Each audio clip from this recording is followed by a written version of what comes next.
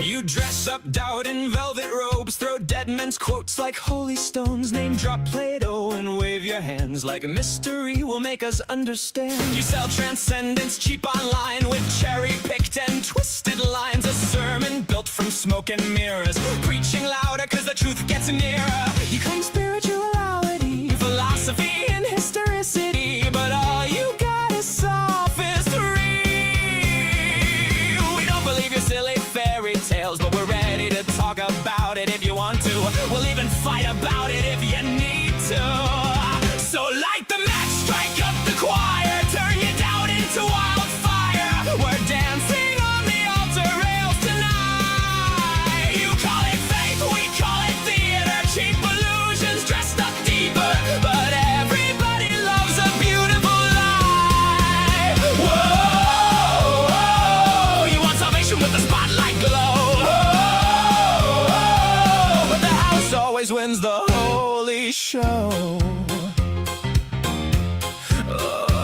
You wear gullibility like couture, but every answer sounds rehearsed. You quote the saints, ignore the science, then call your contradictions guidance. A martyr complex in high heels, selling wounds that never healed. You need an enemy to justify the glitter in your bloodshot eyes. You claim spirituality, philosophy and historicity, but all you got is sophistry. We don't believe your silly fairy tales, but we're ready to talk about it if you want to. We'll even fight about it if you need to. So light the match, strike up the choir, turn your doubt into wildfire. We're dancing on the altar rails tonight. You call it faith, we call it theater, cheap illusions dressed up deeper, but everybody loves a beautiful lie.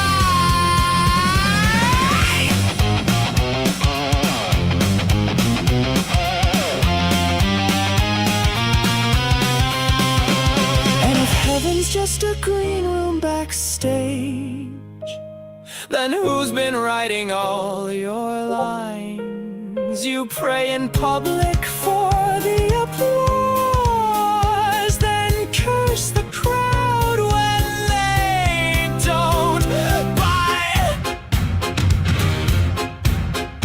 By the way, darling, not sure if you know this, but we absolutely noticed that your family values venom has infected your whole system now. It's dripping on your ballots, making every vote a weapon. Your blind faith inspired prayers are now our Christo-fascist nightmares.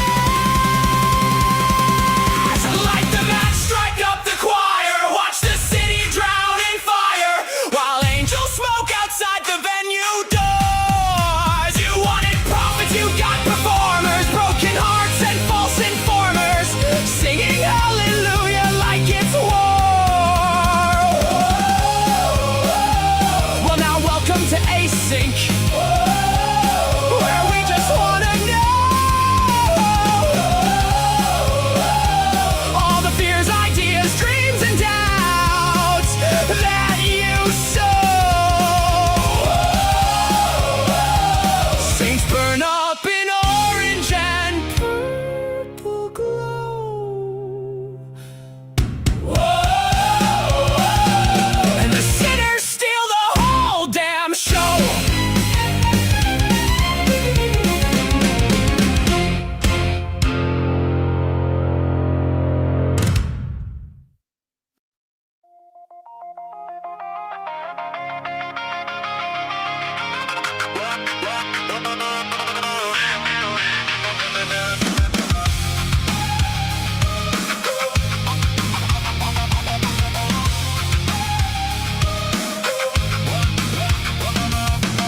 You walked in with your paperback scars, talking like you travel worlds beyond the stars. You don't understand, I've seen both sides, but your dark years were sneaking beers and teenage fights. Now you're preaching from a pedestal online. You think to send us some rebellious crime. You say you know exactly how we think, but your whole testimony's hanging by a string.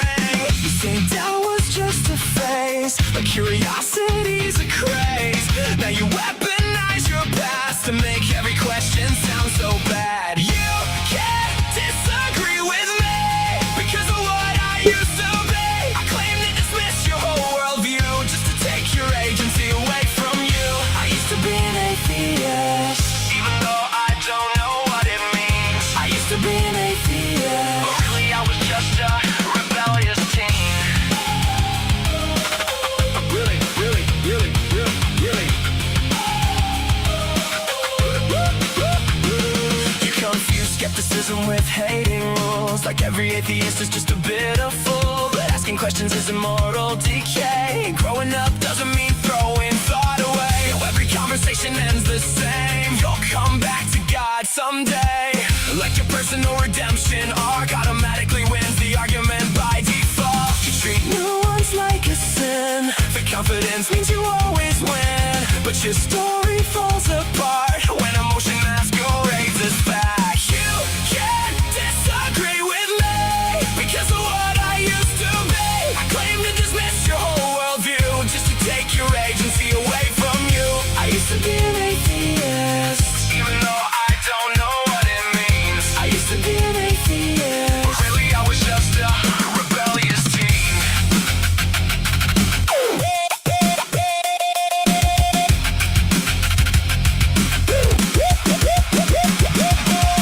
You say you escaped the darkness, but never learned what disbelief was.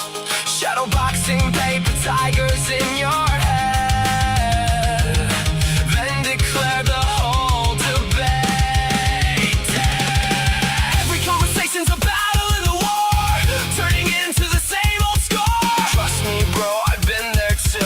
No, bro, you just hated curfews. You can't disagree with me because of what I used to be. You talk like your past gives immunity from criticism and scrutiny. I used to be an atheist. That line's getting old and thin. You weren't looking for the truth back then, and now you just can't comprehend. Yeah, you call it testimony, but it sounds like revisionist history.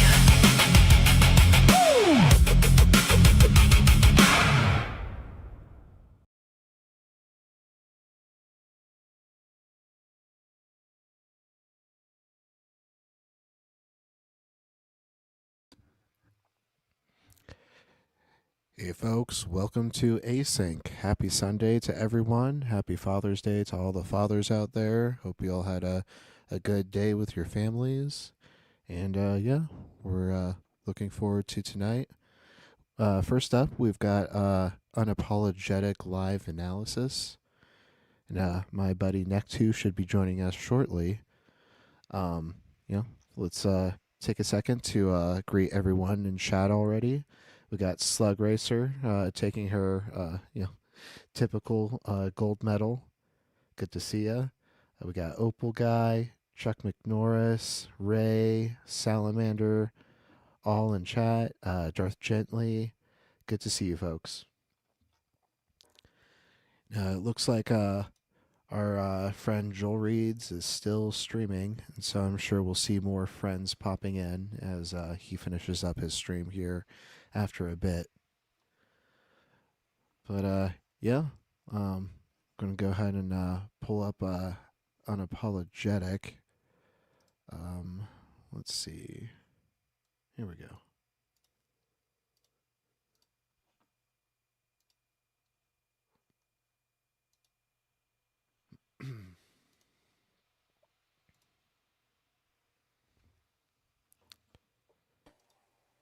Oh, sorry, Nick. Too. I forgot I have to bring you on stage. How are you doing?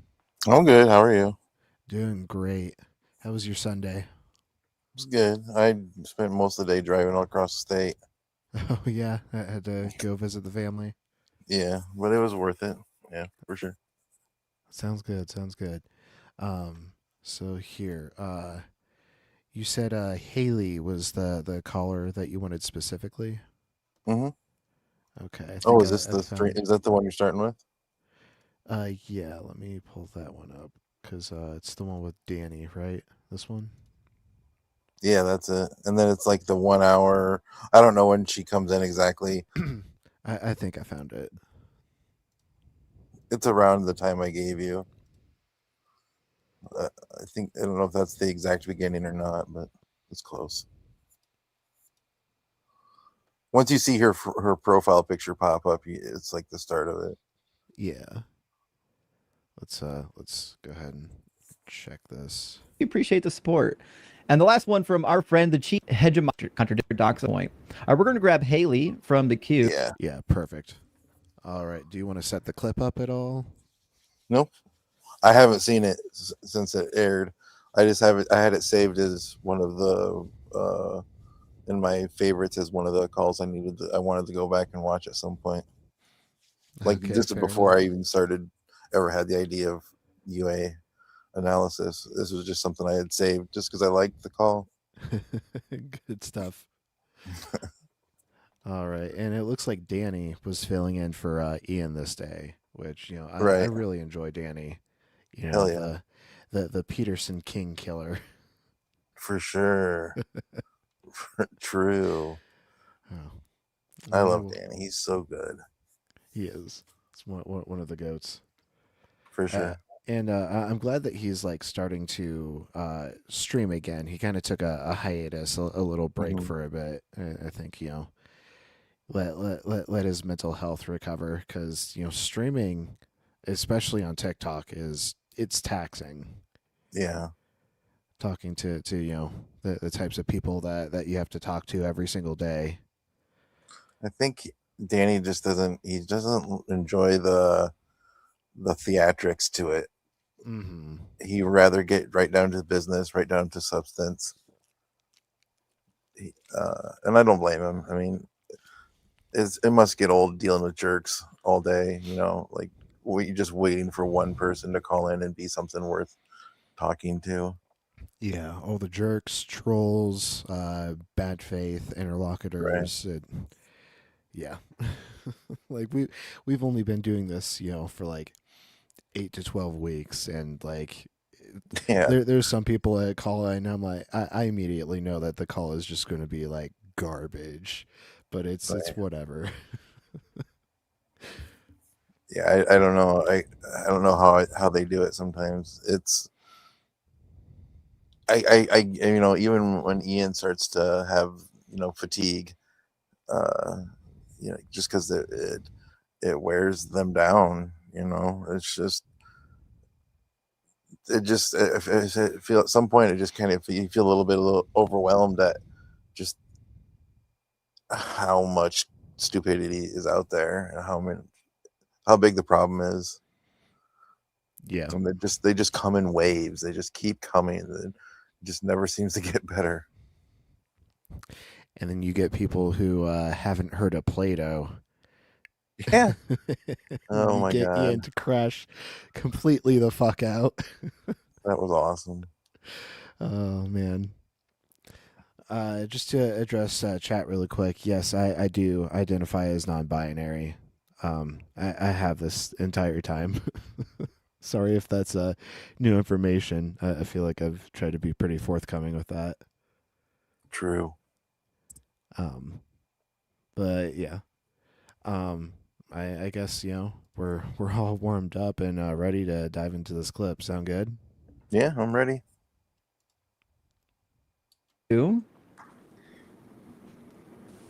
Welcome in, Haley. Haley? Haley, can you hear us? Hello? Ooh, Yeah, how you doing? Okay. Hey, good. okay, good. No more echo. Good to hear you. Haley, are you at least 18 and do you believe in God? Yes, I am 30 and I believe in the God of the Bible. Cool. I can't remember what And in your happened. I opinion, just know she gets upset, but I don't remember like how bad she crashes out or anything like that. Yeah, well, I see you already having an interesting conversation in the past chat. Philbro isn't a slur, is it? Crying, Oh my God. laughing. I wonder who that's in response to. Someone said my name down a little ways towards the bottom. I was tilting, saying hey to you. Oh, is that all it was? Yeah, I think so.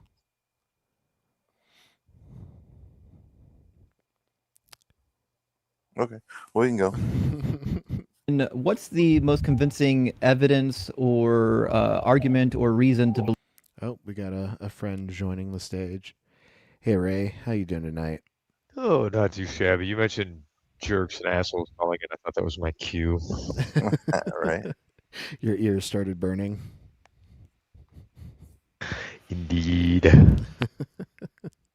Well, glad to have you up here. Hey, great to be here. Happy Father's Day. Oh, thank you. It was a good day. We went to BJ's Tap House, and they were giving out free like Father's Day glasses. So I have a nice like little glass to use now.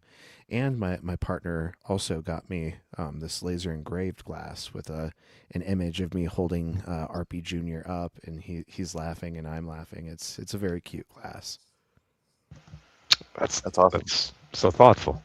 Yeah, I love it. I think it's about the best gift I could have gotten today, Nice. aside from having my child.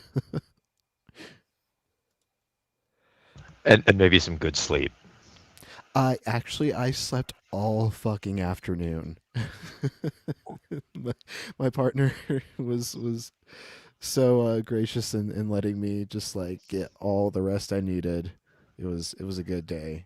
Got some good food, good rest, and now I'm here for good times with good friends. Yeah, you got to Hell charge that battery. Now you got to like slowly discharge it like like a large capacitor over the next 364 days, because that's about the next time you're going to get that appreciation again. But yeah, good job. Thanks. All right, let's dive back into it.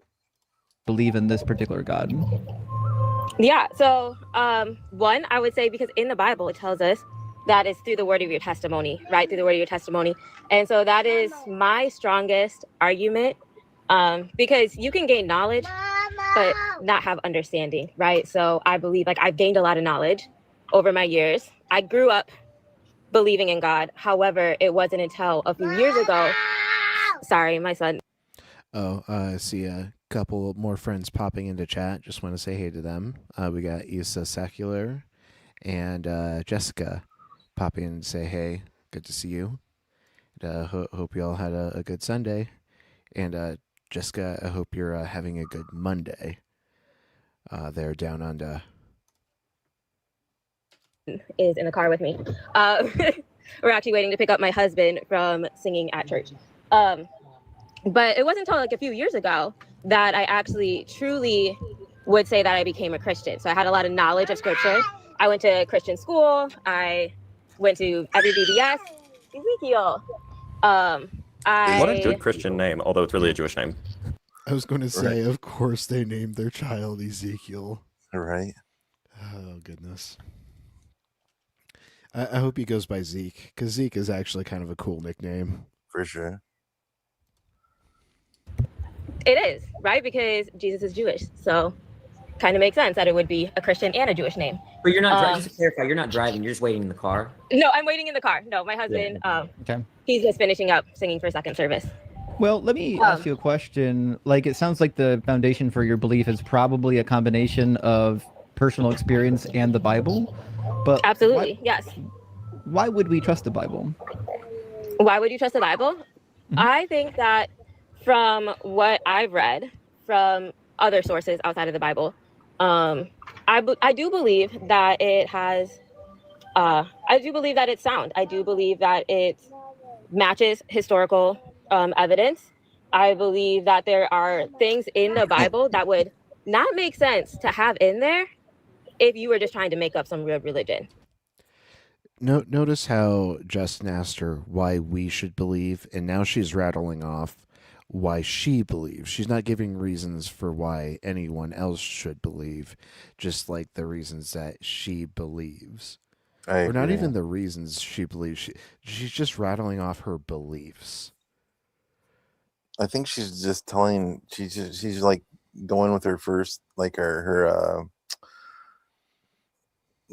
like her first, like a sales pitch. Like her instinct is to immediately like think of things that are good qualities, and I don't know, but she shit, I forgot what I was gonna say. I can't remember what I was gonna say. What? Looks like it's all good. Looks like we got Jackie popping into chat. Good to see you, Jackie. Hope you've had a good week and a good Sunday. Oh, and we got somebody already crashing out in the vertical chat, saying "God is real, MF." So and you know that sort of attitude is completely against the Bible. Why didn't you come on up and talk to us, Right. ZMA? Yeah, the link is there in chat. Should be super easy for you to join. But ZMA, I want you to keep in mind 1 Peter 3:15 through 16. It says, always be ready to defend the hope that is within your heart, but do so with gentleness and respect. I want you to reflect on the chats that you've sent so far and ask yourself, have you been gentle and have you been respectful? And if you conclude that you have not been gentle or respectful, also reflect on, are you truly following your God's command? From here, we can tell you're fucking not. So, like, if Christians don't follow the Bible, why the fuck should we even bother? Exactly. All right, let's dive right back in. Sounds good. Like, why would you have women like witnesses when women at that time would have been unreliable witnesses? So why would you add them? Because that would actually, Well, that's like, not hey, true. In Roman court, you're actually allowed to have female witnesses. In fact, there's a couple of authors from the Roman period, some of them fiction, some of them actual history, that record the testimonies of women in court. right, Roman court, right? But Yeah. when you think about how it was in Judaism at the time, right, there was They a had separation. witnesses. No, They female had witnesses. witnesses, If but you read the Talmud, you'll find women giving testimony in court. right, but their testimony had to be backed up, right? They had to yeah. have multiple, it wasn't like, if you really were trying to, like, sell a lie, you're gonna try to, like, have the best witnesses, right? Like, if I'm gonna try to sell a Sure. lie, But I'm that's gonna pick true. somebody that's gonna Mhm. be like the best person to be able to back me up on this lie. I'm not Yeah, gonna She's thought a lot about being able to sell lies. Really makes you think, doesn't it? Yeah, right. Well, the whole thing was just expanding upon other stories and myths to make them grandiose enough so that people would retell them. I mean, they're all lies. That's a good point. Yep, nothing but a book of lies.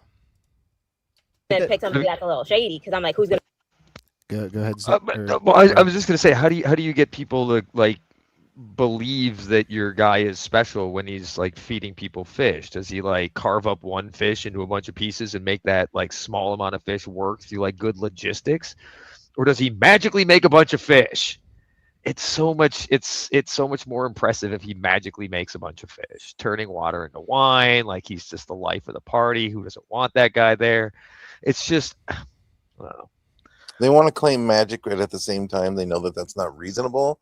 So then they try to offer some real world value to it. Yeah.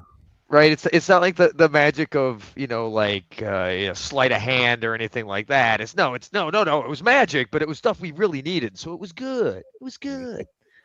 I think it was just a traveling magic act. I think, like, somebody just figured out sleight of hand, found 12 guys to, like, travel around and sell that shit, and it worked too well. The first mentalist. Yeah, Chris Angel, right? He was just doing, except less capable. I'm thinking more like Job from Arrested Development. Right? Yes, more like Job, but probably the same amount of eyeliner. I'm thinking. That show is so good. Seriously, peak. You only get a show like that, like, really, like, once in a generation. Yeah, that I forgot what that falls in the Venn diagram of television shows. I can't remember if that was. I believe that fell into the smart show for stupid dumb people. No. Yeah. A show about dumb people for smart people. Smart people. That's what it was. Yes. And like the Big Bang would be the Big Bang Theory would be a show about smart people for dumb people. Yeah. Yeah. And then Futurama was right in the middle. I love Futurama. Yeah. Literally has everything. That's one of my favorite shows of all time. Swan. Anyway. We seem to be getting Gretchen on the Futurama train from each time we mention it. Let's go. The other Well, night when let- I picked up on a Futurama reference, she's like, "I really got to watch that." Yeah, that's the Bender is God episode. And I told, like I said, like if she watches no other episode of Futurama, watch that one, right? That is so aligned with like what she would like, I think, Mm-hmm. right? Just because it's the perfect humor to perfectly accent like the whole Bible story. It Bender and covers Fry are everything. like two of the best characters ever created. And Willie from The Simpsons. Willie. Groundskeeper Willie. Wow, you Scottish are a contentious bunch. You just made an enemy for life. Willie's great. All right. Oh, we got Nessie popping in the chat. Hey, Nessie, good to see you. And yeah, the Missing Link episode is great too. The I don't want to live on this planet anymore. Oh yeah. The as they're going through the entire evolutionary path. Oh, but where's your Australopithecus? Right? Like he's just going through all these. Oh yeah. Okay, well we haven't found that one. See, then there is a God. And it's like the chain is like 1,000 long at that point. They're going so far. Yep. Oh, we're dumb. Anthony, this is an atheist stream. We are going to be reacting to another atheist stream past show called Unapologetic Live. So yeah, hope you enjoy the content. Gonna believe them anyways. But that's true of men and women, right? So both women and men had to give testimony in the ancient world, whether you're Jewish, Roman, or Greek. And we can debate about whether or not people generally trusted one over the other. But the reality is both of them were allowed to give testimony. But there's Right. there's It lots wasn't of that things. they weren't allowed to give testimony. I didn't say they weren't allowed to give testimony. I said that their testimony didn't necessarily carry as much weight. So if I'm going to try to pass a lie, I'm going to pick somebody. If I'm going to make this up, I'm going to pick somebody that testimony is going to carry way more weight So than somebody Haley, whose I don't think testimony so. is not. just to jump in, like, and Justin, maybe you actually know the answer to this. Maybe I don't know if Haley does. Where did this apologetic come from that, oh, they just didn't trust women back then? Like, I hear that claimed a lot, and like maybe it's intuitive, but I've never seen anything that backs it up. It's an invention, to be clear. It's an how Oh, do you know okay, that? that's kind of what I figured. How would you know that though? Because if you look at how women were treated and the power structures, right? I mean, I think we could even say that there's still similar power structures in play today. So Yeah, but what I'm saying is that we've got lots of records from the ancient world that record women giving viable testimony in court that holds up. So, like, right, we I know didn't that, say that it never did. I said it didn't carry as much weight. right, but based So on it what wasn't- evidence? Based on the way that women were treated at that time, the way Right. that women were How were looked they- at and seen as that but how- time. But Right, how was 'cause, that? like- Where are you like, getting think that about information even- from? Like, think about even how you were able to get a divorce at that She's time, just like, right? it's a stereotype. Women Just could get trust me. divorces. Yeah, I think she's also trying to lean on like scripture from the Quran where like women are obviously like treated lesser because like you need like two women's testimony versus like one Mhm. man's testimony when bringing up charges against someone. Like there aren't necessarily those kinds of verses in the Bible, but there are verses about treating women as property, but that doesn't necessarily say anything about their word being lesser. So here, like her cope essentially that like that it lends credence to the story because they would never trust a woman, and it's like they would never trust a woman, really? Right? Okay. Like there were Yeah. no powerful women anywhere in society. There were no. Yeah, that would just be a complete myth. Yeah, I it mean, makes no sense. I'm pretty sure it wasn't a guy that started the oldest profession. The oldest profession wasn't pimping. No, true. They could, but it wasn't like today. It wasn't like, oh, I could just like go and divorce my husband at any time, right? There had to be You had to be a like reason. multiple evidence from other people, right? Well, no, you just have to And have provable evidence. The number of witnesses is irrelevant, but women could certainly. Mhm. Yeah, But sorry. none of this, sorry, I would say none of this is actually relevant to whether or not the Bible is true. Just to be clear. And I wanted to point out the inference that you're making. Like, would you say that women had less rights 200 years ago than as compared to today, Haley? 200 years ago, Yeah, in the United States. yeah. Right, but you can't go from there to therefore a court testimony was less valuable, because if someone were trying to argue that in court a woman's testimony, right, didn't matter less, right, that's very hard to show, even though it's true they had less rights and were treated very inferiorly in our society. So that's what we're trying to say. It could be that it was unfair for women back then in terms of the power struggles or the rights, whatever. But it doesn't mean that therefore their testimony in court didn't that it mattered less. It's crazy. This is like exactly what we just talked about. Yeah, right. Just the perfect line of thought that you need to be taking in order to disprove Haley's just pure cope.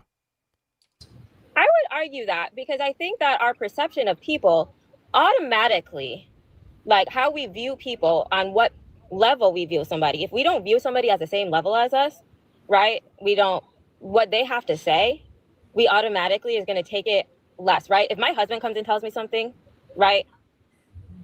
I'm going to be like, okay, you know what? I'm more likely to believe you than if somebody else over here comes and tells me something, right? Because it's how I perceive. I perceive my husband as trustworthy. I perceive my husband as a good person, right? But if I see somebody else and I'm like, like you actually aren't that important to me. I don't see you as like an equal, right? I don't think of other people this way. But in general, like if I was like, I don't see you as the same level as me, right? I mean, let's look at, for instance, right? Like with racism. You cannot tell me just because people said Black people didn't have like the same level of intelligence or the same level of understanding and knowledge. You cannot tell me that then they would also therefore say that their witness in court would be the same. They didn't, because they wouldn't, because how you feel about people is going to affect how you view their information as believable or not. But at the same, okay, but again, are you saying that 200 years ago a woman's testimony in the United States in court mattered less? Or is that what you're suggesting? Yes, I would, because I think if you see women as less, there's as much evidence. their There's as much testimony as evidence. less. There's as much evidence for that as there is for the claim that a woman's testimony 2,000 years ago in court had was less believable. I just don't think. Yeah. But it's also like none of this is actually relevant to whether or not the Bible is true. Just to be clear, the Bible just says things that are flatly false. Like literally, the first page of the New Testament has a lie in it. You want to see it? What is it? It's like literally page number 1. Are we going to go into the genealogy? Probably. Okay. On the screen. Probably. You should be able to see. Oh, let me put it on the other screen too. Yep. Or you should be able to see my browser here. Zoom in. So it says in Matthew 1:11 in the Hey, Brittany. Good to see you. Hope you're having a good Sunday. lineage of Jesus, it says Josiah, the father of Jeconiah and his brothers. But that's just not true. Josiah wasn't the father of Jeconiah. The father of Jeconiah was Jehoiakim. Jehoiakim was the son of Josiah. Like, so literally the first page of the New Testament starts out with a blunder. With Josiah, the father of Jeconiah. Yeah, Jeremiah 22 and First Chronicles both record the lineage of Jeconiah, and he is the grandson of Josiah, not the son of Josiah. Matthew got it wrong. And he did. Just for fun and education of the stream, let's go ahead and pull those verses up. Okay. Yeah, Jeremiah 22. Jeremiah 22. And First Chronicles both record the lineage. He doesn't give the exact verse nor the chapter in First Chronicles, but let's quickly check her out. Jeremiah 22 in RSV.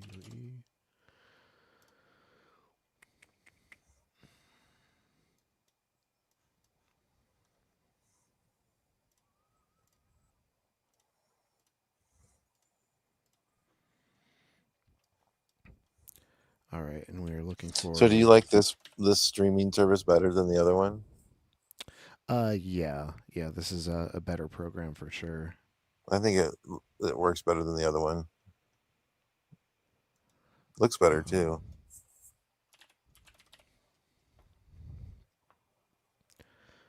All right, so for thus says the Lord concerning Shalom, son of King Josiah of Judah, who succeeded his father Josiah. Okay, so we have Shalom and Josiah. And what was Justin's claim? Oh, were you asking me something? I couldn't hear you. Okay, so Josiah was not the father of Jeconiah, according to Jeremiah 22:11. Mm-hmm. He was the father of Shalom. Oh yeah. So there we have that, and then he also said this is confirmed in First Chronicles. So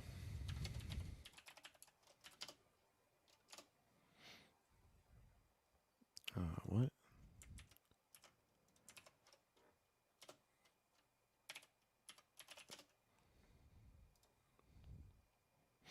I guess I need the chapter after. Okay, so then let's search Josiah. It's not in chapter 1. Not in chapter 2. Here we go.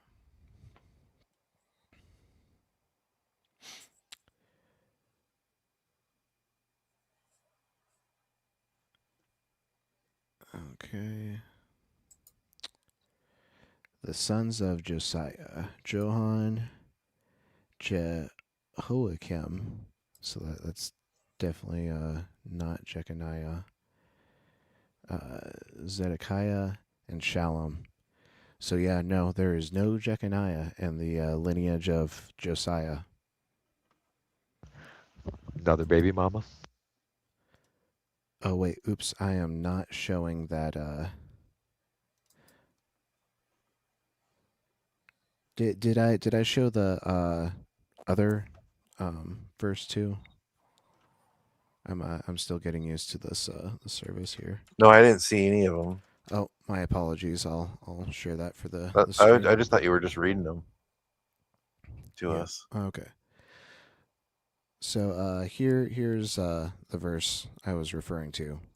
The sons of Josiah, Johanna the firstborn, the second Jehoiakim, the third Zedekiah, and the fourth Shallum. So here we don't see any sort of mention of Jeconiah from Josiah. And then the other verse was Jeremiah 22:11 right here. For thus says the Lord concerning Shallum, son of King Josiah of Judah. So in these two verses, we have absolutely no mention of Jeconiah. So we have confirmed that she is incorrect. Or that just Matthew is incorrect. Or you were right. That's what I meant. Yep. So, yep, fun stuff. Lineage of Jeconiah, and he is the grandson of Josiah, not the son of Josiah. Matthew got it wrong, and he did the same thing. Matthew. Oh, Welcome looks like in. we're getting a Joel raid. Welcome in, fellow Joel Reads fans. Hell Got yeah. some of our regular friends coming in too. We got Ben, Ivy Ann, Evan P. Issa. Yeah, I said hey to Issa earlier. White Screen Naval. Yeah, good to see all you. Hey Gretchen, how you doing? Hiya. Doing good. Yeah, Joel's over, so. Nice. Supposed to be Jan, sending us a what's good, my raid, dude? so the numbers Yeah, should they're jump. showing up. Yeah. Yeah, we went Jan from like Nick's here. 20 up to holy shit 70. Wow. Well, I mean, he had Hello, 400 hello, people in Joel there when he fans. quit, when he killed it, so. Remember to subscribe if you haven't already. and share it with everybody. Yep. Should we go ahead and mention the GoFundMe? Let's wait and see how much we max out at, because I'd rather mention that when we have the most people in here. Good. You know what I mean? Yeah. Want to do the most good with that announcement for Yeah. sure. Okay, sounds good. Well, while we wait for people to pile in, we Do you can want to tell continue Gretchen reacting. about this call? Oh yeah. So far, Haley is arguing that the story of the gospel of Jesus' resurrection has more credence because they use women's testimony, and that it would be crazy to use a woman's testimony if it wasn't true because women were less reliable back then. Oh, I think I remember this one. Was that Yeah. Danny? Yeah. Yep, Danny's Yeah. filling in for Ian in this one. Yeah, I think I was there for that one. I think she crashes out, but I can't remember. Probably. It's about a 50-50 I shot. saved it of for a reason. Someone, yeah. There must be something good to it.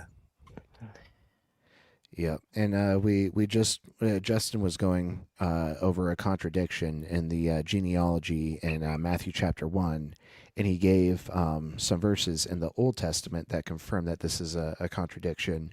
I put those verses up on screen, and we confirmed that Justin knows his shit. He knows what he's talking about. All right.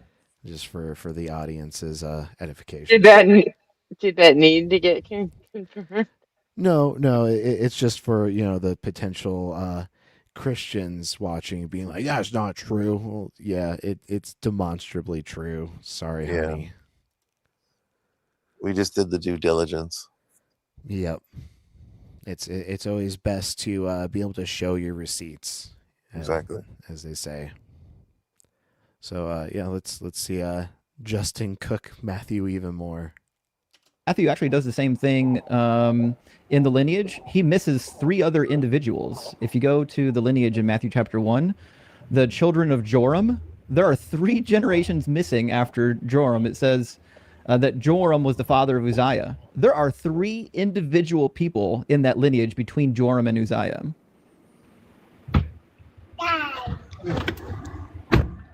I honestly would have to look into that.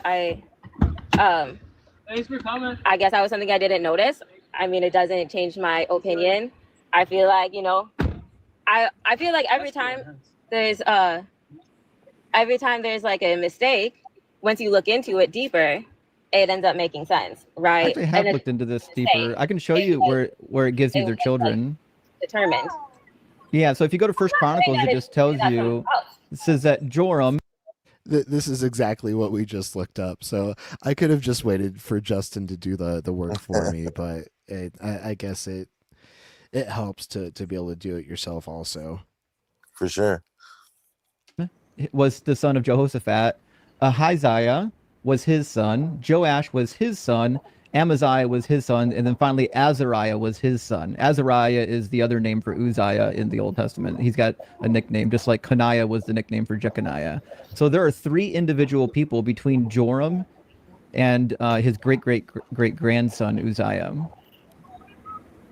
Yeah, I think my first instinct would be to look to see what they did and who they were and what type of life they lived, because I think that would be right. Because I think that would be very telling.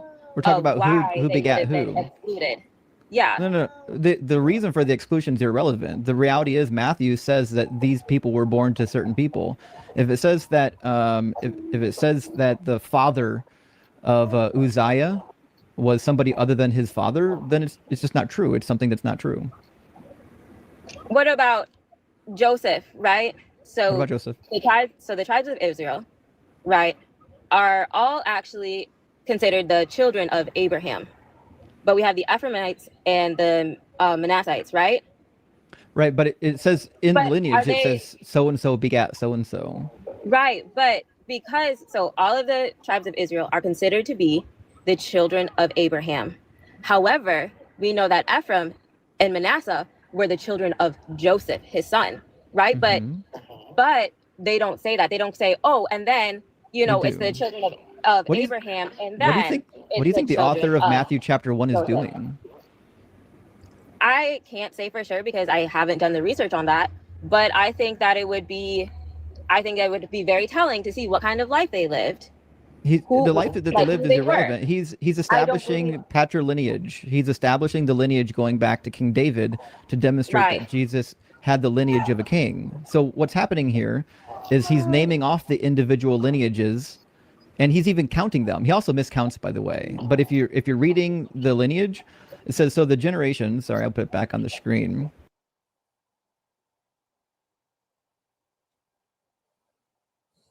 It looks like we've topped off at viewership, so I think it'd be the best time to go over that announcement. Do you want to Okay. handle Hey, that, Gretchen, Yeah, there's someone Gretchen? addressing you in chat. it's stuck. I know. I'm looking at it.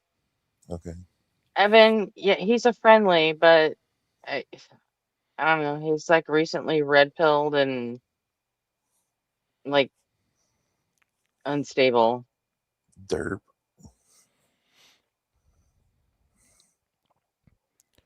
All right, so Gretchen, do you want to go over the Um, GoFundMe? yes. Okay. So, uh, like late last night, early this morning, a lot of you probably watched Dalton the Bible Guy and are possibly familiar with Cam. Also goes by Arwen. She has the Arwen Show I'll put that up on um, screen. on both TikTok and YouTube. And um, her house burned down last night. She lost everything. Fucking suck. And uh, yeah, it's pretty bad. She got out safe. Her daughter and her cat, they all got out safe, but they lost absolutely everything. So there is a GoFundMe for them. And you want me to send you the link, RP, or just Yeah, send it in put it up Discord, and I'll myself? I'll put it up Okay. on screen. Oh, in Discord, all right. Oh, I think Jackie shared it. Okay, cool. I'll grab that from the YouTube chat. Thanks for the help, Jackie. Appreciate it. Much appreciated.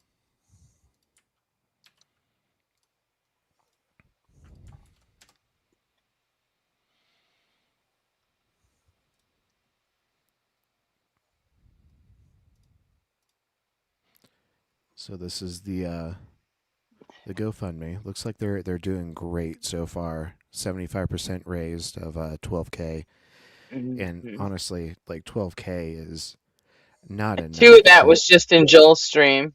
yeah, but like 12K is peanuts compared to like replacing your life. Yeah, Like, and she does live in California, so oof. Yeah, yeah, so that's that's just basically for just the to get them reestablished. real, yeah, pretty much. Um, I am putting the link in chat right now.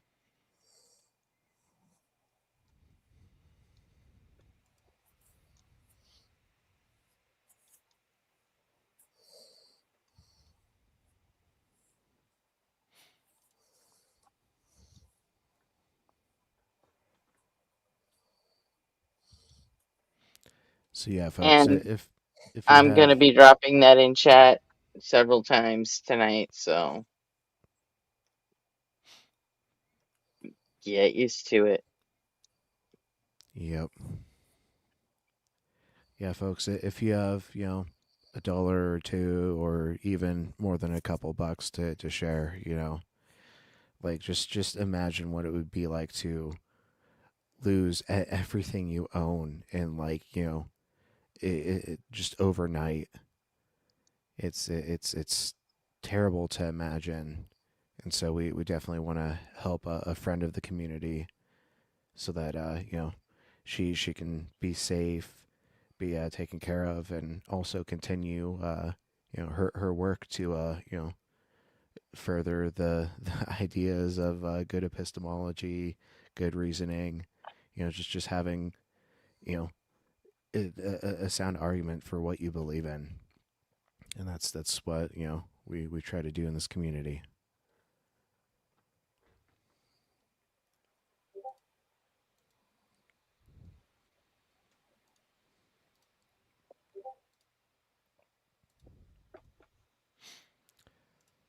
Alrighty. All right. Well, thank you for bearing with us for that announcement. And I did see a couple other friends of the channel popping in. Jada, hope you're having a good night. Resist, and who was the other person I was going to say hey to? I think I've already said hey to Opal. Oh, gosh, chat's going by really quickly, so it's hard to keep up with everyone. And for everyone, if you're new here, if you haven't subscribed, please do that. Thank you. Equinox was who I was thinking of. Good to see Equinox. Oh. So yeah, folks, if you enjoy what we're doing, we're sitting here reacting to Unapologetic. Later, we'll potentially take some calls, have some discussions, or just continue reactions. But give our live a like, give us a sub. It costs you nothing, and it helps us with everything. But if nobody has anything else, we can dive back in. All right, sounds like we're ready to dive back in. Yeah, ready. I'm ready. So the generations from Abraham to David were 14 generations. And from David to the deportation in Babylon, 14 generations. That's false. There's actually 3 generations missing. There wasn't 14 generations. And then he says from the deportation of Babylon to the Messiah, 14 generations, which is also false. If you count the last set of generations that he lists, there's only 13 of them. Like Matthew's just a goof. Okay, but this is what I said when I said knowledge and understanding. You can gain knowledge, you can see all that, you can gain all of, like, you can see what it says, right? But understanding is like how you. Okay, but that's what I'm saying. You're saying it doesn't matter what they did, but the truth what is, they did is irrelevant. The question is who begat no, who. it's not. That's not. Matthew 1 is establishing a patrilineage. It's establishing who was the father of who. It's not establishing which people in history we prefer. What was that? Nope. Are they gone? I don't know what happened.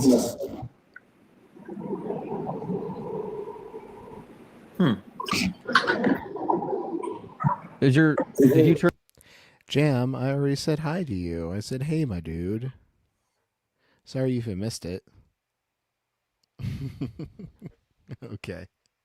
Love you, Jam. Turn your car Bluetooth on or something? What's going on over here? I think that it's like, because if you look, it says like God does talk about like blotting out generations, right? He's like, wicked generations, we're gonna blot you out. We're not gonna include you because you were wicked and evil. That was one of the things that prophets would be like, yo, you're gonna get blotted out because you are not following in the ways of your ancestors. But so Matthew explicitly lists one of those kings that God blotted out. So, for example, if we're in Matthew still, I'll put it back on the screen.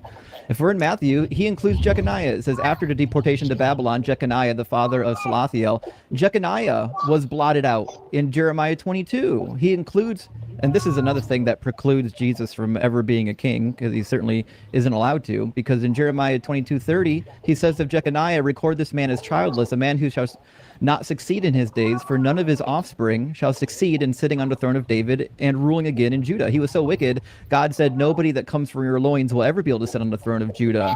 But Matthew includes this clown show in the genealogy. Yeah, he did. And like I said, I think that, yes, that's a part of like, okay, he said that, but also what was happening around there? What else happened? Who did come after him? What did they do? Nobody came after him. That's what Justin just got done explaining. Oh my God. Read Dr. Joe's, I think that's her name, in the super chat for $10. That was pretty good. Oh yeah. By looking deeper into it, color means coping and the pretzel apologetics. Looking deeper into it, color means coping and pretzel. Oh, just She repeated. I didn't realize she repeated it. But she's Repeat absolutely stuff, right. repeat stuff, repeat stuff. But yeah, Dr. Joe is great in the chats that she likes to hang out in. Also, Dr. Carla Strand. There are a lot of like PhDs that like to hang out in these live chats. It's I great know, always being surrounded by so much knowledge, for so sure. much academic prowess. You think your nose is leaking? That's okay. Probably Might see not. a doctor about that. Here's the thing, because God is a God of redemption, right? Like all the time, He's a God of redemption. So I think that it is very like, yes, I think it's great that He included him, because then it shows, oh wait, you know what?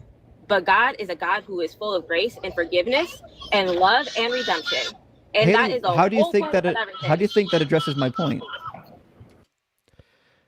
Her God is not a God full of grace, love, and redemption. I mean, just look at the slaughter of the Amalekites. Right? That's all you need. You need a single instance in order to defeat all three of those claims. Just Didn't she just say in like the previous sentence that God blots people out? yeah. Eh, What's graceful about blotting out an entire bloodline? What? Yeah, there's. Like God made a mistake. God didn't know what would happen in that bloodline. He had to wait for it to actually happen and then pretend like he's shocked and oh now and now I have to remove you. Like what's going Like, on here? is it like a my bad moment for God? Is he like Whoops. he's playing with toys or something? They make him seem so infantile, like playing with dolls. Like he's just Yet making it all all up. knowing. Right? Yeah, he's all knowing. He can't. You can't be surprised. You can't sneak up on him. But he But gets thanks. surprised all the time. He fucks up Right. his creation. But they'll just give credit to that to free will. Oh, I made these things that I can't control. Um, Then remember you're that all not He powerful made the thing? rules for his own. I had to tie my hands behind my back. They were my rules. I couldn't undo the knot that I Right? tied myself up with. Like there's no way out of it, really. That's a fun contradiction. Can God tie a knot so tight that he can't untangle it himself? Well, yeah, Says could he like to Harry the Houdini rock. himself, like get himself like locked up and everything? I don't know. Do you remember the idiot, the MAGA idiot, Scott? I think it's Scott Adams, the guy who wrote the Dilbert comic. Oh yeah. Yeah. He wrote a book once, a trashy philosophical book.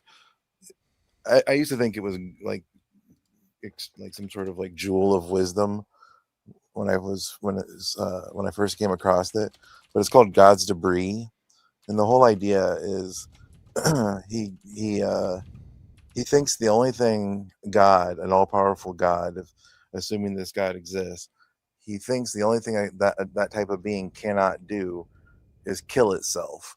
So he thinks that what explains existence is that God committed suicide, and all the stars, galaxies, and things like that are God's after entrails, essentially. Like his brain's getting blown out across the cosmos.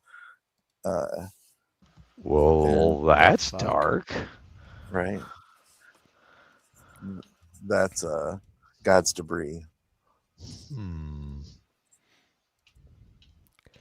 So Behind the either way, bath. though, he doesn't exist anymore, right? But like that, if you think about that, like yeah, can I? That'd be the question though. Can a God, is an all-powerful God, like can a God like that choose not to exist?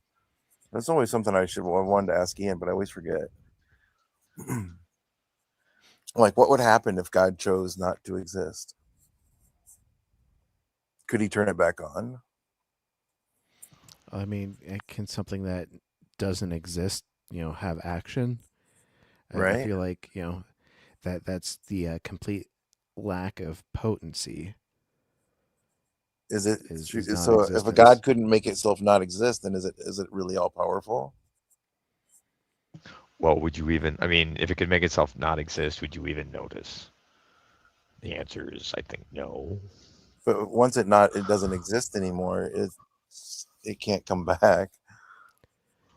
I think Ian has something similar that they like to run, and they ask, is God powerful enough to make atheism true? Which Yeah, is I've heard kind of that. the same concept of making yourself not exist. So That's true. I've heard that. I think that's exactly what they'd say if I were to ask Ian. yeah, but I have this other great channel on the screen, Behind the Bastards. They do deep dives into you know less than approachable people um in history, and they did a series about Scott Adam, and it's just called How the Dilbert Guy, Hmm. X. We read the Dilbert Guy's attempt, blah blah blah. But if you guys like sort of bibliographical podcasts, Behind the Bastards are great. I Let's see if can't recommend them highly enough. sure. I'm gonna make sure I get sub to him right now. Sweet. And What is it I can called? share that playlist with you on What's the name of the Discord. channel again? Behind the Bastards. Oh, wait. Now I'll go ahead and send you that link in Discord. That's fine. I'm already sub to him. Based. 180,000 subs, and I'm one. Yeah, Nice. they're big enough that like they're on Netflix. Even like Netflix started like That's putting cool. podcasts on, and yeah, Hell if you yeah. have Netflix, you can pull up Behind the Bastards and play that while you're doing chores around the house or whatever. Hmm. I usually listen to them when I've got long ass car trips, because back before RP Junior was born, I would have to drive pretty far if I was following a band on tour. What's up, With Brent? hey Brent, good to see you. But yeah, that was a fun little rabbit hole. Let's jump Yeah. back in. What? How do you think that addresses my point? Your point of why did he take out some people and put some people in? No, that wasn't my point. You said that the Matthew left out certain generations because they were cursed by God, but he I said maybe. I explicitly said that was he, my okay, and first then thought. I said I didn't look into then it, the but that would be my maybe first guess. falls flat because he includes Jeconiah, someone who was explicitly cursed. I don't think it necessarily does because, like I said, God is a God of redemption. So I would say Well, that then it your initial then would talking take point into fails. If God is a consideration. God of redemption, then whether or not he cursed somebody is irrelevant. But I think what happens around that person, I think like who came after him and who came before him, and what happened during that time, all takes into it's taken into consideration, right? Yeah. And I think that, like I said, you can have knowledge, but I'm not gonna lie, I Sounds truly like you would don't not be have. able to do it. Sounds like you don't have knowledge. How come you don't know these problems are in the text? Like, so for example, like Mark, literally the first page of Mark has an error too. Mark attributes a quote to Isaiah that comes from a different prophet. He says, "As is written in the prophet Isaiah, see, I'm sending my messenger ahead of you, who will prepare your way." That's not in Isaiah. That's in RP. Malachi 3. What's up? Oh, I didn't. You can't hear me. Okay. Now I lost my train of thought. Shit. Sorry. No, it's okay. I got confused when I thought you couldn't hear me. I started looking around for my mic, my microphone case, and then I lost my train of thought. All right, if it comes back to you, let me know. Yeah, I will.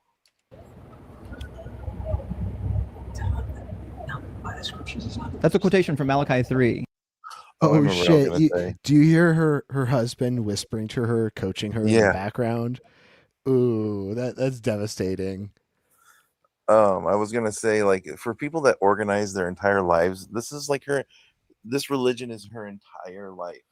You know, everything she does, waking moment, is centered around this. But she doesn't know jack shit about it. She doesn't know the details. She's never looked deeper than what she's been, what the person at the pulpit has pointed her pointed at. You know, they don't know anything about their books. It makes you wonder how little she needed to be sold on the idea before just like accepting it like whole Yeah, face. exactly. Well, it's kind of that prioritizing comfort kind of thing, right? Right, right. Do you care more about if something's true or if it makes you feel good? Take the path of least resistance. Whatever's gonna cause you less grief cognitively. Yeah. Right. Okay. It's in Malachi. Isaiah didn't write that. Did he say something similar? He did say something vaguely similar, but he didn't say that. And then also, I would say, you know, are you sure that we have every single thing that Isaiah ever said, right? Well, Jesus seems to think so. We've got the same Bible Jesus was using, and Jesus says that God's words can't fail. They don't fail. So They then don't. we got them all. That doesn't mean that's not what that meant though. Yeah, So that's not we have the manuscripts from Isaiah. We know what Isaiah said. He didn't say okay, this. but okay, here's the thing. First of all, we don't know everything Isaiah said. Why in the world would you be thinking that there are missing manuscripts? So when he said that my word God never decided he wasn't going to preserve his word after saying he's going to preserve his word? He said my word never fails, right? Did God preserve his word? Absolutely. Then we should have the manuscripts from Isaiah. He said, okay, so that's not a really good argument, because you said you want to quote Jesus and say his word never fails, but then you don't want to stick with what you just said. Jesus didn't say that. I'm trying to tell you. That's what you just said. No, I'm saying Mark said the thing that is in error, and Jesus says that you shouldn't live on bread alone, but on every word that proceeds from the mouth of God. And if we don't know the words that proceeded from the mouth of God, then Jesus is literally sending us on a wild goose chase to guess what God might have said. But the God of the Old Testament says that he preserves his word. Mm-hmm. So if he preserves his words, that means we have them. I think that we have, yes, everything that God said. Thoughts from the panel on Isaiah dating? I think Isaiah should be able to date whoever the fuck he wants. True.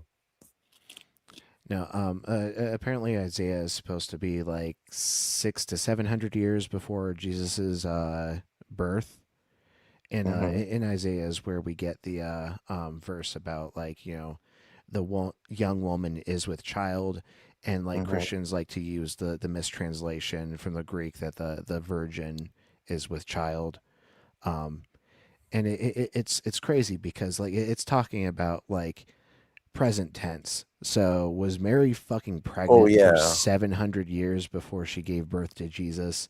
Right. Of fucking course not. So Isaiah can't be about the Messiah.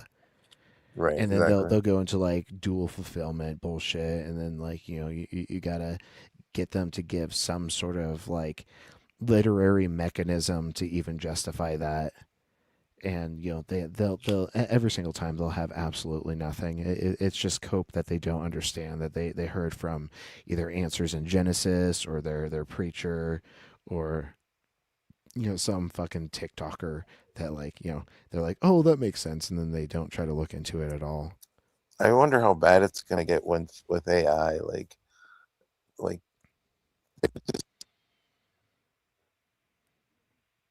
Oh, I think you cut out for a moment. I wonder how bad it's going to get with it. You hear me? You're kind of breaking up there, but I think you were talking about mics. The future of AI and the impact on this, and we're already seeing it. It's called the risk of over reliance, and it's very much problematic that people are putting too much faith in the answers of a system they don't understand.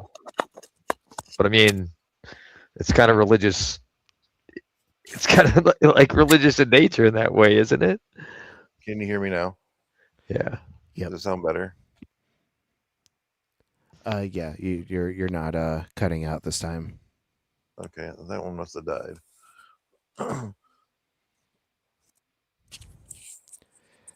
But all right, you can play it again.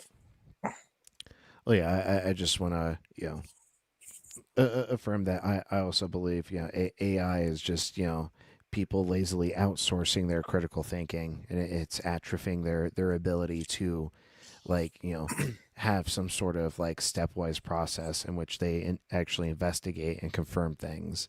And Oh yeah, it's that's what so I was gonna important. say. But the Yeah. problem Sorry is to they're interrupt you. and on top of that, they're confident in that the answers the AI is giving are correct, and they're not taking any extra step beyond just looking at what it spits out, not seeing that, oh, that source is from, Twitter or from Reddit, and like it's a joke post, or it's ingested so much bad information that over Right. reliance thing becomes hugely problematic. Like eventually, I just think they're gonna get to the point where they don't. I mean, they could have done this with Photoshop, but I mean, it helps with that AI gives them. Like it almost seems like there's some like it gives it like an air of legitimacy, like they got it from the internet. Like, but I mean, if like at some point, it just feels like they're just gonna be taking what they want the Bible to say and just putting it directly in there themselves in like AI images Oh and then yeah, I mean, sharing that with each other. they're definitely going to start like a whole prompt wrangling career around getting different models to produce the answers that they want, right? Yeah, And then touting it like, the AI delivered that. It's like, no, you bypassed guardrails that would have made it say the yeah. truth and made it spit out a bunch of bullshit because it's trivial to bypass the fucking guardrails. Person like Free would definitely be the kind of person to take advantage of that and grandstand on it. Peter, Peter, Peter, Peter. Yeah, Listen, Peter. Gotta I love forgot Free. about that. Yeah, with proper prompt engineering, you can get AI to say or like make anything. So like, yeah, it's not necessarily like truth affirming. If you can have some sort of pathway to non-truth, then it's just not a reliable mechanism for seeking truth. Yeah, It can be a good start. It can, open up doors, trains of thought, but if you stop there, you're doing yourself and whoever you try to deliver it to a disservice. Let's hop back in. Okay, then if we have Doesn't mean we everything have that God everything said through His prophets, that means we Isaiah have said. no all Isaiah, the only. Oh, Evan's gonna go catch House of the Dragon. Hope you enjoy the premiere. I need to finish the last couple episodes of season 2. I don't remember what got me off the House of the Dragon train, but I fell off for something, some other show. Maybe it was like Fallout had released or something. But yeah, I'll definitely be catching up on that. The words not of God God. that we have are the words that He spoke through His prophets. God didn't write anything. I mean, that's obviously a Christian belief, and a standpoint is that every scripture is what God breathed. So like that, everything that is in scripture was like not necessarily God didn't come down and write it Himself, but is all the word of God. So, do we So have that the we word of say God or that not? Yeah, we have the word of God. Okay, And I would say I believe that we means that continue to have the Matthew. word of God. It means Matthew screwed or Mark screwed the pooch. No, he didn't. He did. Matthew does the No. same thing, by the way. In Matthew 27, Matthew misquotes Zechariah. Like, this is like, if you had like even cursory knowledge of the Bible, you would understand why these problems are actual problems rather than like making up fanciful histories about them. But No, that is in the okay, but betrayal you for the are. 30 pieces of silver, I'm certainly not doing that. So in Matthew 27, it talks about the betrayal for 30 pieces of silver, correct? Yeah. Okay. It says, then was fulfilled what had been spoken through the prophet Jeremiah. And then he quotes the supposed Jeremiah. It says, they took the 30 pieces of silver on the price of the one the price of the one on whom a price had been set. That doesn't come from Jeremiah. That's from Zechariah 11:13. There's no But he said it was- prophecy. There's no prophecy in any book of Jeremiah that talks about 30 pieces of silver.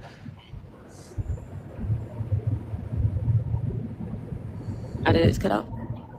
In fact, I'll literally Venmo you $100 while you're in the passenger seat if you could find me this quotation from Jeremiah. Okay, so first off, one, can you please not cut me off? I have been very.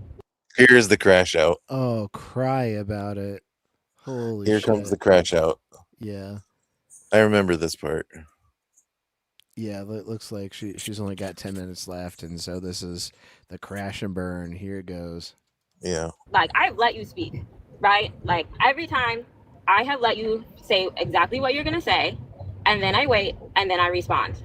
I find it, like, if you're going to. Yeah, the problem is she isn't listening. She's waiting to talk, and she just admitted it right there by saying, and I wait. Yep. It's like, no, the entire point is that you listen. And like that's what a conversation is. Like you also have to conversation demonstrate that you heard what the other person said, repeat something, take a part of it, send it back to them, that shows that you acknowledged what they said, then offer your new take, to move the conversation forward. But she isn't doing that. She is just like, okay, you said a thing, I'm waiting. Okay, now my turn. Now here comes my spiel. And then it's just back on pause when the other person talks. But that's not a debate, That's just you're just waiting for your turn to monologue. Yeah. To preach. I'm sorry. I'm going to take over your point. Oh no, you're affirming my point. It makes me feel less crazy for thinking that, but like Right. it seems like the entire conversation she hasn't actually addressed Justin's points.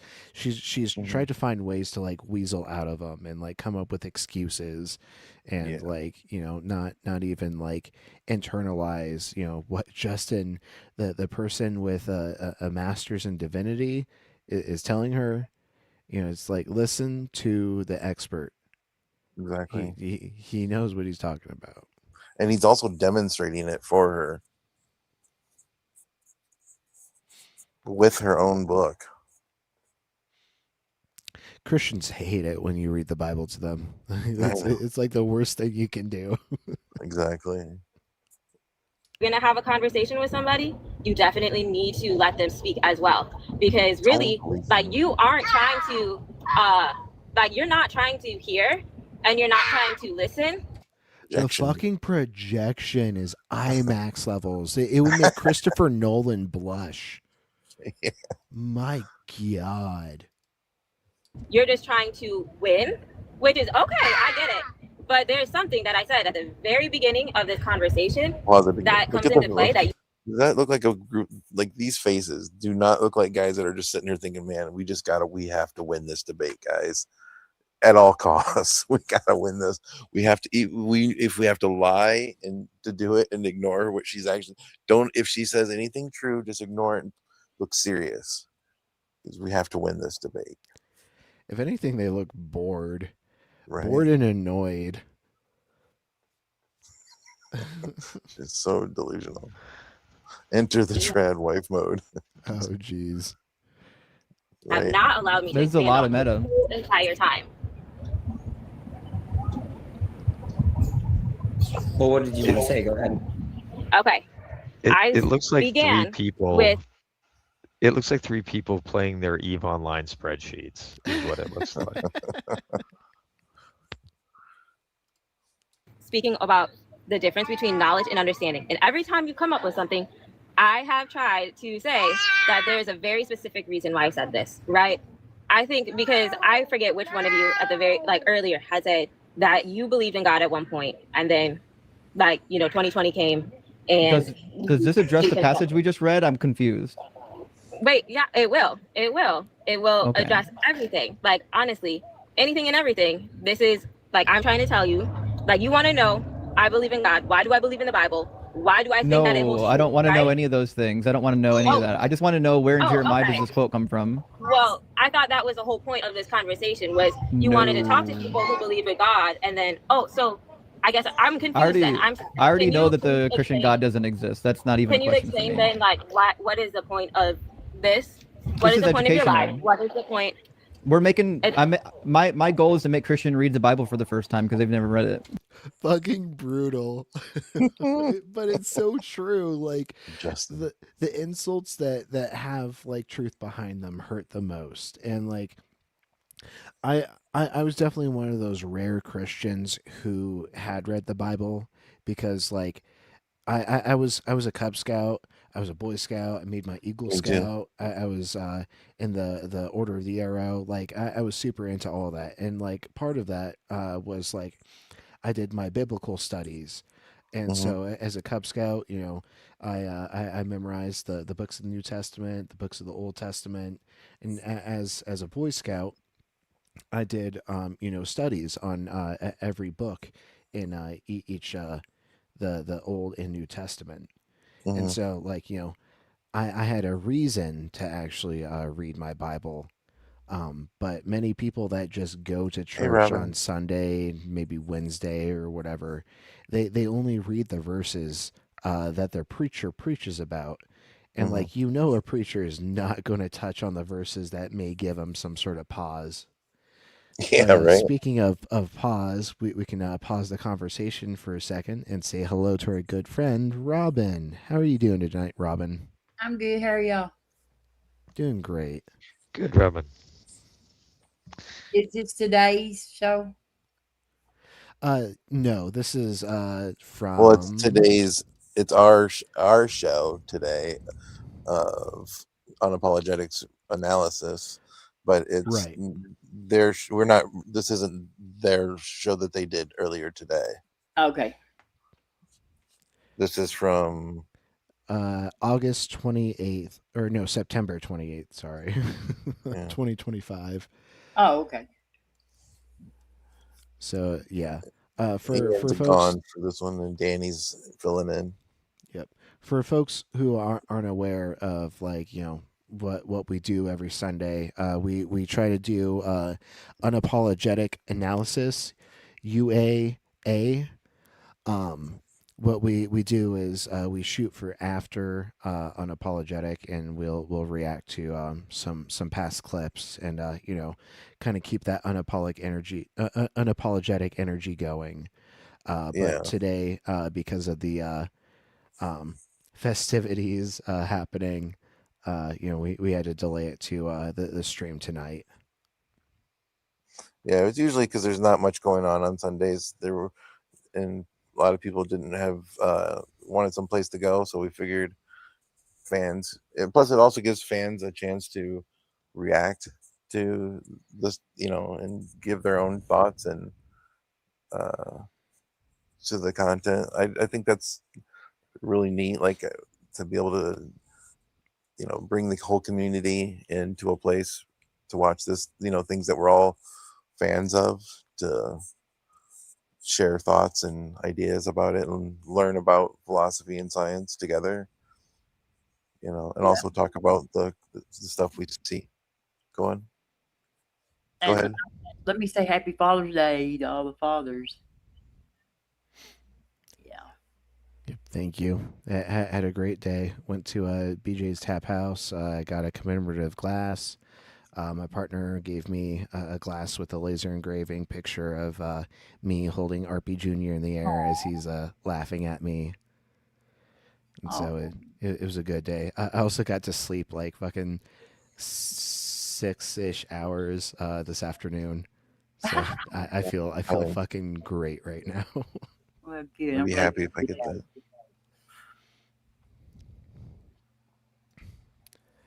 So yeah, we're almost through this call, Robin.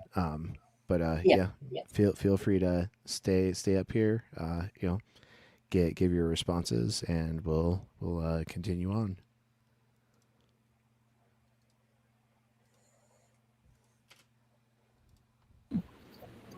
Interesting. Okay.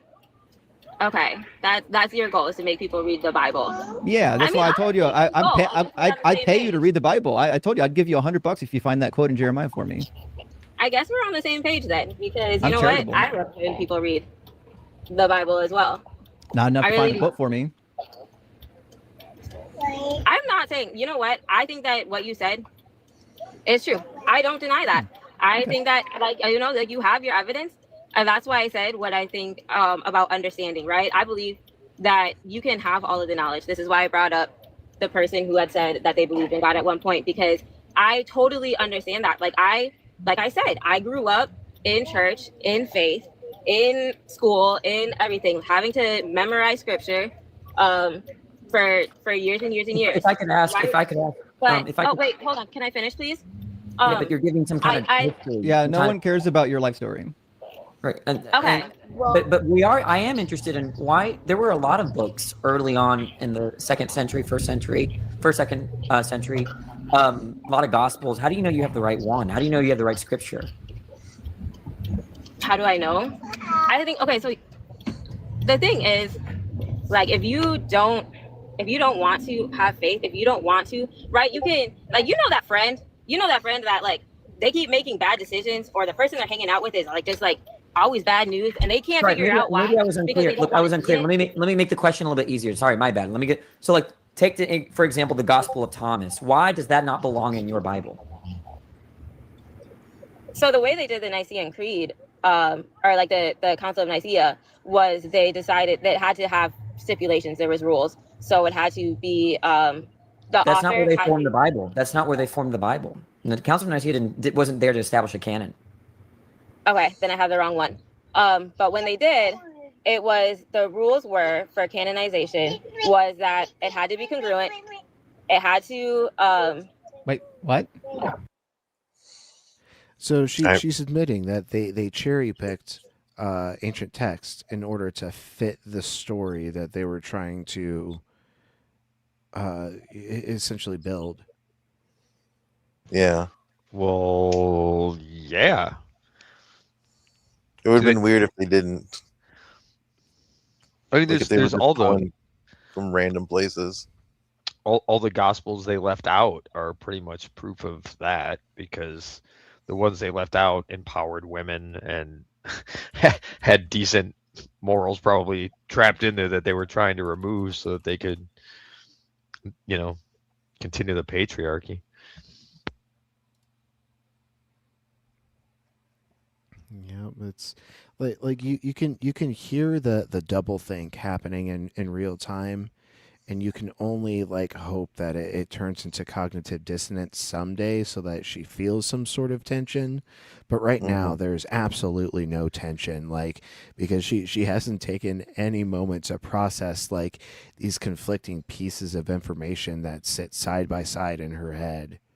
Right. Yeah. That's a good Well, point. I'm just gonna say I'm skeptical about there being any morality in those other books either. So Well, no, probably not. I mean, it's probably amoral as fuck, but I mean, they left them out for a reason too, right? They didn't get in there because they supported their claims yeah, a lot of them I think too, or like agenda. didn't go along with like their Trinity ideal or Well, some were forgeries. Some were put in on purpose.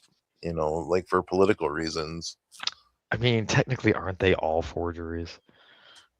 Well, no, like these were people pretending to be because Oh, as opposed to like Paul or someone. right, because the name carries more weight. No one would know who Random Joe is, but if I say I'm Paul, people will believe me. Well, isn't that the same like theory of Shakespeare? Yeah, but I think there's evidence for Shakespeare's existence. Oh no, well, yeah. I mean, but it could have also been a lot of different authors contributing under the Yeah, I guess pseudonym. I've heard that before. I don't really know. I have no idea.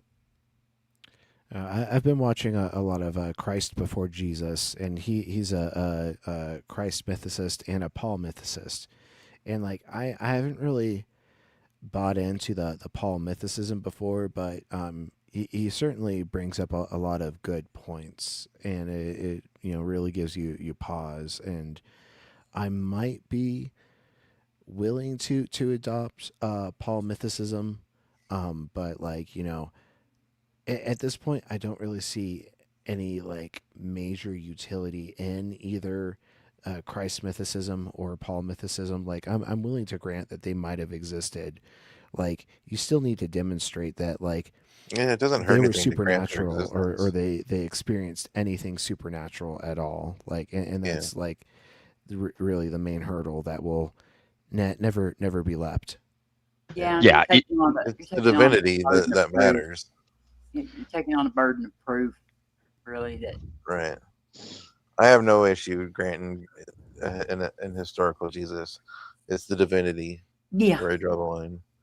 If you want to say Christ was or Jesus Christ was an actual person, fine. This isn't gonna. All your work is still ahead of you. I'd say when the scholarship ever makes a decision that they think that Jesus didn't exist, then maybe I would become a mythicist.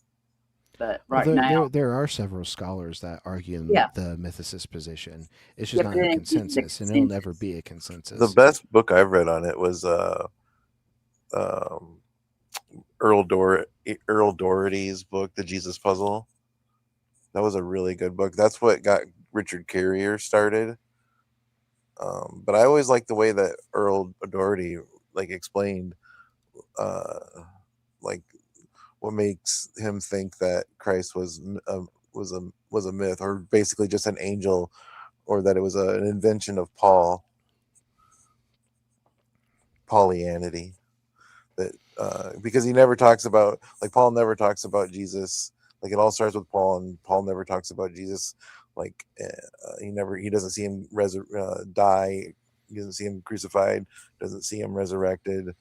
Like it's like he only talks about everything he gets from Jesus. He talks about in forms of revelation. So like as far as uh, Paul knows, Jesus is an angel. But like you'd have to read the book because I haven't read that book since like 2016, so I'm sure I'm messing it up quite a bit.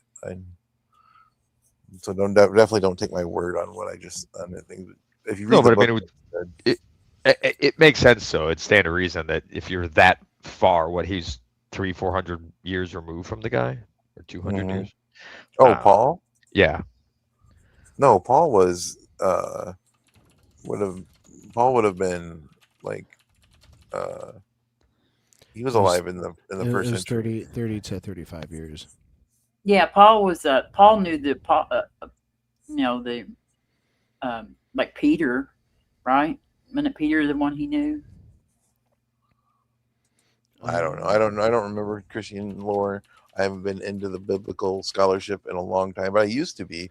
Like before like Yeah, 2000 Paul teens I was into Paul it. knew Peter. He'd met him several times. I mean, I think Paul probably would have been alive at the time that when Jesus was alive. I just don't think he knew him. He just never met him, never interacted with him when Jesus was still alive. But one of the most damning pieces of evidence for me is Paul's accounting of his vision of Jesus and his contradiction of the people with him, seeing a light but not hearing. But in another instance, uh, hearing. Like one instance, he says that the people with him hear, and in another instance, he says the people don't hear. And people will try to say, oh, well, they're using hear as in like understand. Like they could have audibly heard it, but they didn't understand it.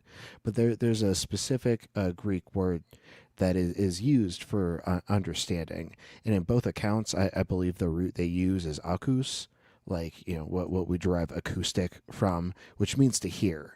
And so it's the same root word in both passages. So it has nothing to do with understanding. It's mainly only about hearing. oh, so it's just a hand wave mechanism. That's yeah. The apologetic is they're trying to hand wave it away, but like it's just a direct contradiction. That's pretty much what all apologetics are: hand waving. Yeah, they're excusegetics essentially. I put the link to Earl Doherty's website in the private chat if anyone's interested. Yeah, It's a good got book. that It's a saved. short one. Read it in a weekend. Cool. Thanks for that share. Yeah. Oh, hey OE. Hope you're having a good Sunday. Nice. Hey, Oe. And hey, fresh from FLA. Good to see you again. All right, let's get back to the crash out. It had to be like, where did I get the idea of it being congruent? Yeah. I mean, did you look it up? Listen to your child, lady. Your child's like, no, Mom, no. Stop making a fool of yourself. Not congruency. You don't know what that word means, Mom. Yeah. Yeah. Okay. Well. Yeah. I've actually studied history. Oh, great. But it had to, like, the Book of Enoch is not in there because they couldn't establish authorship, which isn't like a huge thing. But also, that's the not author necessarily the author, reason. the Tertullian author gives that a defense of it, by the way. Tertullian writes a whole treatise on why it's actually inspired scripture. In fact, the first 400 years of the church, literally every church father that brings up the Apocrypha says that it's scripture and that it's prophetic. Justin Martyr even makes a defense saying that the Jews took them away because they speak of Christ. I would not, like, honestly, with the Book of Enoch, like I said, I am not saying that it. Hey, Puggles. Good to see you. Hope you're having a good Monday now. I think you're another one of our Australian chatters. But I guess it's even technically Monday for me here in the Mountain Time Zone. We're really waiting on our California friends to catch up. So It is. happy Monday to everybody but the West Coast. It is Monday in the Great Plains. 19 minutes. We're gonna be fine. Hey, Gretchen, how was your call? There eventually. With our Good West call. Coast sensibilities. Hmm. Oh, yeah, and Brent brings up a good point. And Hawaii. But hey, Oh they, yeah, they, they're they 3 live hours behind us. they live in paradise, so fuck them, you know. That would not be paradise for me. Oh, did you see all the shit going on with fucking Tulsi Gabbard? No. Oh, that bitch is fucking part of a fucking cult. And her fucking cult leader guru guy has been like directing her whole career up to now.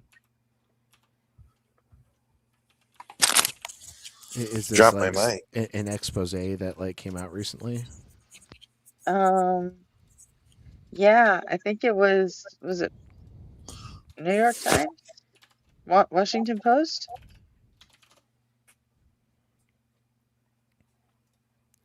I can find How it. do I search?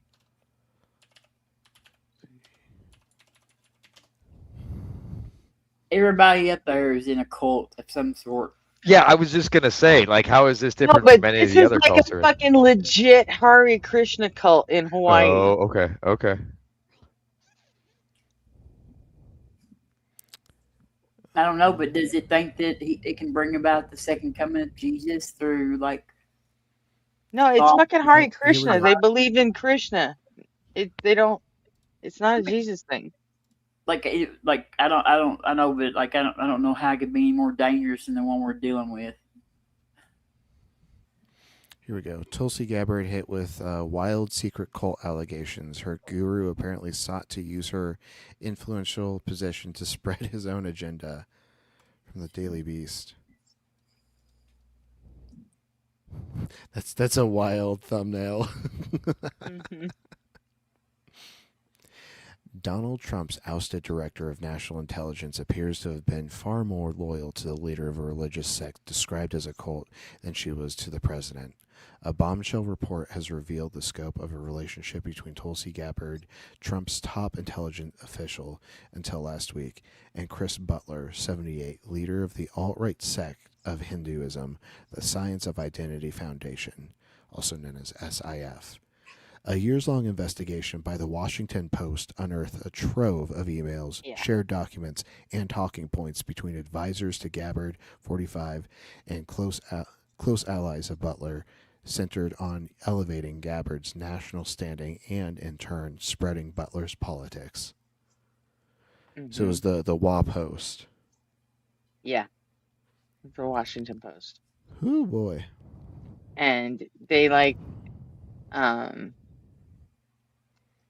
they legit went and found because they had a like an insider, like a whistleblower type person, and like she turned over her entire email account to them, and they went and pulled clips of they saw an email where her guru is saying you need to say this, this, and this, and then they went and pulled up footage of her within days or a week, just telling CNN that,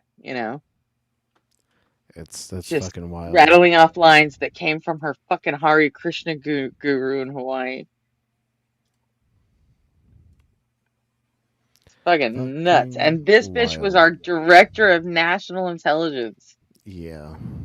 until she got fired like 3 days ago, but still, It's wild.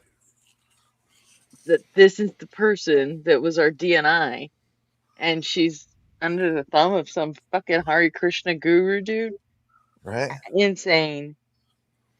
Well, the only qualifications to be in that cabinet are loyalty. It has nothing to Yeah. do with anything else. And even it probably doesn't even have to be loyalty. You can probably just feign loyalty.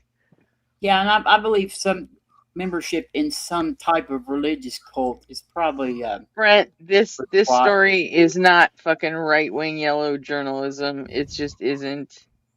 That they're going after her hard, Yeah. and even back to when she was actually still a Democrat. They go all the way back to when she was a Democrat and fuck her up for that too, for the shit she was doing She then was just too. loony. I But the whole never time like. she was being propped up by this guy. That's wild.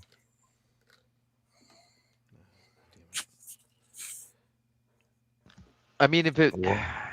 if it wasn't our entire, country on the line here, I'd say the Muppet Show was kind of funny, but it's Almost sad. these puppets are dangerous, right? This is the wrong kind of puppetry. Puppets with M80s in them. Yeah, well, I mean, you find out that she actually is somebody's puppet. Well, when, years Right? ago when Hillary Clinton said that Tulsi Gabbard was Putin's puppet, well, why wouldn't we believe that? I mean, if she's gonna fall for one, she's gonna fall for someone else, Right? And we already know Russia spent years fucking grooming her to. I really need to go have a smoke. Do you guys want to pause, or do you want to finish the call, or? Okay, There's whatever. only a couple minutes left in your clip. Can you wait for us to finish I it can out? definitely wait. and I just then- wanted to see what you. Otherwise, if you guys wanted to take a minute and have a conversation, I can just go out and smoke, and then we can resume when I get back, or we can finish the call. I see. Let's finish the call and we can vamp for a little bit. Let you get your break in, and Okay. then we'll continue on to my clip. That sounds good. Cool. So let's jump back into this. It couldn't be, right? I also believe that there is evidence that it could be. I really do. I just said that the other day to somebody else. Jude says it's scripture. He says it's prophetic. That's why I do believe that it is. However, there is other instances where other books that were clearly not scripture are also referenced in the Bible. So I think that was, why it's not oh yeah, for sure this is scripture. But overall, I misjudged this. I should have listened longer. I thought that this was actually supposed to be a conversation. I thought that this was, honestly, I thought it was meant to also be respectful, honestly. But It sounds like you're just mad because we won't let you monologue. No, that's not it. I was trying to give understanding of You don't have understanding. You why- don't even know the passages. How could you give us understanding about passages you've never read before? Claiming that you have understanding of things that you don't even have knowledge of is crazy. Okay. First of all, there's a lot in the Bible. And so just because I don't remember everything doesn't mean I've never read it before. What a cope There's a lot of things in the Bible, so I shouldn't be held to like know what my belief, my religion entails. So weak. Like I've seen the words on the page at some point in time in my history. Give me a break. You expect me to remember everything I've ever seen in my life? Well, if you're gonna have a conversation and have it make sense, yeah. I mean, at least gotta remember what you're talking about. Just wild. And we're already getting bottles in the past chat, of course, because she crying, she crying hard. That is a false statement. You came in prepared with this stuff, right? So just to say that I have read Matthew, Mark, Luke, John. I have read not Jeremiah, Isaiah. I have, like, I have read the Bible. Sounds like you're not capable of rightly dividing the word. See, that's what I mean. See, that's extremely that's extremely disrespectful. Haley, I think you need to study and show yourself approved. Approved by who? Approved by your God. Your God's disappointed. You don't even know what's in his book. You think there's a God that created literally the entire universe, murdered his own son for you, and then wrote you a book about it, and you can't even be troubled to read it in detail? What a weird thing. Oh, no. I do. When I was a Christian, I read the Bible every day of my life. I literally slept the Bible next to my pillow. Oh, yeah. Same.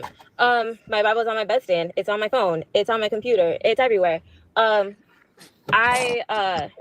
think though, well, actually, I know that my God is not disappointed in me. I know that my God loves me, and you know what? He also loves you too. And I'm sure. Well, you can be both. God could be disappointed and love you, right? That's not incompatible. Oh yeah, of course, but he's not disappointed in me right now. I already know it. Well, I already know. The point is that you kind of suggested it. You said that just. Wait, isn't like a huge cope that Christians always fall back on is, oh, we can't know the true mind of God. Like, how do you know? How do you know, Haley?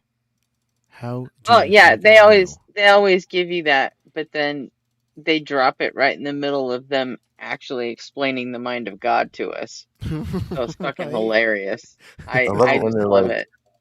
When they're like, it's beyond our understanding. Well, if it's beyond our understanding, then you can't tell me a damn thing about it. It's beyond that. You can't tell me. You don't know. But they want to have their cake and eat it too. Hey, Brent. Hey. I was going to come up before you went on smoke break and say hi. Cool. How are you? I'm good, man. I was just going to listen to the rest of this clip with you guys. Awesome. Let's dive back in. Justin was prepared, insinuating that you came up unprepared. I was unprepared in the fact that I thought that the point of this was something different. I really thought that it was about respectfully, having we don't agree, right? But there's a way to disagree. Like that is actually reasonable, right? I do enjoy just talking to people with different beliefs than me. I enjoy hearing what other people have to say. I appreciate everything that you said, right? But because you are a fellow human being, I don't you see people who believe in God as less than, and that is extremely For the record, no, right? No. Then why do you treat people like that? Why? What's your goal? Is it the interrupting? Wait, is it the? I don't see them as less of a human, but I see them as less of a critical thinker, and I think that is completely fair and valid. Right. It's just the persecution complex kicking in. They can't be Christians unless they're persecuted. That's a good point. Amazing point. Yeah. What is it that is it the interrupting, or is it that? Look, I'm ignorant of stuff. We're all ignorant of stuff, right? Here, the topic is about the Bible, right? So if we're talking about the Bible and we're having a disagreement, a debate, right? Then the expectations that you should know some stuff, or at least know how to respond to the questions, which you don't. So then there's a question about you probably requested irresponsibly. Yeah, and to be sure, Haley, the reason why you're getting this cold treatment is because you started the conversation with insinuating that I don't have knowledge or understanding, or at a minimum, I have knowledge but no understanding. And then you proceeded to talk over me, which is why I continued to talk over you. And then you cried about me talking over you and not letting you monologue. So maybe what you need to do is listen to this back and consider whether or not you're the reason why you're getting this treatment. I Damn. tried to give understanding of what I meant about knowledge and understanding. I also, you know what, I apologize. I did not mean to talk over you. I, you know, if you would have said right away that I did that, I would have apologized right away. And, you know, No, you wouldn't. She would have got she Yeah, would have she bitchy. gotten wouldn't. indignant about it and Yep. like, well, I'm speaking for the Lord, or like Yep. something You just want to fucking silence the similar. truth. I get such a kick out of Danny. He's got that fucking baby face and that fucking Timothy Chalamet hair, and he looks so sweet and innocent, and he's got a young sounding voice, and it's just like, and he's deadly as a motherfucker, and I love it. Oh yeah, It's great. Danny's goat. Danny don't take shit from no one. Yeah, I think Danny is within like 3 years of me, and like compared to him, like I look like hammered shit. Yeah, he's like in his 30s, isn't he? Yeah, he's in his early 30s, from what I'm aware of. Very Doesn't he youthful teach? Isn't looking. he a professor somewhere? He Or teaches, a I lecturer think. at least? Yeah, I think he's a professor. He's either a professor or an instructor. yeah. I don't know what the difference is.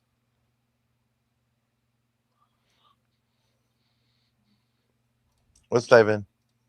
what, I'm very sorry that I did that. It's And actually not a big deal. It happens. Look, it happens in debate, right? I don't know. Maybe this is not exactly Sunday school where just like we let people talk all.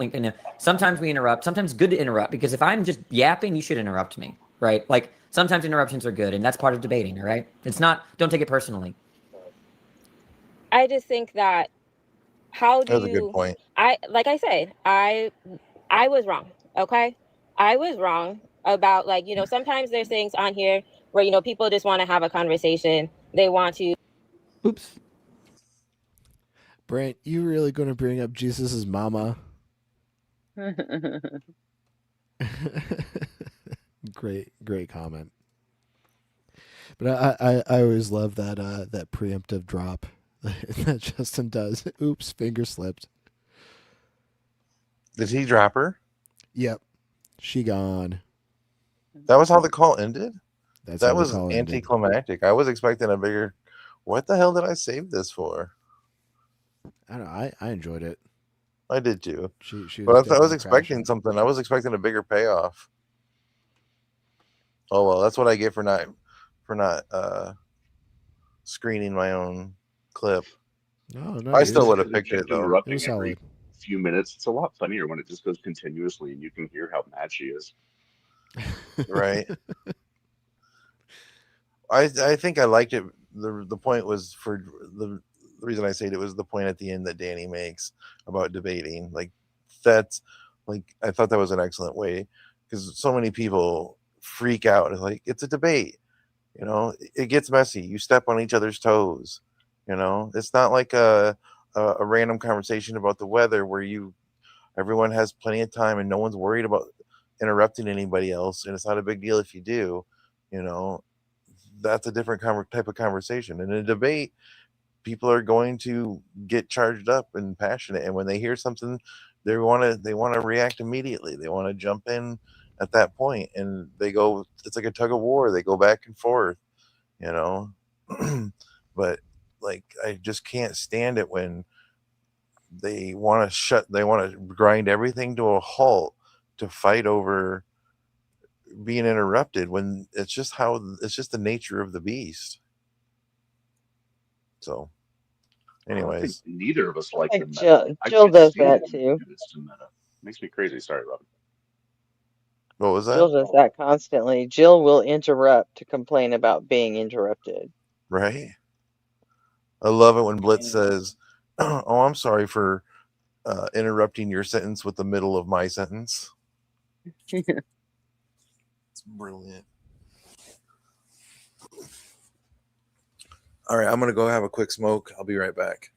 Yeah, due to it, we'll be right here. Okay. Fry, you want to go outside? I think that's a yes.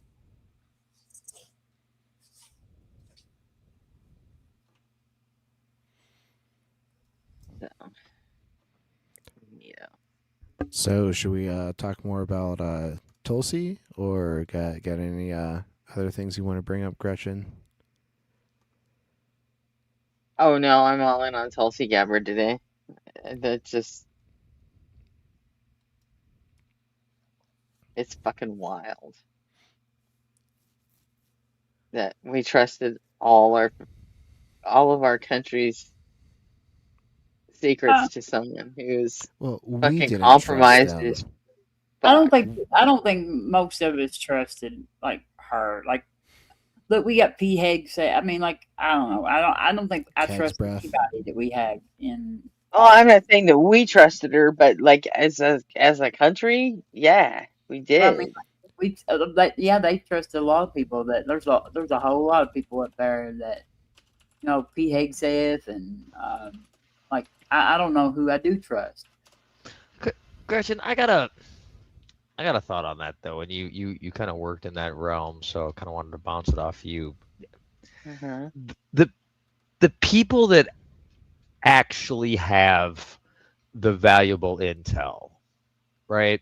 The people who know the value of keeping that a secret, the people that know the value of need to know.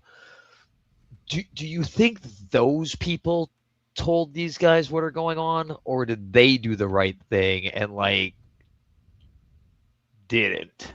You know what I mean? Like they have You access to all this mean, stuff, no, but I nobody don't know helped what you them. mean. But nobody helped them get information on like the stuff that they might want to have, right? Because you get access to all of Well, the yeah, national secrets and stuff like that. some like a girl who was part of a woman who was part of the cult and was like the cult leader's secretary. She got fucked over by this guy, so she just decided to start talking shit.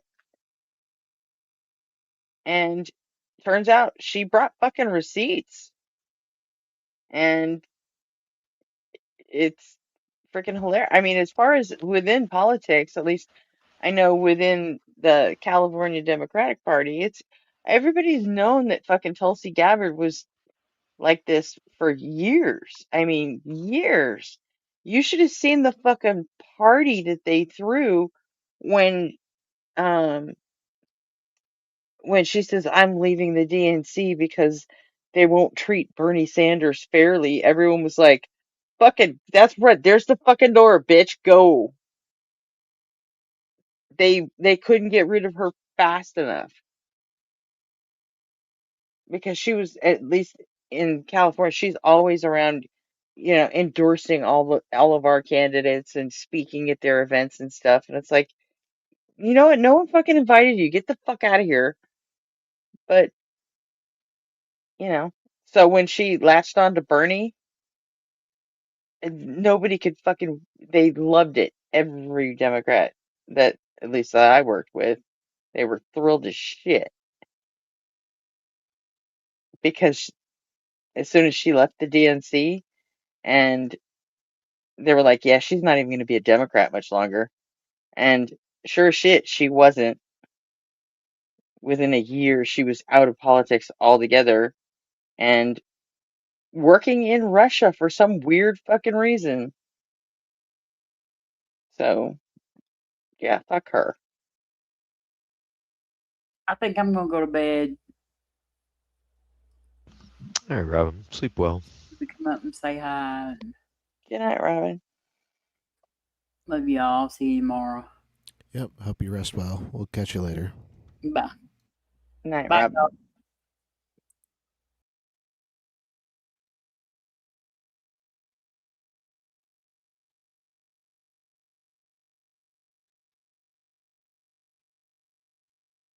Yeah, it's just crazy how deep this whole.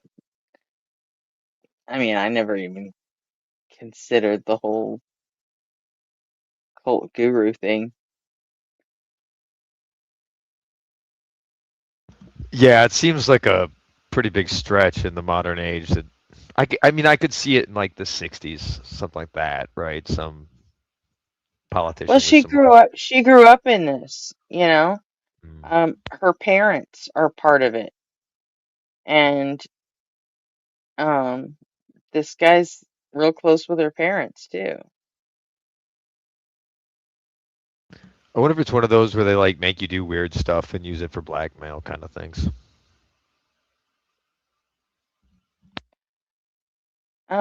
I don't think it's like a blackmail kind of thing. I think it's more just an authority kind of thing and control. Like you don't want to be exiled, and they yank your chain every so often and remind you that they decide who you get to associate with and what you're going to do with your money, your life, your, you know. Yeah, yeah, it's the social control mechanisms that are really, Yeah, it's very really like, insidious.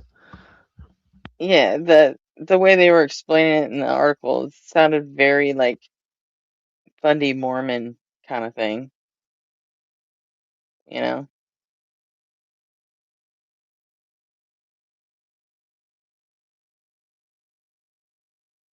I mean, isn't that the MO of like most high control groups though? Like Mormon, JWs, Hmm. what have you. Yeah. I mean, but like particularly the FLDS, the fundamentalists, because those are the ones that still practice polygamy, and they live on compounds and shit. So yeah, they super do it. Why don't we Waco those compounds? Why did Waco, Texas become the only one that really got sieged? Because of Cause Warren Jeffs, because he was fucking 12-year yeah, olds.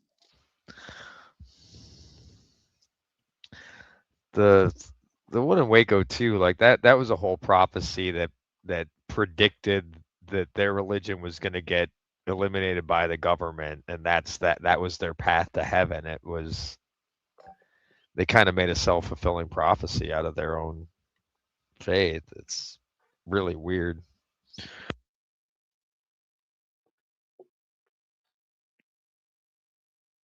And there's what was it, video of Timothy McVeigh actually at that event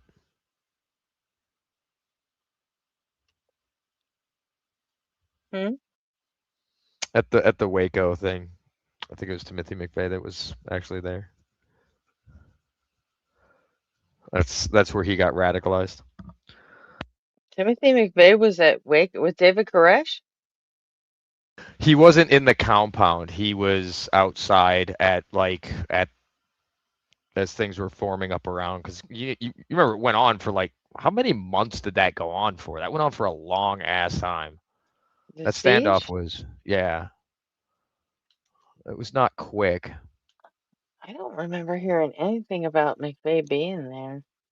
It goes back to Ruby Ridge and that whole radicalization that happened on the right wing leading up to the OKC bombings.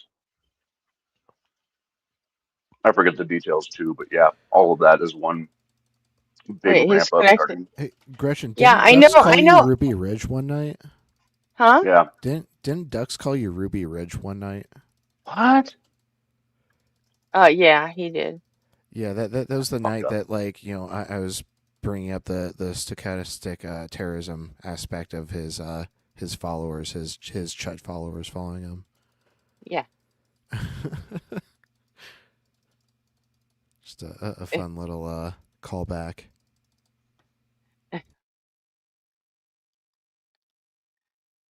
Yeah, because I mean, I probably not the first time, because I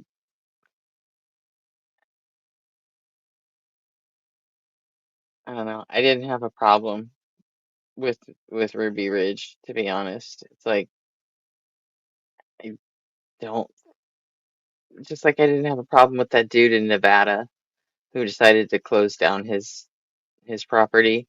I'm sorry, if you're stockpiling weapons, get fucked. There's no reason the government should just let you have them. Right. I mean, you have them for one specific purpose. It's to harm people. You're not a well-regulated militia. This is stupid. Yeah, Waco was 51 days. Okay, so it was less than 2 months. And I remember the day after we had to, I was in Texas at the time, and every time we came to attention, we would like fire off with something. And that morning it was, we missed the we missed the weenie roast in Waco, you know.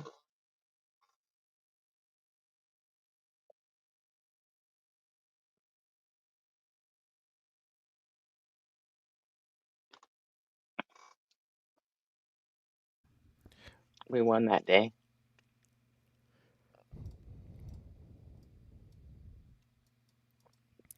Oh, we got JR in chat. Hey JR. Always good to see you. Hope you're continuing to be on the mend. Hey, JR. Do we know how Tulsi's cult leader influenced our politics? Well, what they did was they influenced her.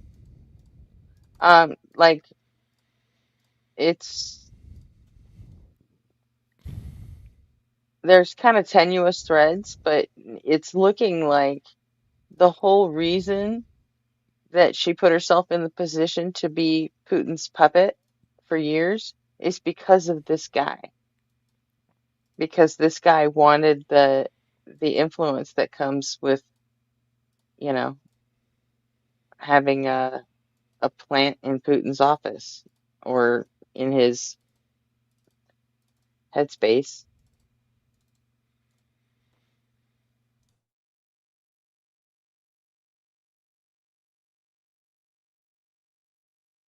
So, and it looks like he was very influential in getting her to leave the Democratic Party and all of a sudden be a fucking Republican. And he tried to get her to get a job on Fox News, but unfortunately, the Fox News audience wouldn't fucking buy it, and nobody wanted to watch her because nobody fucking trusted her.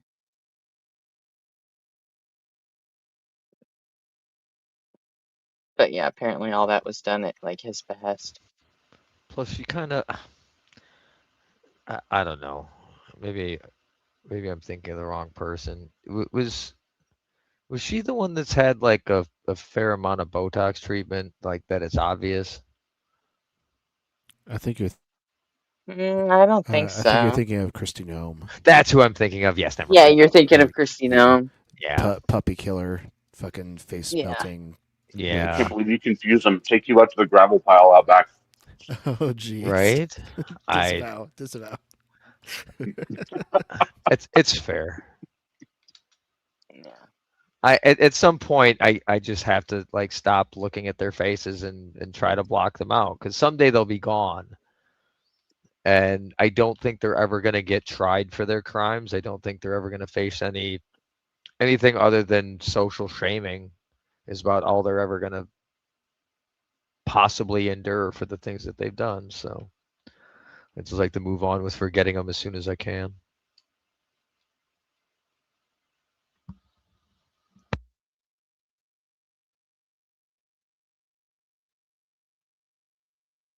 Didn't Tulsi Gabbard do that whole party switch thing and become a Republican after she had a failed Democratic presidential run?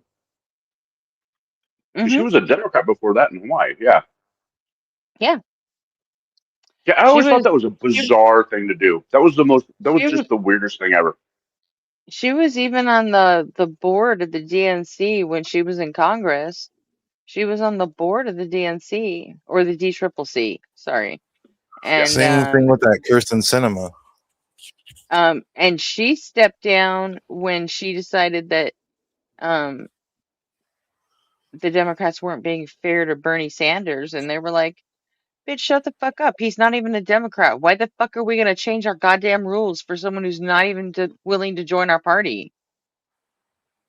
And Yeah, see, and at the time she was talking like a lefty. I mean, she clearly, you know, for real, relatively she was speaking, talking she was. full She on was. fucking full on lefty all the way. She was Bernie Sanders all the fucking way, and then as soon as Bernie didn't make it, she fucking turned on a dime. I think you're right. I think the Democratic Party threw her the fuck out.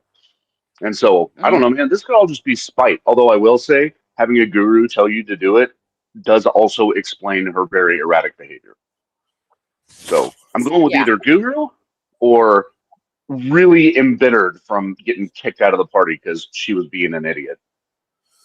Just like Joe Manchin I think and both, probably. Manchin got. I'd love to kick out Joe Manchin. Fuck that guy, right, asshole. and Yeah, Kirsten no, I think Sinema. Tulsi. I think no, I think Fucking Gretchen's on something here You because know what? I think it's that she got booted by the Democratic Party because she was too far to the left of the Dems, and they were Mm. pissed. And so then, in her petty little fashion, she went and did a party switch, and I don't know. I guess contacted her guru. And if there's anyone the DNC needs to boot, it's fucking Fetterman. yeah. Then That I was guy's just gonna that say guy's thank you. soup I brain. was gonna say RP mentioned one to me the other day, and that was what I Yeah, yeah. Get that guy the fuck out of office. Jesus Christ, he's a hazard. Yeah, the only ones that could do that are the people of Pennsylvania, unfortunately. yeah. They should run a I recall mean, election. he just has not been right since that stroke, man. I'm telling you. He's Got the the soup modern brain. day Nick Cage. He's just Yep. not all there anymore. He just had a mega And spike go through his brain. Yep. Agreed. yeah, Sorry, Gretchen. it's crazy. And I mean, Joe Manchin, I don't really hold too much against Joe Manchin. He's a product of his fucking state, you know. Yeah, he's a Democrat, but I mean, the fucking leftist Democrats in West Virginia are, Hillbilly. still pretty on the fucking red team, you know. Yeah. It's like they are a product of where they come from. So, Yeah. He has you know. a yacht, like a boat that's like the size of most people's house, or Fuck you Joe know. Manchin. What does his yacht say though? What is the Well, he okay? owns coal mining companies. I mean, yeah, he's loaded. Something He always has offensive been. though. Yeah, I don't like that guy. So, I don't like my representatives either in my state. So, Joni Ernst and I don't know who the other one is off the top of my head. I yeah, should. Joni How do I Ernst is not a know that? bitch. Right? She's so fucking. She's horrendous. I got no complaints here, man. I live in a blue mafia state. I'm all about it. Let's go. Let the Dems have their Tammany Hall. At least shit gets done. We're too fucking poor. I'm in New Mexico, by the way. Yeah. Next I clip. live in a I'm in California, but I'm in like a red district in California. Chuck Grassley. Chuck Grassley's my other one. Oh God, I can't believe he's still alive. He's like I think he's right around 280 years old. I think. There's so many of them that you can tell how good health care is just because those guys are still alive. It's nuts. Yeah. But I Mitch live in a McConnell. small blue island in an ocean of red in Iowa. Yeah. You step outside the city and there's nothing but corn and MAGA. It sucks. Yep. And they're Yeah, hurting I too. have a friend in I think Tennessee, and he works with a YouTube channel called like Blue Dot in a Red State, and they got people from a bunch of different red states, just, you know, Democrats living in a little blue dot. All right. That's what it Does, is any, north of me. Hey, does Nick, anybody else too. have a call picked out? I have a call picked up, but I think you'll appreciate this. I saved this video from like Joni Ernst's campaign like 16 years ago. I thought it was hilarious, like the way she delivered this message. Is it the castration one? No. No. It's I have it saved locally, so when I bring up the video, we'll all have to be quiet so it doesn't echo. But I'll just mute myself. yeah, everyone go on mute for a sec. It's only 30 Okay. seconds, so.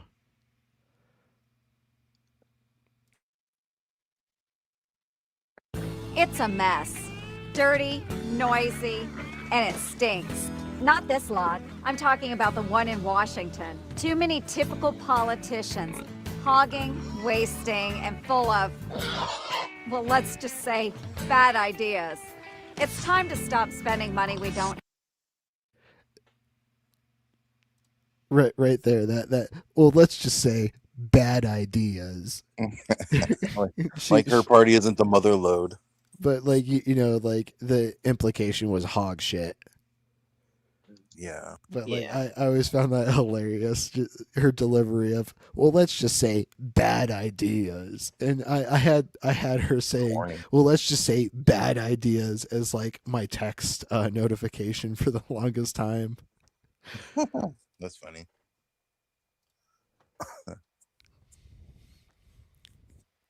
But Joni yeah, Ernst that is was horrible. fucking. I saved that in 2014. Holy shit. Whew. She's garbage. She is. She is rat She's such a fucks bootlicker. Iowa over and over for the past decade. Hmm. And she's in leadership now. Yep.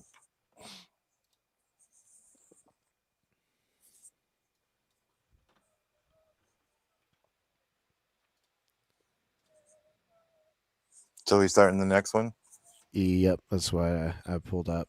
So this is our good friend Not Free that we have concluded. Like Emily is not free, which like is crazy. Dr. Blitz led us astray. Is this the one where he calls him Peter? No. This is whoever Emily is who isn't free, and this is Emily before Emily. So this is the Did we whole. watch this one Yeah, already? I'm Nope. confused. This is Emily before Emily. We But watched it's still Emily when PhD Emily free. became Emily. No, it's not free. We figured this out the last this past week. So who is it? We don't know. We don't know who Emily It's is. pre-Emily. Yeah, We're it's pre Emily taking Emily, we're but taking Emily is not nobody on free. fire's word for it that it doesn't sound like his voice. No, we confirmed it because I pulled up a free clip and it was a very different voice, and I also agree. Because, Okay. but I also found the Dr. Blitz clip where Dr. Blitz called this individual PhD free, and so that's the origin of people like beginning to think that this was free. So I see. I was able to locate the origin point of the confusion, but we still don't know. Like this could potentially be Free's brother because they have like the same cadence, the same arguments, and everything. Oh yeah, but Emily didn't actually. He doesn't use people's names like Free does. How do you know he didn't use a voice changer? I guess that's a potential explanation. He could, but yeah, because I think I remember when we checked it out. Because like Free will say, Peter, look, Peter, listen. Did you hear me, Peter? You know, constantly, and then he'll go blitz, blitz, blitz, blitz, I blitz, would agree blitz. that RP that they You could be know, related though, as if they're different Free people. overuses people's names when he's speaking to them. He Mm. does it on the front end and the tail end of when he's speaking. So he constantly addresses people. He over addresses people. And he does it to Justin too. He calls him, destruction. And nobody says he also just sounds like an idiot. Yes, he definitely sounds like an idiot, but that's what makes free fun. I'm still crushed that he's not a flat earther anymore. Oh, hi, Kiff. I'm not impressed and with the hey, new Kiff crop Webb. of blurfs. Welcome in. Oh wait. Maybe we can get Lord Jamar to start doing like more flat earth Oh debates, because God. that would be funny as fuck. He's still crashing out over Professor Dave. Oh yeah, he is. He always will. Yeah. All right. Well, let's dive into the clip. Asked. Welcome in, Johnny. Hello. Are you at least 18 and do you believe in God? Yeah. Okay, and which God do you believe in? Christian God. All right, and what do you think is the best evidence or argument for the Christian God being real? Well, I just want to know why God isn't real. Like it says right there, God isn't real. I just want to know why. Sure, your God's not real because it entails lots of contradictions, and we don't believe that contradictions exist. Unless you have a really good argument that would conclude in your God being real. Do you have one of those?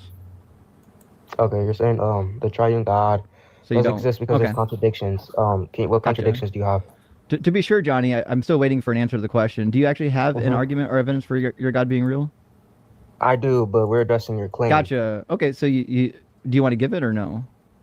We're addressing your claim. So it sounds like you don't want to give it. If you want an argument, I'm sure Ian would be happy to just give you a positive argument for God's non-existence. Let's just make it simple, right? You know, there are contradictions in the Bible, therefore the Bible is false. Oh my gosh. The Bible, really? You're a Christian. God, you're going to make me defend the thing that I believe in? How dare you ask me to defend the book which I believe in? Maybe you could attack the nature. Maybe you're going to attack like some temporal type of contradiction or something. But the Bible, Ian? He can do all those things. He started with the Bible. So yeah. If you were just a nondescript theist, then you would have heard some philosophical argumentation. But you're not. You're a Christian. Sure. Yeah, it's like a fairy tale to your belief, right? Like, well, we can start obviously I'm going to attack the plausibility of like fairy tales being real. Yeah, like Johnny, if you were debating Hi, Kip. Good night, OE. Also, hey, McTime. Good to see you in chat. I think you've been in there Hi, for a minute, McTime. but I just missed you for a moment. against somebody who is Muslim, wouldn't you attack the Quran? No, I'll attack the nature of their God. You don't know anything about the nature of their God without the Quran. I'll know what they revealed to me. No, you don't know that. They don't know that. The nature of the God is described in the Quran. Okay. Is it within God's nature to change his mind? No. What about that time in Exodus where he changed his mind? Can we start from a deistic perspective, and then we can maybe we could go to a bit? Oh, gosh, definitely don't bro talk about my God. killed. I definitely don't want to talk about mine. Let's talk about a deistic God that's completely unfalsifiable.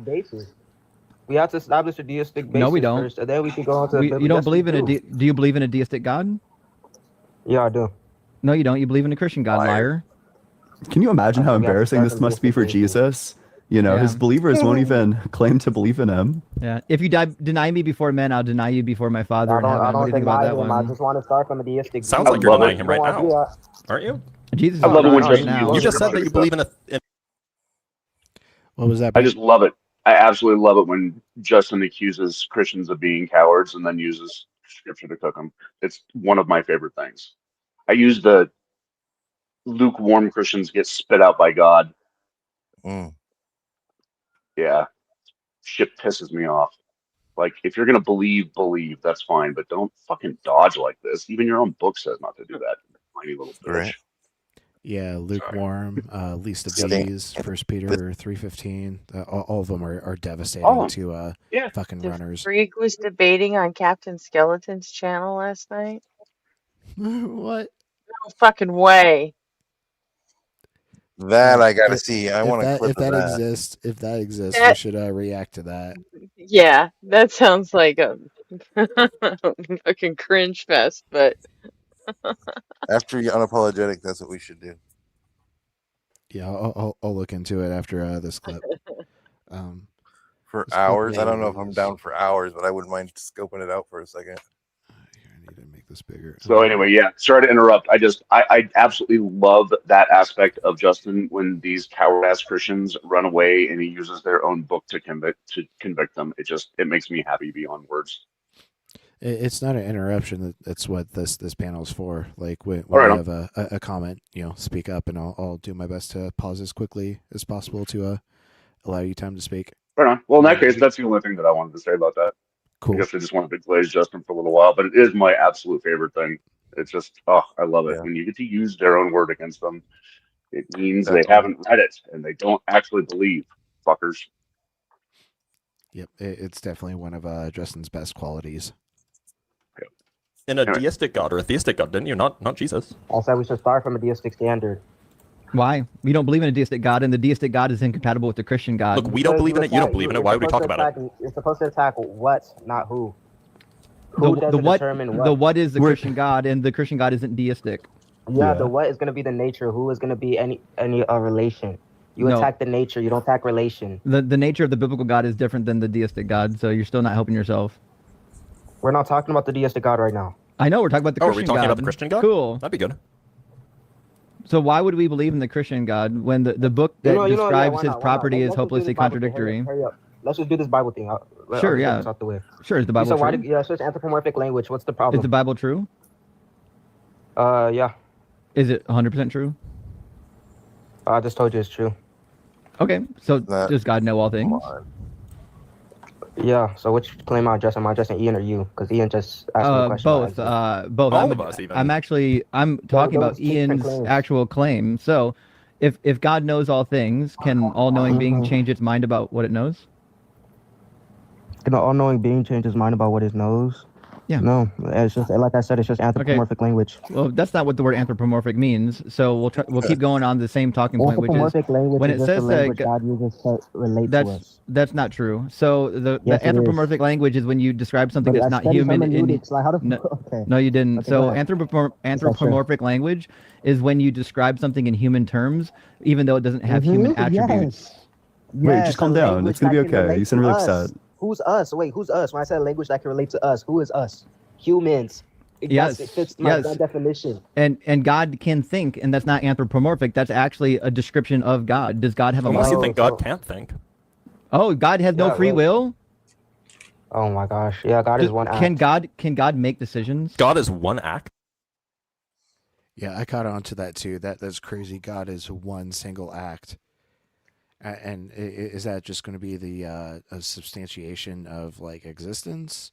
Or like, it's crazy to like entail all of reality like into like just one single act. Make it one single continuous eternal act of creation, and then you can escape God being outside of time. I guess there's that. You can make up one bad apologetic to cover another bad apologetic. I know. Yeah, Is Jesus God? Sounds like he'd be a pretty bad play then. So Jesus is God. God is one act. How many actions did Jesus take? How many actions did Jesus take? Yeah. For example, Yeah, was multiplying the loaves a separate action from being crucified? Yeah, I don't think you understand what purely actual action. I don't think that you understand that that word hasn't been Yeah, used in a meaningful way for 2,500 years. Yeah, so when I say pure act, right, I'm a Christian idealist. So that wouldn't negate what you're trying to say. How many did Jesus have multiple actions? That wouldn't negate anything because temporality doesn't really. Well, you said he's a single act, not that he's pure. I mean, you did say he's pure act later, but yeah. So when I say God is just pure act. Sorry, what was that, Nick? Oh, I was just commenting that he said he's a Christian idealist, but yet he wanted to argue for deism. Right. Just because obviously he can't do the idealism thing because holy shit, this is bad. Because they know they can make a weak case for deism, but all their, like Hitchens would say, all your work's still ahead of you. You know, you can't prove that this is a God that cares about you, that loves you, that answers prayers, that none of that shit. What was Blitz talking about pure act not being referenced for like 2,400 years or something? I can rewind. it's in a meaningful way for a separate action from being crucified. Yeah, I don't think you understand what purely actual action. I don't think Act that you is, pure understand act that is. that word hasn't been Yeah, used in a so meaningful way for 2,500 years. yeah, so when I say pure act, right, Yeah, I'm a what was Christian that? idealist. Yeah, so this is going to go into act versus potency.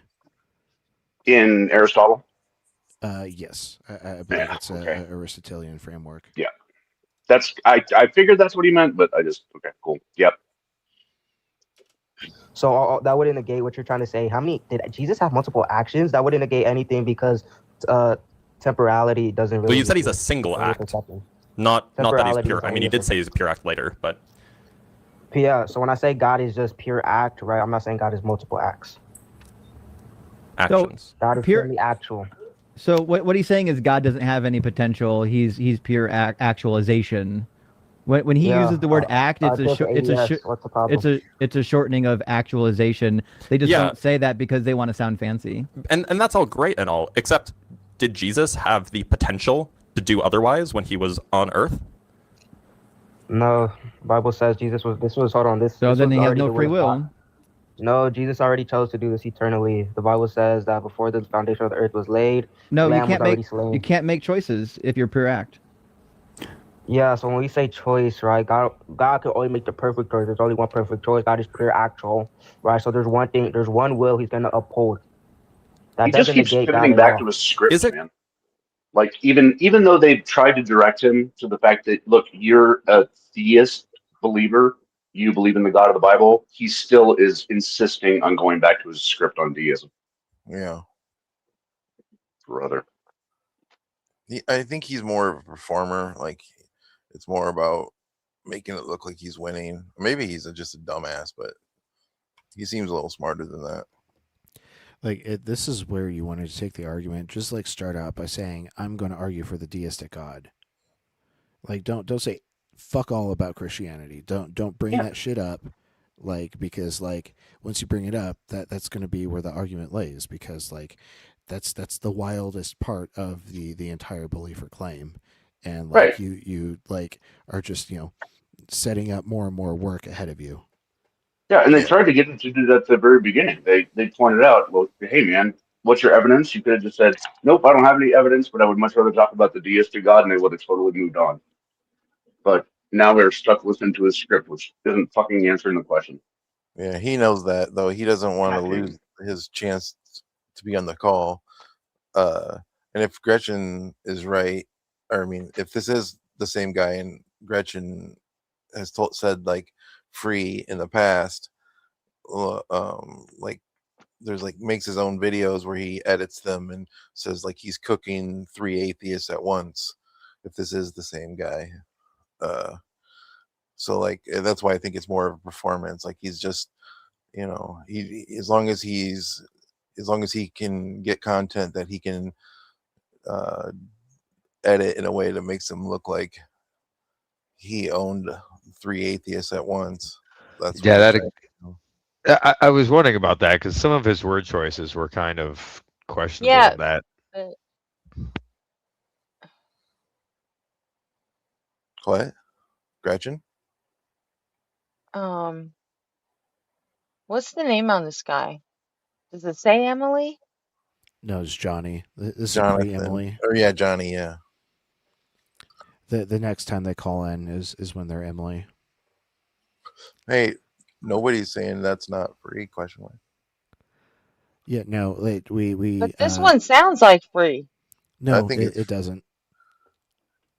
I can bring up the Peterson clip again to showcase that like these are I wouldn't obviously mind two hearing different that. people. Does he ever? Does Well, this no, caller, no, did no, no. Johnny get? Wait. Hold on a second. No, the the videos I was talking about, the things on TikTok, that was definitely fucking free. Oh, the person that like claims that they Like, cook yeah, who was that? Was that atheists. next to talking? Was that next to saying that? Yeah, that was That next to talking that about that. I was specifically talking about free doing that. Yeah, Yeah, no, that's what I meant. I know I could that. grant that that's free, but this person is not free. That's what I meant. That's all I meant Okay. was you told me that, and I'm just saying if that same person is this person, which I'm doubting because of nobody in RP, But if I was just saying, if it is the same person, then that's probably his intent, is to, because of what you've told me in the past. Just clip farming. Yeah. Yeah, Does exactly. Johnny ever get off of his script at any point in time? No. Yeah, I don't Oh actually my know. God. I don't Yeah, know. it's a clip farm. I don't Fuck have that. an ear for voices like maybe nobody does or you guys, but I can pick up linguistically the fact that he's not overusing their Better. names when he's talking to them. Yeah. So this one can't be free. Yeah, I think the leading theory is that it's Free's brother. That would make sense to me. Possible that Jesus could have not been crucified? No. Like, is it logically possible? It's not. It's necessary. So then God has no free will. Yeah, yeah, it's logically necessary. Yeah. Okay, so it's necessary. Did everything that happened to Jesus, was that necessary?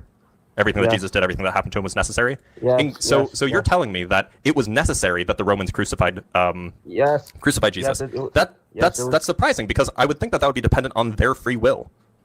Yeah, so it's necessary, right? That was gonna happen is because God already deemed it to happen eternally. Okay, so you don't think that free will is a thing? At least Yeah, we not just for the define- period between like 4 AD and 32 AD. Yeah, I'm a compatibilist when it comes to free will. You There's no pause it a problem. second. Oh, okay. This is totally off topic, but nobody on fire was just gonna say that when you said yeah, no, and you said I hate when I say that, like that used to be like an inside joke with me and some of my friends. We'd listen every time we'd hear it, like in a song, like when a song would, like the lyrics would say yeah, yeah, yeah, no. Like if it was back to back like that, we'd all hear it and then laugh about it because it sounds funny in a song to to do that. But that's what it made me think of when I saw that, and I just wanted to let you know. That's great. Sure, that's fine. But you're not only a compatibilist about free will, you're actually a necessitarian about Jesus' life. So wait, did Jesus have the potential to grow in wisdom and stature? Things. There's not a multiple set of perfect acts. There's not multiple set of perfect things. So one thing is going to be upheld eternally. God is going to follow his will. Did Jesus have the potential to grow in wisdom and stature? Did Jesus have the potential to grow in wisdom? And yeah, I think Romans suggest. Yeah. But he's not pure act. He has some potential. Okay, so when Jesus says, right, that he could have became king, or when the Bible describes that he could have became king, so the thing is, Jesus denied that position purposely, right, because that was already in the will of God. I have no idea what that even attempts to respond to. If Jesus has the potential and he's not pure act. Oh, yeah, wait, Jesus doesn't have potential.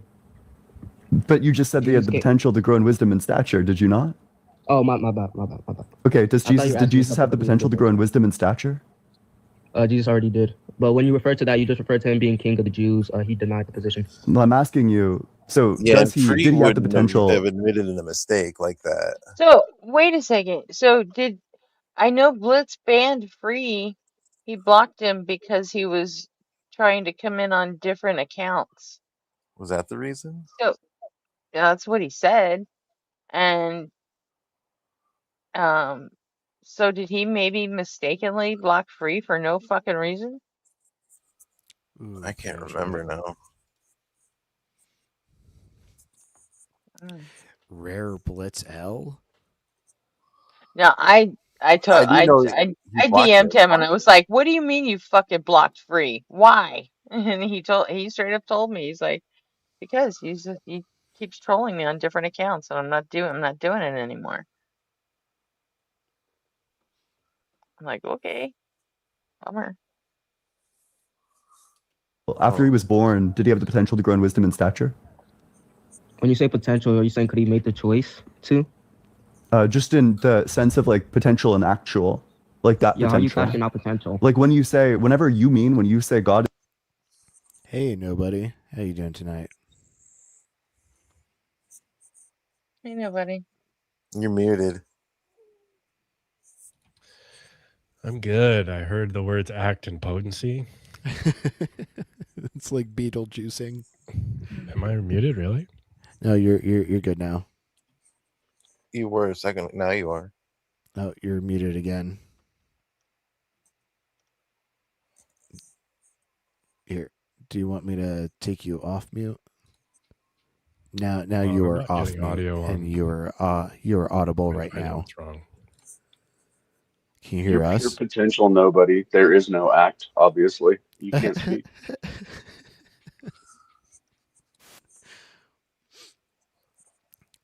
You see, nobody's wave function is in an uncollapsed state, so it is purely potential, and until it collapses, No. it will become act.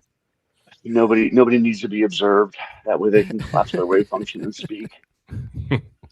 I figured it out. My headset wasn't selected on StreamYard. Okay, let's go. So yeah, you heard act and potency, and so your ears started burning. Yeah, basically. Let's go. All right. You have anything to say about the conversation so far, or should we dive back in? No, I missed. You can just keep playing it. All right, cool. God is pure potential. Whatever you never take the said God is pure opposite, or potential. when you say God is pure act, whatever the opposite of that, i.e., potential, whatever you take that to be, that's what I'm asking. No, Jesus came down to do one thing. Okay, so he did not have the potential to grow in wisdom and stature. Then how did he grow in wisdom and stature? No, all that refers to is just him being king of the Jews. Jesus purposely didn't choose to be king of the Jews because he said that's not his mission. But he did grow in wisdom and stature. Is that correct? Yeah, it was. So then he must have had the potential to. No, it's purely actual. How could it be purely actual if it wasn't always true? Yeah, so like I said, I'm a Christian idealist. I think that just flew over your head right there when I. I think he's flailing. I'm actually curious. So, do humans, as part of our essence, contain both act and potential? Do humans contain actualization and potential?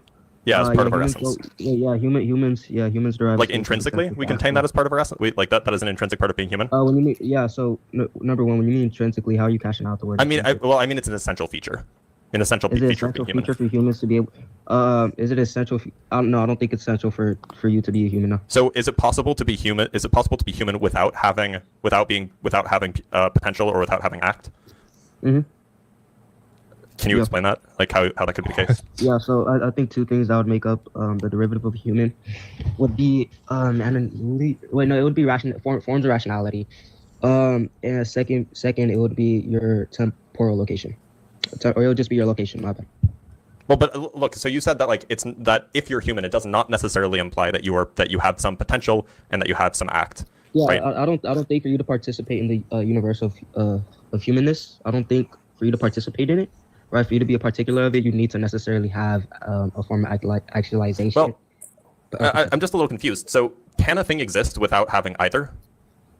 Can a thing exist without having actualization or potential? Yeah. It depends what you mean. Like, can you maybe give an analogy? Whatever you mean when you talk about actual and potential, that's what we're meaning.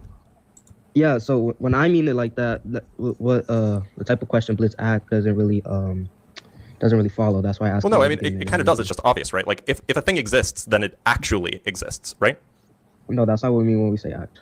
So when we say to be fair, when we talk about actual and potential, we talk about the way things are and the way things could be, right? Yeah. Okay, so the way things are would include the existence of a thing, yeah? The way so like a rock has actualization if it actually exists.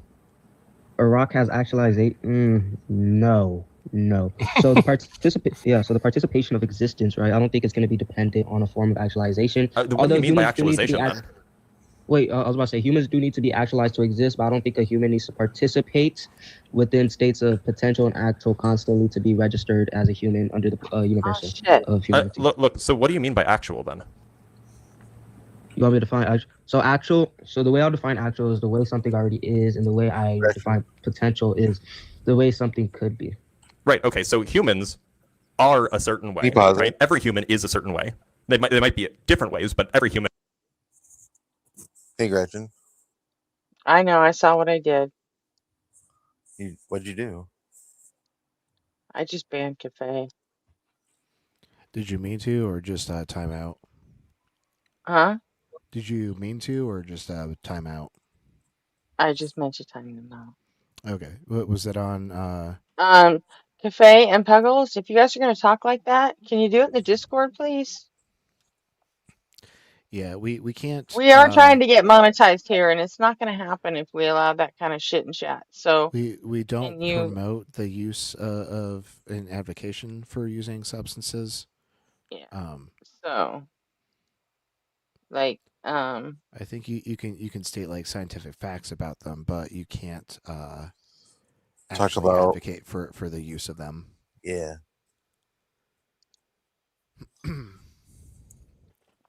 Like especially like illegal activity. Right. Our stance on this platform is, drugs are illegal, don't do them. But if they interest you, research them. but you know what? Discord's fine, Right.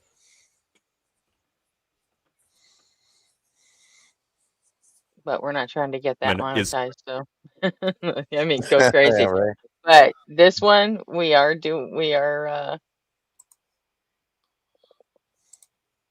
we're trying to keep this one on the rails. So I your help appreciate is that, Calf. greatly I appreciated. appreciate you for understanding and and Thanks, Cafe following and your rules. Puggles, You're a real and one. right on, Jess. Thank you.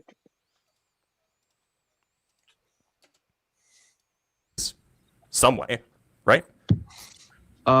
Yeah. So the thing is, you're trying to divide actualization. Actualization is like existence. It's indivisible. So it's not. You can't really divide it.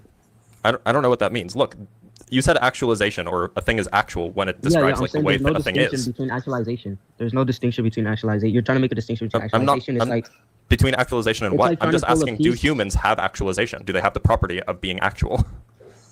Yeah, that's not Puggles, a, I that's not already a let him property. back. It's just I Being accidentally meant actual to isn't the time him property? out. So under this definition, how could a rock lack actuality? Yeah, so I said that I don't. Wait, hold on. So my original claim was that I don't think for you to be a human, you have to go through constant states of potential. That wasn't the actual, question. potential The to question is it an essential part of being human that you have actuality and you have potency? That you have actuality and potency. Yeah, sure. Why not? Yeah. Okay, and Jesus was 100% human? Mm-hmm. Okay, so Jesus, as part of being human, means that he has potency? No. Special pleading. Just straight up. Like, Yeah, it was caught in a direct and formal fallacy. Well, no, it's about Jesus, and because of hypostasis, then they can be different people but have the same essence. Duh. Oh, obviously. I forgot about hypostasis, the biggest fucking cope of all of Christianity. Oh, sounds like you just affirmed a contradiction. Yeah. Okay. So let's address this right now. Please. Right. Yeah, because the God of the Bible will never be the God of his philosophical standpoint. That's the problem. Yeah, I'll address this right now. Right. It's pretty easy. This is like 101 theology. Please, I'd love to hear it. Yeah, okay, perfect. Jesus has two natures, right? The human nature we would call a created nature. So all Jesus did, he just took on this created nature, right? It didn't take away the divinity of his other nature, right? Jesus, the hypostasis, Hypostasis. the hypostatic union. God damn it, Brent. You're a fucking prophet. That hypostasis. The hypostasis. Oh, God. That'd be a good band name, though. It's both wet and not wet at the same time. It's the nature What's of the third? dry. What's the third? Wet, not wet, and full of teeth.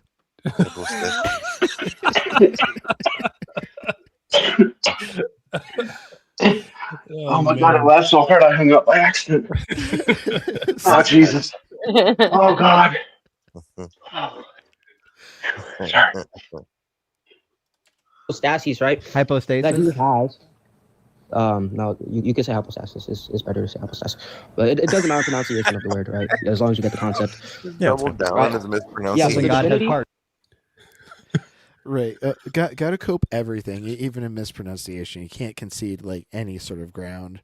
Yeah, what the hell? That's how you tell just how like dishonest your interlocutor is going to be. Like when they make like the simplest thing that like doesn't even like really matter, like, and they can't even acknowledge it. Most people just try to pick and choose which hill to die on. They're like, fuck it, any hill, every hill. He's like, that's going to be a blunder. That's a pronunciation fallacy. Yeah. I just jump on swords, left and right. Let's go. Pull the pin and throw the grenade and jump on your own grenade. Right. Yeah. Exactly. To protect yourself. It's called going all in.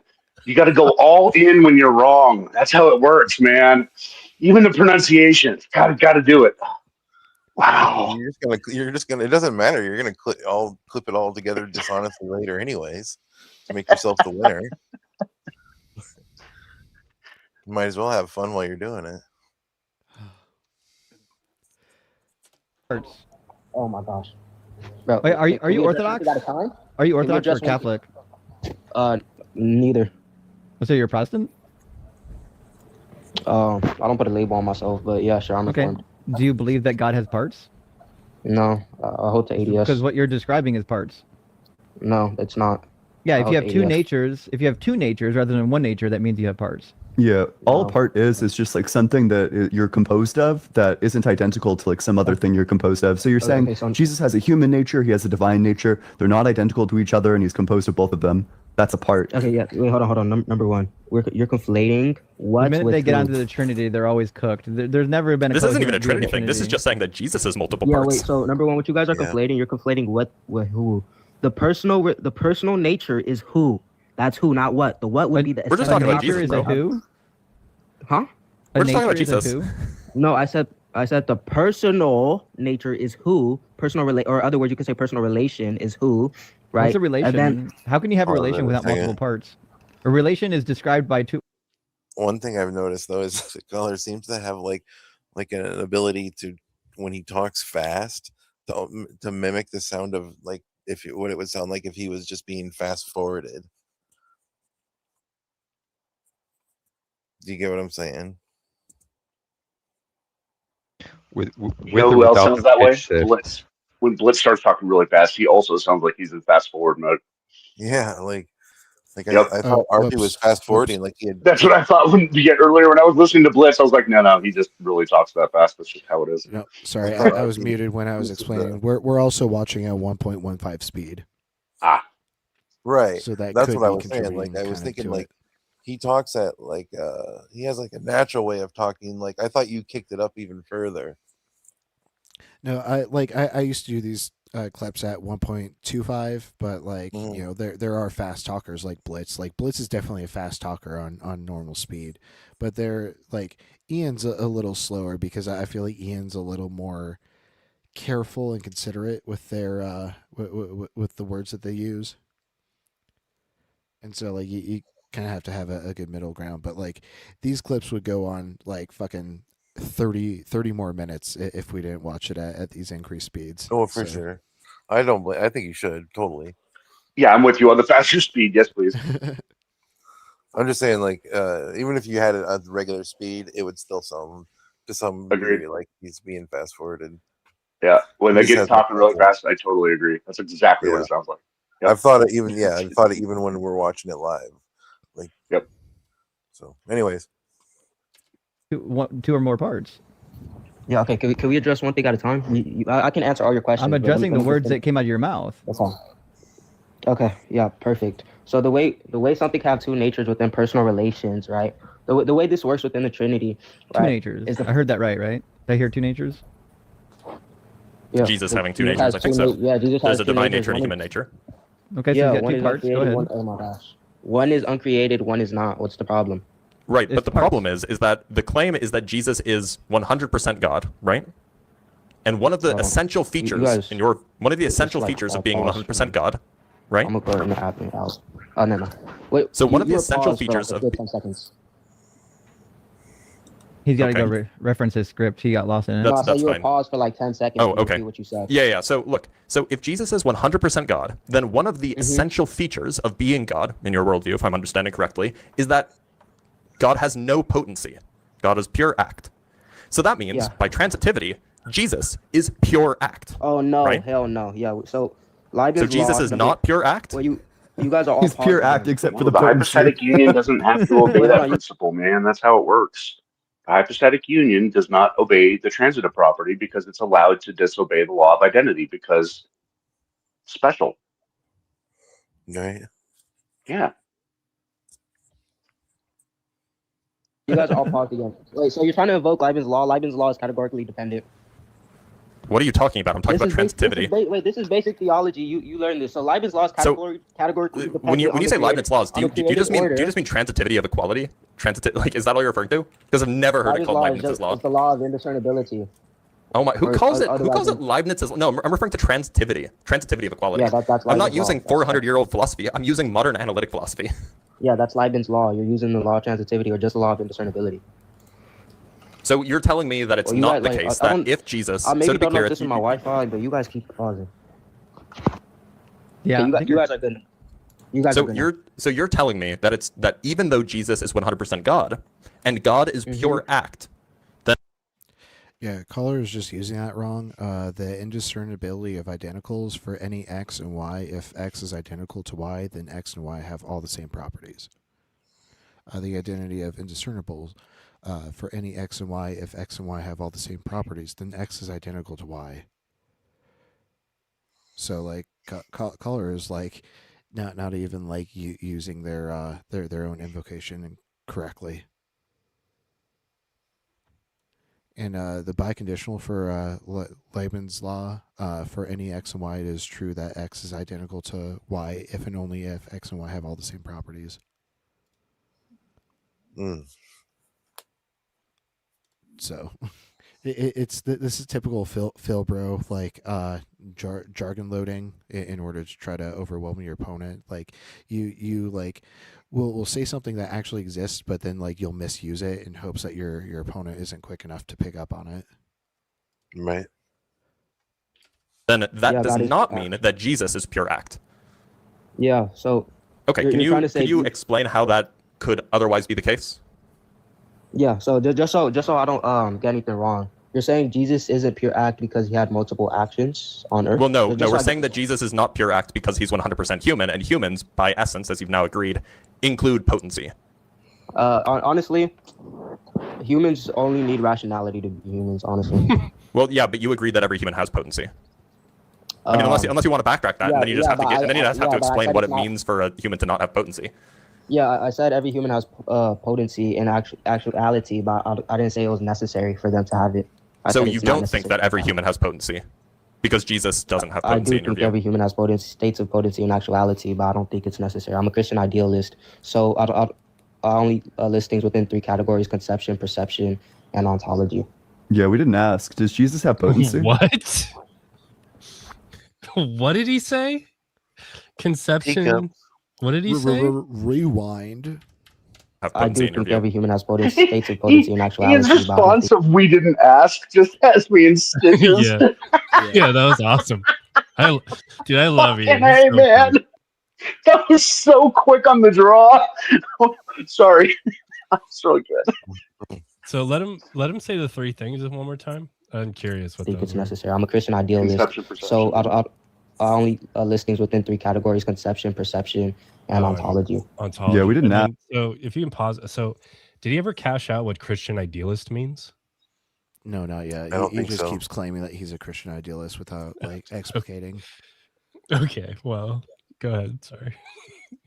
Ask, does Jesus have potency? Hello? Does Jesus have potency? No. So Jesus is impotent? Cool.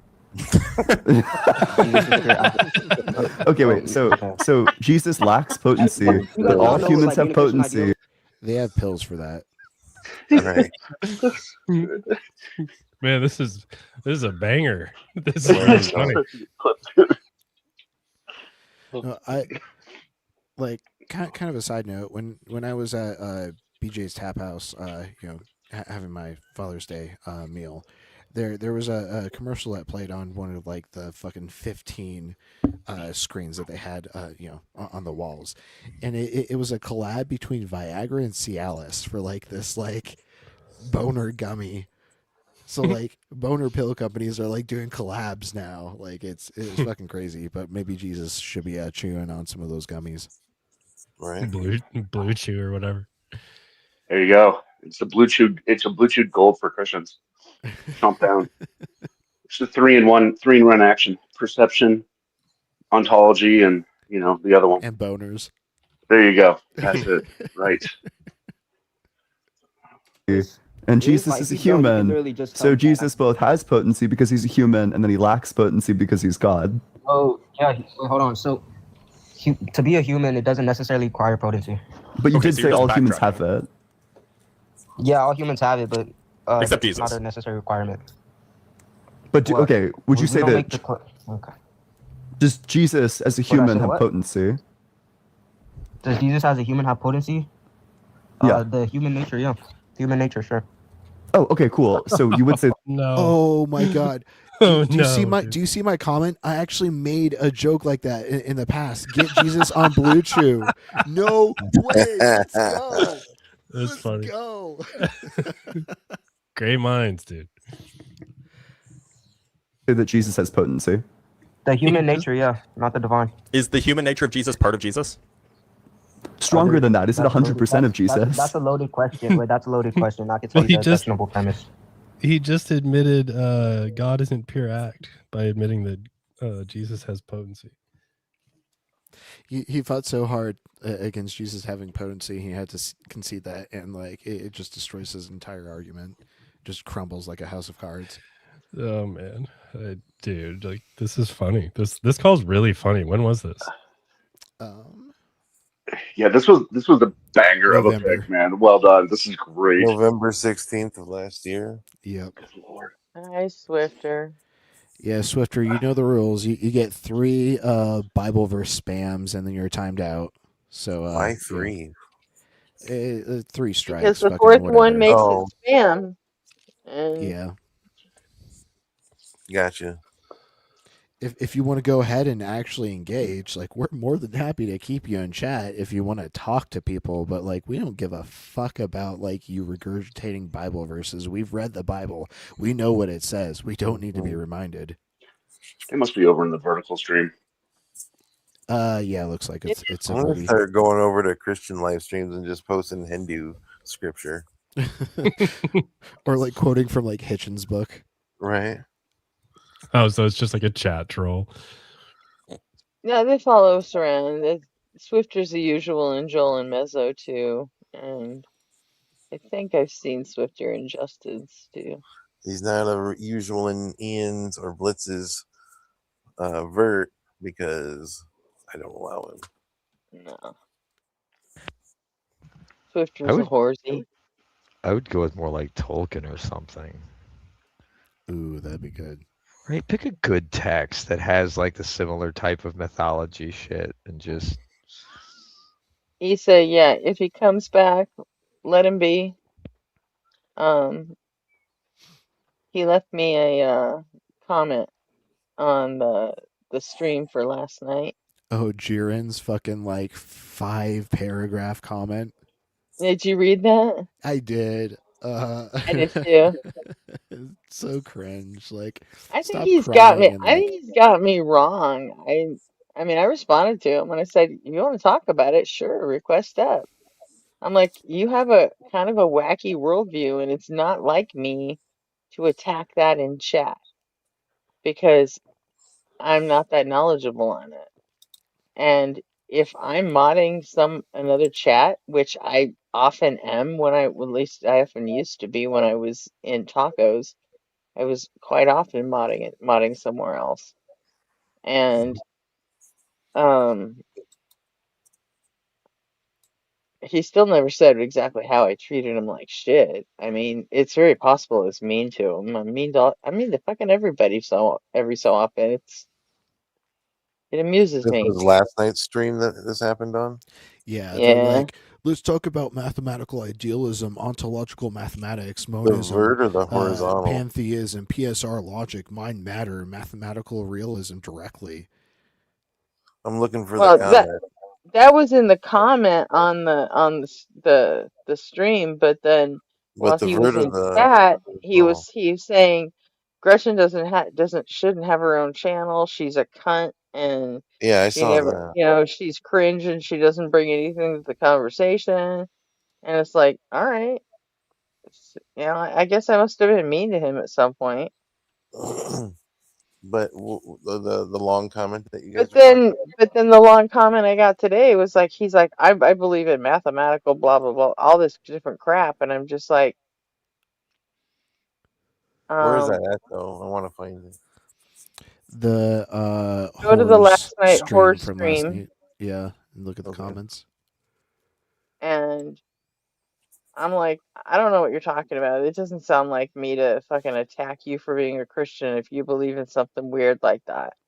I'm like, you know what? Go talk to Cafe. I've spent hours talking to Cafe, and I just still don't understand his perennialism bullshit, but I try. So I'm like, I don't know what you're saying, but I it's found it. not going to happen in chat. If you want to request up some night, I will talk to you. I'll take your challenge or invitation, whatever it was. But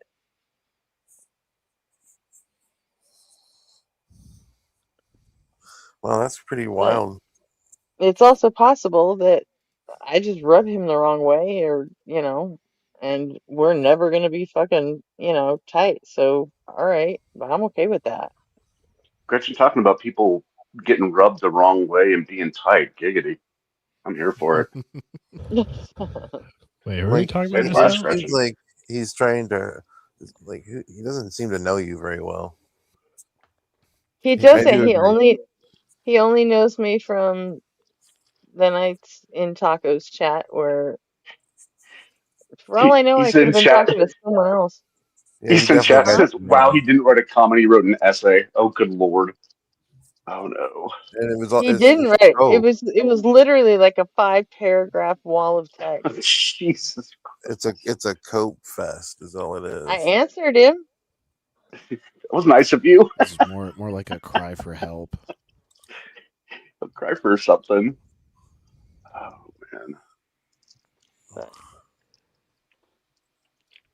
But I told him if you ever wanted to talk about it, request up some night. We'll fucking talk about it. I'm cool We with can that. fight about it if you need to. So light the Pretty match. much. Seems like he just wants to feel superior to somebody. Who? Well, it's whenever you I'm reading the start comment. His name Jiren is something. Jiren the Gray. whenever you start invoking like mathematics and stuff like that, you know they want to try to talk like a big game. Yeah, the only place I know him from is from Mega Bloodbath. That's it. I think part of the problem is in Is he our. on Vertical or something? No, he's not in chat right now. Yeah, he was on He horrors was last last night. night. Oh, I think I knew that. What did he say about mathematics? I don't know. Go to yesterday's horizontal stream and read the fucking comments. Oh, yeah, I'm not Not the, doing that. not I the don't care. chat. I don't care enough for that. You guys I'm can keep reading it going. right now. It's nothing. It's not that interesting, really. He believes in mathematical idealism. I don't know. He listed a whole bunch of shit that I don't even know what it is. Mathematical. He's just criticizing Gretchen for the idealism? most He part. invoked the PSR, and I immediately drop him a tear. Oh, Yeah, it's God. possible he just doesn't like me, and if that's the case, then all right. Like, he's making Gretchen out to be like a boogeyman. Being PSR. crass, rude, dismissive doesn't make you a better debater. It just means you substitute attitude for argument. Everyone is Basically, rhetorical at some point. right? He's tone policing. But also, yeah, PSR, like this idea that like stuff owes us an explanation is like batshit insane to me. This concept of like some sort of pure debate doesn't exist. What the fuck is mathematical idealism? I have no idea. That's what I was gonna ask too. Like, But he's not going to explain it to me in fucking chat because that's not the kind of. I need to be able to ask questions, and that's the kind of shit you got to come up on panel if you want to discuss that shit. I'm gonna try and guess what it is. I think it's. I don't even fuck with Cafe with his perennialism shit in chat. I don't. Perennials, aren't those a type of flower? Right. Mathematical idealism is essentially like, linked to idealism, and that like math cannot exist without being instantiated by a mind. Yeah, but why would you pick just one thing? Like, are you saying that that's like in the title, you're making an argument? Like, He due to didn't. math. he didn't pick just one thing. He hold on a second. Well, like if you're a, well, I know what a mathematical monist is, but that's like. So are you reading the comment now? I'll pull it up and read it again. Because I'm he mentioned that too. Something some type of monism.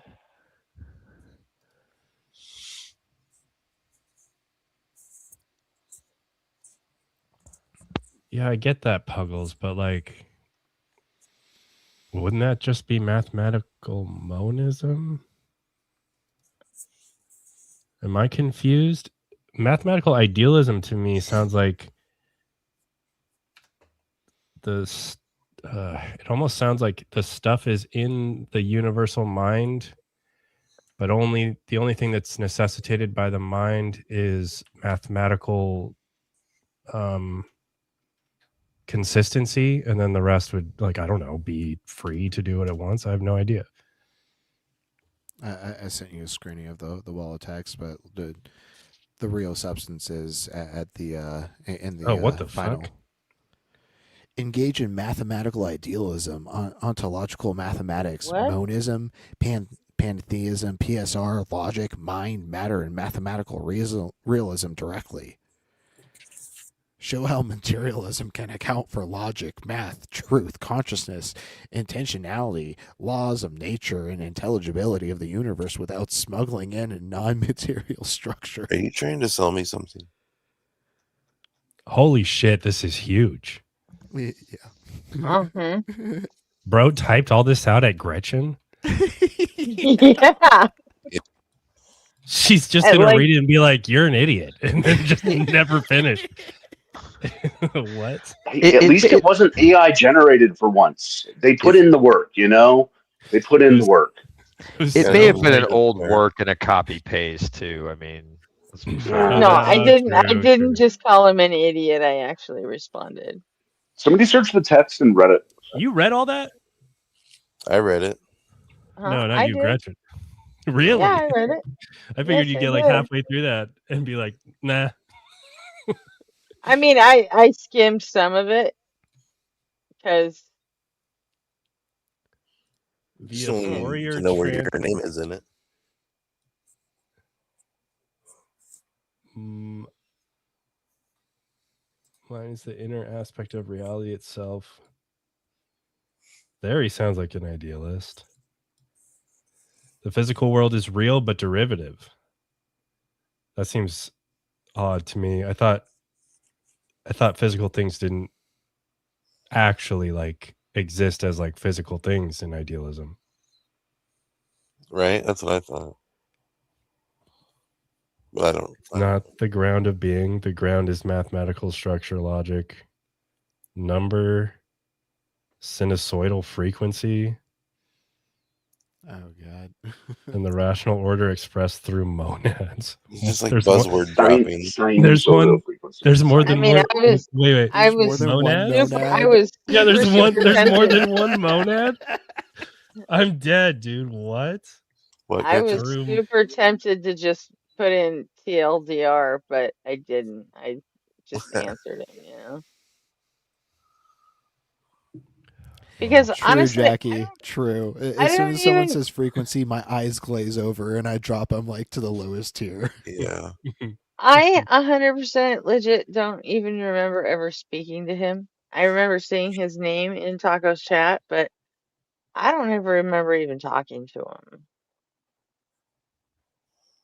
So, I mean, maybe he has me mixed up with someone else, or maybe he thought I was talking to him and I wasn't, or I don't know. Like I said, I don't remember it, so I can't actually speak to anything that happened.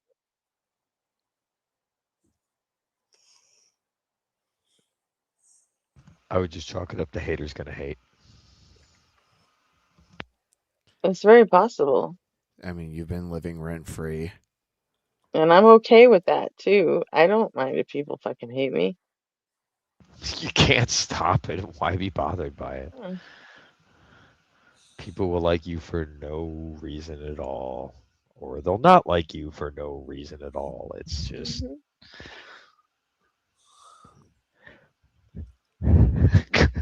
going back to that Yeah, he intangible said vibe stuff. that was weird. He said the fact that he was in chat and everybody was asking him questions. And so was I. I was like, when exactly did I treat you like shit? And what exactly did I say that you had a problem with? But he was answering everybody else except me. He came onto my channel to just call me names and then ignore me, but then he talked to everyone else. It's like, wait, what the fuck? It was just weird. So, but apparently he had a lot on his fucking mind because he posted that at like noon today. Oh, so he was thinking about it for a minute. Yeah. Mad for literally hours after the stream ended. That's wild. Mm-hmm. Went to sleep angry, woke up angry, ate breakfast Yeah. angry, started typing, started making a bunch of typos, hit backspace a bunch. I'm So gonna give her a piece of my mind. that's why I decided to give him an actual answer because I mean it's like, yeah. Hey, McTime, funny you should mention that. Like Nectu and I are actually like workshopping kind of an idea on that, and I'm supposed to like whip up a kind of like beta program like to showcase the idea. But yeah, stay tuned. We've got some things in the oven, some Hell irons yeah. in the fire. We need you to get you a PO box so they can have handwritten hate letters to you, right? So when they get really angry and like they can't type anymore, they got to go to paper. Old school with it. I would read the fuck out of those on stream. Hell yeah. I'll just take the over under on whether or not Blitz ever understands what the hypostatic union is. Hey, Wolfie, 'Cause he just keeps coming conservative, back come to on it. up. Come on up on panel and talk to us about this Christ King of yours. And Christ was never a king. Who is Christ? Who is this king? I've never heard of a king named Jesus Christ. Come tell me. Jesus was about Come on. about We're as much as inviting we're a inviting king you as up, I was as a Wolfie. kid going to Burger King and putting on one of those cardboard crowns. 1 Peter 3:15. You're We seem to obligated be to come defend yourself or we your seem to be belief. we seem to be conflating king and dead. True. King of the worm food.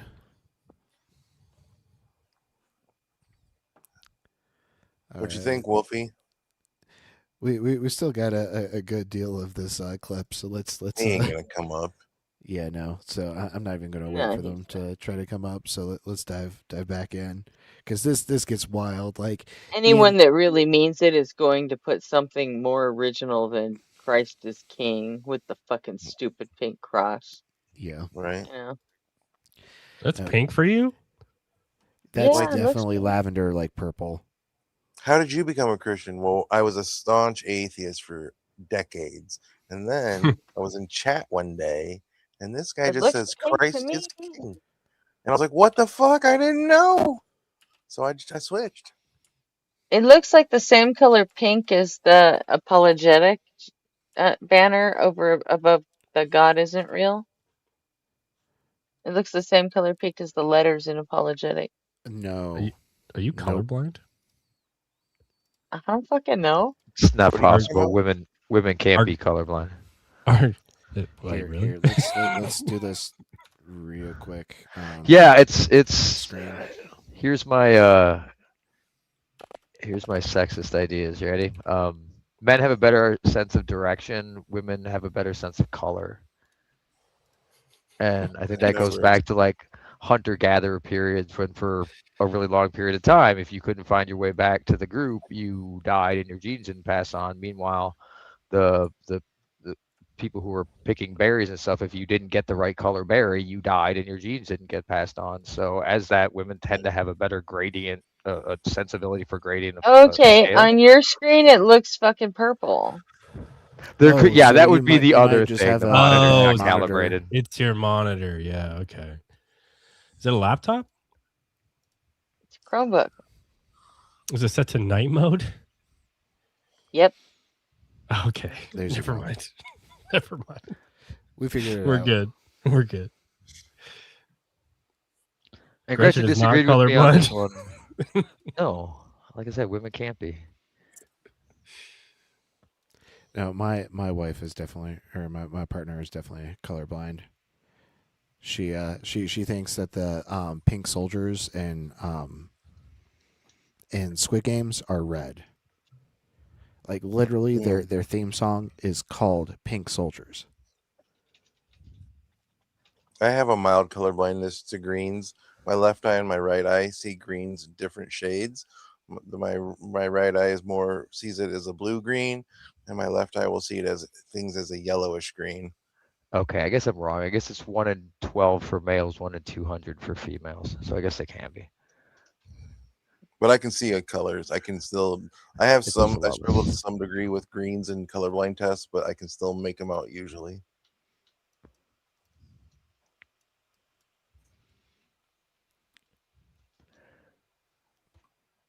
All right, enough of the color perception talk. We can dive back into the glut because Ian is about to deliver one of my favorite reductios of all time. Nice. So let's go. Okay, yeah. What's the objection there? Yeah, did you just say is that a part of Jesus? Yeah. Yeah, you're presupposing there's parts in God. I hold the ADS. I already. I mean, no, but like Jesus had like a hand, right? And Jesus had like 2 eyeballs, so he had like parts, definitely. Bro, I just they're like human parts, but I mean, like I don't know why you would say that Jesus didn't have parts. Well, like so when we say Jesus God had is composite, oh my gosh. hands, right? So when Composite. when You can't have a composite without parts. This guy's going to super we don't hell. say God I'm is really composite. concerned about I've been repeating. his I've theological just been viewpoint. repeating the entire time. I hold the ADS. How many hands does Jesus have? 0. So where did the nails go through? Jesus is immaterial. Now, if you're talking about the human nature, when Jesus was on Earth, No, he had I'm 2 just hands, asking 2 legs. like where did the nail? Like how many wrists did he have? So when Jesus was on Earth, he had 2 hands and 2 legs, a mouth, a nose. Yeah. Yep. And is Jesus unchanging? 2 anuses. Does Jesus change? Yeah. Yeah, he doesn't change. Mm-hmm. He doesn't change, which means that if he had 2 hands and a nose and 2 eyes and stuff on Earth, that means that he has all of those features in his entire existence. Yeah. Because he's unchanging. This is such a silly argument. Don't say that he's unchanging if you want to say that he's changing. Yeah. Bible, once again, That's so dumb. You're arguing against the core foundations of my beliefs? That's dumb. Like, what? Jesus' parts are unchanging and eternal. Does the overall idea make sense? You're not allowed to ask those questions, bro. What are you talking about? That's a blunder. Wait, that's illegal. Bible says that he still has a body, Johnny. Yeah, it's just talking spiritually. It's not talking about physically. Yeah, but Jesus it's doesn't Yes, have the a spiritual bodies, famously spiritual body. things, Jesus physical doesn't bodies. have a temporal location. What is a spiritual body? I don't even know the verse you're referring to. He has spiritual hands, Justin. It's 1 Corinthians 15. Paul goes through great lengths to describe Jesus' body after the resurrection, which is spiritual but still physical. So what Does he take exactly? spiritual Talking poops? about when Jesus was What is ascending. a spiritual body? He was talking about when Jesus was ascending. No, he What are didn't. you talking about? Yes, he is. He did not say that. He says You said 2 Corinthians? Yes, he is. 1 Corinthians 15 is referring to the body you get after you die, the spiritual body. Oh yeah. What's the problem? It's immaterial. A body is still a body. It's not immaterial. You can't Yeah, have an when it refers immaterial to a body, body. it doesn't mean you're What's gonna an hold the fucking what's an anatomy of immaterial the- body? It can mean several things. So if we actually look at the word, okay. Yeah. What's the definition of a body? Yeah, a body could just be something to hold. Okay, so can you hold something immaterially? Yeah, you can hold No, something materially. You're wrong. Oh, so sets just don't exist. Okay. Yeah, so the number 3. Yeah, sets just don't exist. A body Hey, is just a set. based anti-Platonism? Yeah, wait, he just said you can't hold something immaterially. Do sets Yeah, hold things based. physically or immaterially? The The sets don't actual- exist. Based. The Yeah, sets definition hold of a things body immaterially, is Benny. a structure. Yeah, sure. That's fine. So can you have structure immaterially? Yeah, you can. Okay, well then you're in Ian's realm. I disagree with this. Ian, what do you say? I'm not even sure. I actually have no idea how we even got past like the contradiction earlier, to be perfectly honest. Yeah, neither do I. Like You guys the wanted idea to that try to Jesus. disprove So the when Jesus was on earth, how many hands did he have? 2. Okay, and did he change to having 0 hands? Did he change? No. How many So hands he does he still have has 2 now? hands. He held 2. Okay. So the You're I'll holding teach you 2 L's basic- right now. Just answer the question. I'll teach you basic theology. Please. So in the Christian worldview, we claim Jesus has one nature, one uncreated nature, and one created human nature. Right now, I want you to track this: one created human nature, one divine nature, uncreated. Right? Jesus created that nature; it took upon that nature, while the divine nature still existed within the hypostasis. Okay. When did he take on the nature? So within the When did he take on the nature? Temporal. Are you talking about temporal? He took on the nature eternally. The fuck does that mean? Yeah, I told you. So he You can't take something on eternally. You Right. always possess it. Right. So that's just going to be a blunder. Eternally has his human nature, and his Wait, human hold on, nature hold on, includes hold 2 on. hands. Hold on. So I'm a Christian idealist. So Oh no, when he humanity is blundered. created- Again, I'm a Christian idealist without Right. explicating. I have this escape hatch that I won't label. Yeah. You can tell every time he blunders, he backs up to "I'm a Christian idealist." It's That's a good happened like point. 3 or 4 When times. humanity was created, Audience, the like nature was listen like a for poker it. He'll bluff. either say that Wait, when the went humanity over was your created, head, the or "I'm a nature was- Christian oh my idealist." gosh. When the humanity was created, the nature was created. Okay. So I don't think you're understanding the fact I'm a Christian idealist. So time isn't a fucking thing. He Time did it isn't really a again. thing. Like you're not understanding that. Okay, so he had God has already actualized everything. We're just experiencing it like a movie. It's fucking simple. let me get this straight. So the human nature includes 2 hands, correct? No. I could Yeah, have don't you know, sworn he Ian? said Don't that. be ableist. Wait, so which of his natures has 2 hands? Yeah, the human nature. All the human nature is just anonymity. Wait, so is there like something in Jesus that is not identical to his essence? Is there something in Jesus that's not identical to his essence? Yeah, because you're saying like No. he had at one point he had hands, but it wasn't because of his human nature, and it wasn't because of his divine nature. So there no, must so be like a I'm- secret third thing that accounts for the fact that he had hands. No, so we say No, wisdom, I don't got it. Why don't you come up and talk to us about it? Just prove religion What? don't has God and don't go further from there. What? What is that even? Also, it looks like we lost Brent on the panel.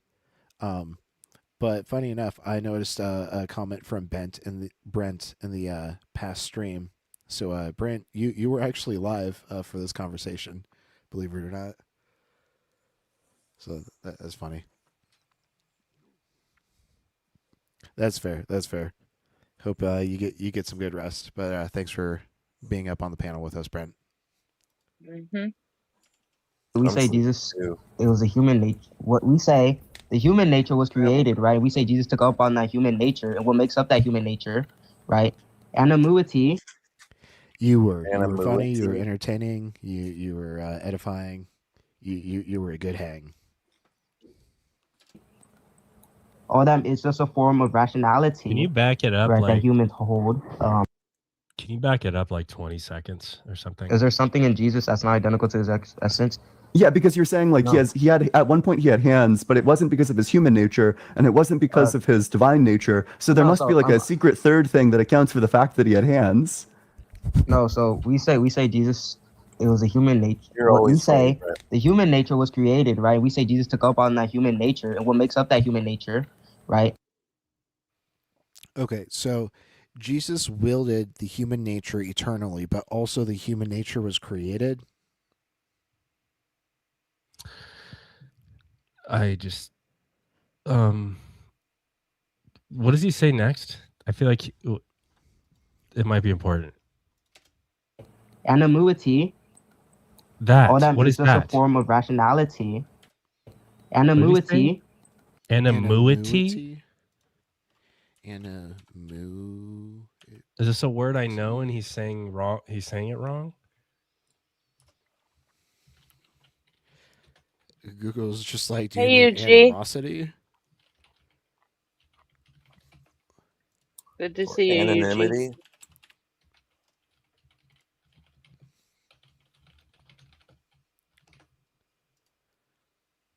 Hey, yeah, I can't find this word. What? That's why I asked you to back it up. I was like, what? Like, this has to like be rooted in animism, but like I can't find animuity.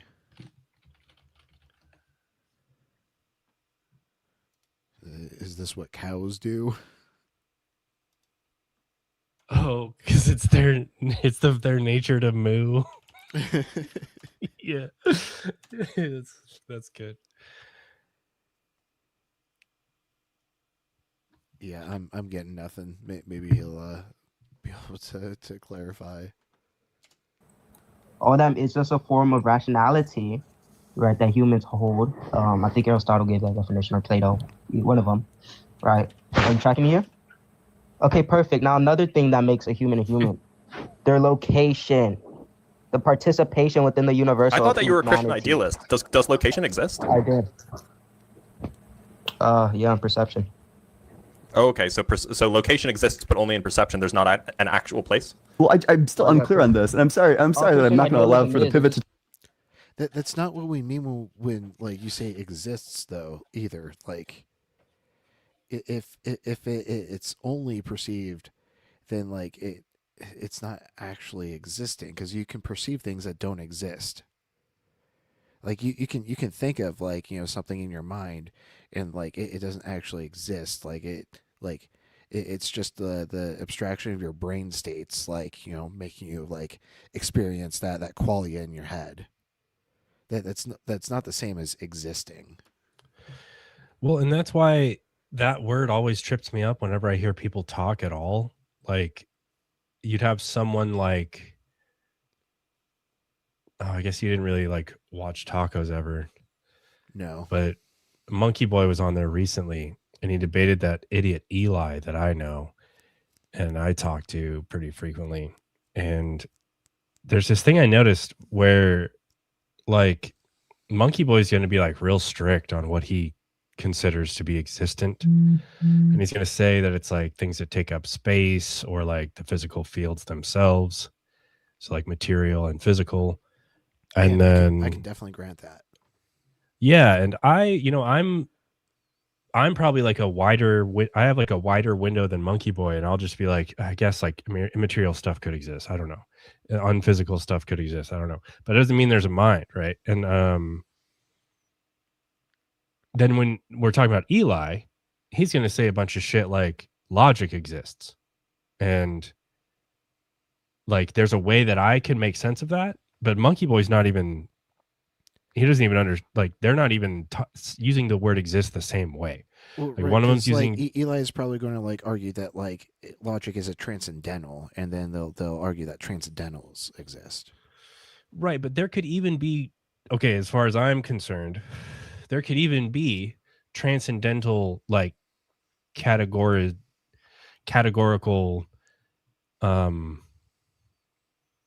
what's the word I'm looking for? Like sortals, or like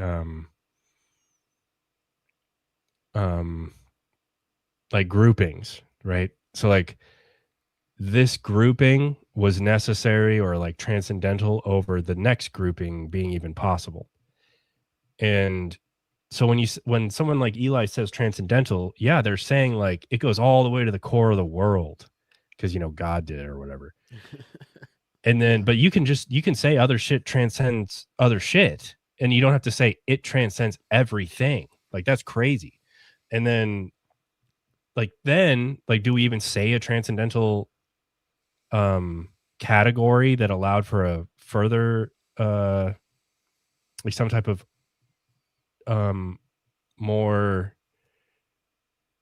like, so the wider window of possibilities actualizes, and so that transcendental, that category of ontic things is transcendent over the next category of ontic things. Like say the brain states are actually the mind, right? Like it's totally an actual physicalist picture.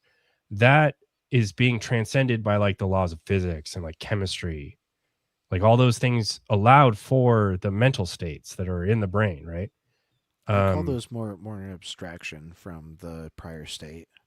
Like right, I can grant like single step transcendence, but like not like, you know, overall universal transcendence. Right, but then like, but maybe I'm saying what I'm saying is like the mind could have these ontic states in the brain, and then that depended on, you know, chemistry and physics, or the physical laws of like mass, gravity, whatever. And then that required the fields, and then, you know, that further required, and so I see that as like, you know, a justified way to refer to those categories. Well, what the fuck word am I looking for? Like, they don't have to be like transcendental, like to the Good core night, of the Brent. world. They can just be like quasi transcendental. They can just be like, yeah, that thing's above that thing and it enabled that thing. And then you just do that, you know, to the foundation. And like you still have transcendentals. It's just that they're not these like things commanding things. That's Yeah, I can grant that. I don't know. I feel like I people say totally like sidetracked logic myself there. exists, like I catch logic out to be just like a description of the way the universe behaves, and like it doesn't have like its own like ontic category. Oh, I see. 'Cause, Okay, like, now I know a where I was description going. is more of like a concept, and concepts don't like really exist outside of like, you know, like something perceiving it, because like it needs to be thought about. Mm-hmm. And see, that's where I was going with this. I've now you reminded me. So like now the question becomes, you know, me and you might say like there exists like a disposition, like there exists like a property that things exhibit, or it is the case that these things exhibit this property. So the And universe then would like have the disposition to behave in such this way. right, so it is behaving Okay, logically, yep, I'm but following. then does that mean logic exists? I don't know. I don't. If we're talking to Monkey Boy, probably not. If we're talking to Eli, yes, of course. And if you're talking to like me, then I'm going to say, I don't know. It sounds like a category that exists, but I don't think there's anything like doing stuff to matter and the world and saying be logical. I don't think like that's not the case. So then that becomes a reification, because like they're not logic. Isn't like a physical field in the world. It's just how we describe how things behave, and it happens to be classically well behaved. Yeah, You know, there's a I think chair or not a we're chair. 100% on the same page on that. I don't know. Like I feel like this it applied to the call somehow, but I also lost that. They probably said exist or something. I'm still stuck on animuity rationality. Yeah, dude. Animu. You just don't watch enough Japanese cartoons about cows is all. I mean, that's really the problem. There's got to be at least one anime about like a cow protagonist. Oh, with Kobe beef being from there? Yeah, I would think. For sure, yes. And and if it doesn't exist, it's now my life goal to make that exist. To take you're place. right. But I just want to know where do the hands come in? When does Jesus get the hands? It's perception, obviously, Ian. You just perceive Jesus as having hands. He doesn't actually have hands. When Jesus got his bodily autonomy, right? He took on a vessel. Right? When? Even nature, he took on flesh. When? Around 2,000 years ago. Okay, and prior to that, did he have the potential to take on flesh? He doesn't. I just showed you God is purely act. So he didn't have the potential to take on flesh, and then he took on flesh. God is act. It already happened. Is that correct? Is that an What do you accurate mean by summary? already happened? What does that mean? Yeah, God has already actualized everything. When? No, that's just not true. Eternally. No? God has already actualized everything. Like, what are you talking about? No? Yes. False? Wait, are you trying to do B theory, but also like act potency stuff? Because I'm pretty sure those two things are B theory incompatible. just says that future, present, past are all equally real. I'm saying God is our that is a Christian perspective. Yeah, you got that from the Bible. But yeah, By the way, I'm pretty sure that's incompatible with act potency. Huh? I'm pretty sure that's incompatible with act potency because then there's just no such thing as potency under B theory. Yeah, God is. It's not even just God. It's like literally there's no such thing as potency because everything is already actual. Yeah, so number one, B theory, that's just that's purely perception. It's following the category of perception. I see what he's doing. I see what he's doing. He's saying that because we're all in this like dream that's in God's mind, then he can acknowledge B theory and act potency as some type of weird, not even real thing inside God's mind. That's what Christian idealism means. Oh, we're God's imagination. It's like the potency and act relation becomes reconciled because it's just idealized in God's mind. I got you. Because they're not compatible otherwise. Obviously, you can't have the block universe and then him doing stuff in it. Right. When you say every moment is real in B theory, you're basically saying that like it has that confliction with potency and act, like with that language. And then but if he says Christian idealist, then he gets to do this goofy little I don't know if he has said exactly that, but I feel like this is where this is going. And this is where Ian will derive their reductio, because everything is in God's mind, and there are certain entailments to that are going to be absolutely ridiculous. But I like to call this row, row, row your boat philosophy, because life is but a dream.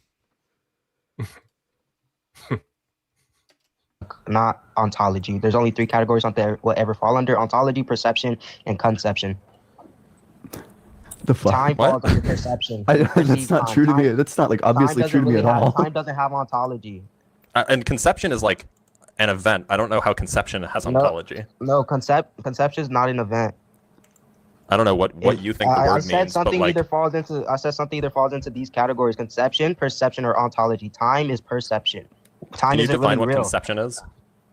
Yeah, so conception would be just what's a simple? I get it. I get it. So perception is well, I guess it's bottom down or top to bottom, because God's always perceiving. And then when things become actual, he's conceiving them, and the ontology is he's referring strictly to God. So there's the ontology supporting the eternal perception, and then he conceives of multiple perceptions, and then because they're conceived inside of his mind, then they're actual. And prior to that, they had, well, wait, how does that work? Prior to that, they had potential as possible. Like a circular ontology? Because if he like perceives, or he conceives what he perceives. Well, I think I lost it. Well, my question is like, if there's still this act potency language, then does that mean that prior to God conceiving of a thing, it has like the possibility to be conceived by God? That seems weird to me, because he's pure act. So if it's all in God's mind, and then for him to conceive means that the perception is I lost it. I don't know. I give up. Maybe we should just keep going. Yeah, so just grasping a concept, honestly. I think that would be the easiest way to Does perception have ontology? Mm-mm. So it lacks being? Yeah, so when we say ontology, right? Perception, that's just a divine thought. Wait, didn't you say that there are 3 different categories of ontology? No, And I said there's as 3 well? categories anything would fall under. Perception, okay, sure. I misheard. ontology, and conception. Time is perception. Time isn't really real. It's just the way we perceive things. Yeah, this guy's a perception anti-realist. He's saying that like perception doesn't actually exist and that conception doesn't actually exist. Wait, hold on. In order to Perception exist, does it would need ontology, big dog. Yeah, wait, hold on. Yeah, so the way we just define ontology, we would just define the substance as being. Time on its own does not have its time. It's So not something perception that is really non-being. exists. It's just time, right? Time isn't really that something exists. It's not like some thing that you're trying to make it to be. Time is just how humans perceive things. Is Now, if you wanna perception say in that being or exists- non-being? Now, if you want to say that exists, then sure. But it wouldn't fall under the definition of under ontology. Is perception in being or non-being? It participates within the universal of existence. So Do you think that's an answer to the question? Yes, I do. Okay, so perception is in being. It participates under the universal of being. Yeah. So then perception falls under ontology. No, perception. Yeah, perception is not being because it's not identical to existence. No. Sorry, I take ontology to just be the study of being. If perception is being, then it falls under ontology. on, you actually wait, just hold have on. You one just said category here. perception is- wait, you And just right, said like I know perception is you're a being. Christian idealist. You don't need to remind me, but I think what you are more so is confused. Wait, hold on. You just said perception is identical to existence. I don't hold that. I didn't say that it's identical to it. I Yes, said you that it's did. subsumed by it. No, it's not. Right, and I made a comment in chat, like in the past chat, a little up here. Where did I make it? Yeah, you can't perceive things that don't have ontology. It's because perception is something that happens like in reaction to like something that exists, whereas conception can be, like purely idealized in the mind. And so you don't need like, any sort of outward stimulus to conceive, but you do need that to perceive. Well, and then now we're back on this exist thing. Like, perception can only exist if there are things that perceive.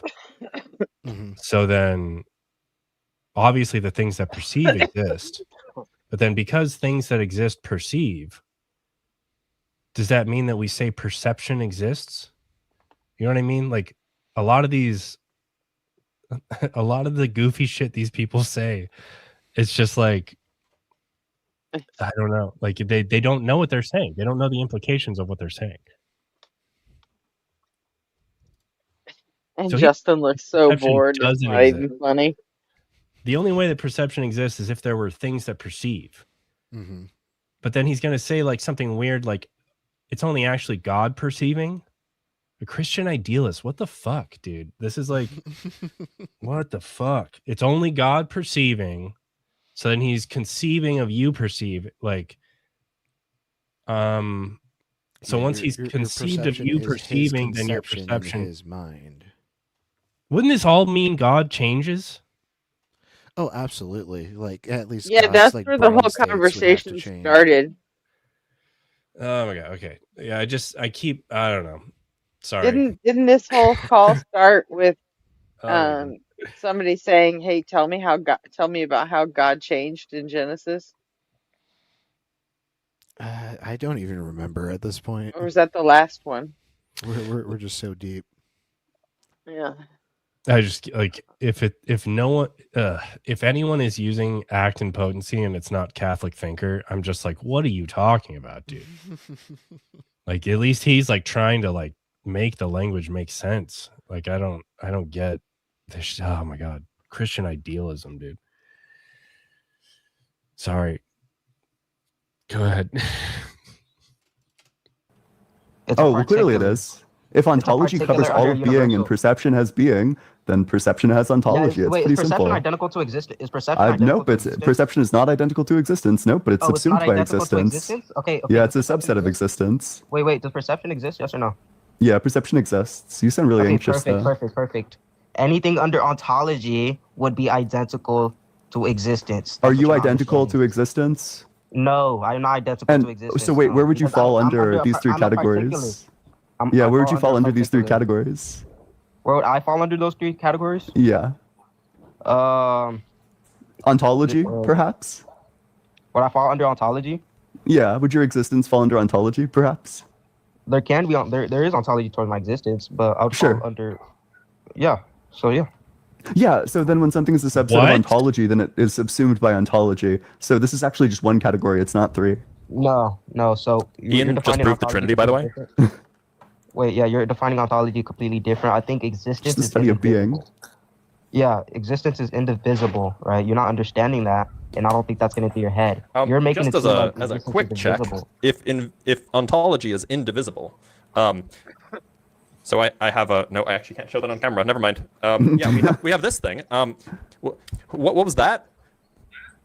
You put it apart. Would you say that I divided it? No.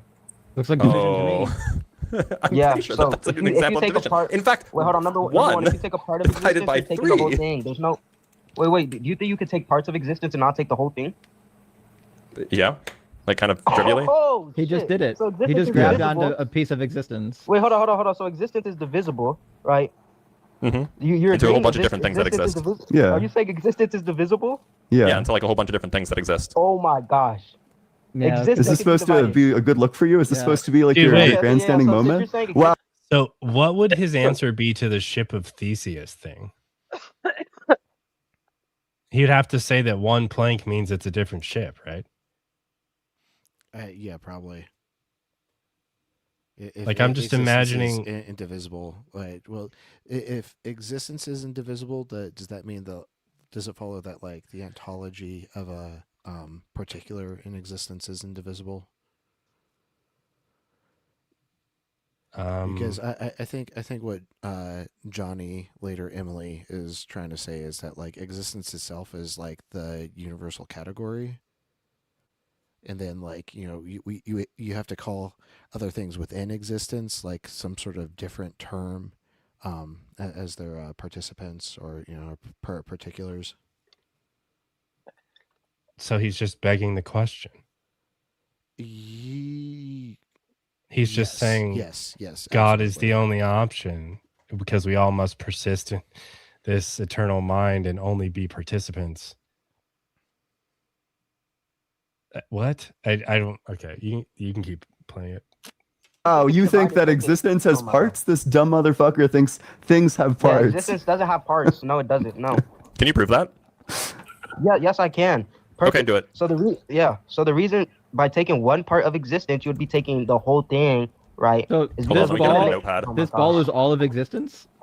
Okay, so premise no, the ball is not identical to existence. Is it a Is the part L of you're taking all of existence? And if It's a part- not, that how ball can is a you take just the particular- L hold but on, that not ball is all a of existence? particular. That seems like a contradiction. Wait, hold on, that ball is a particular. What the fuck are you talking about? Can you take it? It's a part. We're letting him pivot away No, from it's the a proof that existence is particular. indivisible, by the way. That's fine. This guy's like so confused. I actually love talking to Thomists because everything they say is gibberish and falls apart immediately. Yeah, I'm not even a Thomist, but I do hold to some Aquinas' view, though. Yeah. But there's clearly. no problem with that. Yeah. How many hands do you have? Oh How my many hands god! do I have? What did he? Yeah. Why does that matter? He's not a Thomist, but he adheres to his views. What does that mean? That means you're a Thomist. All right, I'm good. Sorry. I just want to know how many hands you have. It doesn't matter how many hands I have. Stop Oh. being ableist, Ian. You can't just ask people how many hands they have. I'm sorry, that was very presumptive of me. I have 2 hands. I think they're not identical, I which don't means care how that many hands there would be you parts have. in existence. I have these 2 existing hands, not identical to Ian, each are you other, wait, and that are you means that they're identical to your parts. accidentals? Wait, are you identical to your accidental? Yes or no? I don't hold to an Aristotelian view, so this language okay, is so going you to be don't think unfamiliar to my accidentals and metaphysics. essentials Well, I'm a accidentals and necessitarian about essentials things, so in a sense, you'd accidentals and probably say that I essentials think all there is essentials. Oh, so no accidental. Oh, shit. So you're identical to your height. Kelsier, reactions are a legitimate form of content. We are adding transformative content by giving our own thoughts about what they're discussing. Like just like search reaction channels in YouTube. This shit has existed for decades. So go ahead and stop your crying and either watch or get the fuck out. We don't care. Like since I Plus, joined this, we all know these people. Like, yeah. What? I moderate Ian's channel. Like, I basically work for the guy. We literally have their permission to do this. Yeah. Yeah. So Okay. he bye. said something weird. Oh god, I'm not gonna remember it. You want me to Maybe you back can up? just keep. No, just keep playing it. I'll remember if it's important. Yeah, Green. No, that doesn't follow. They're okay No. with it. In fact, I asked 2 of them if we could do it, and they said, "Yeah, fuck yeah, please do." Yeah, we have like express written consent from Justin. You actually jumped the gun and got his consent before like I was finalizing the idea. Yeah, So, well, I wanted to get the ball rolling, so. yeah. It all worked out. And most of us up here are mods for the three of them. So, Yeah, I mod for Blitz, but I just watch Ian. Oh no! If accidentals and essentials don't It's a part of my exist, essence. My height is a part of who I am, but it's not all of me. That doesn't follow.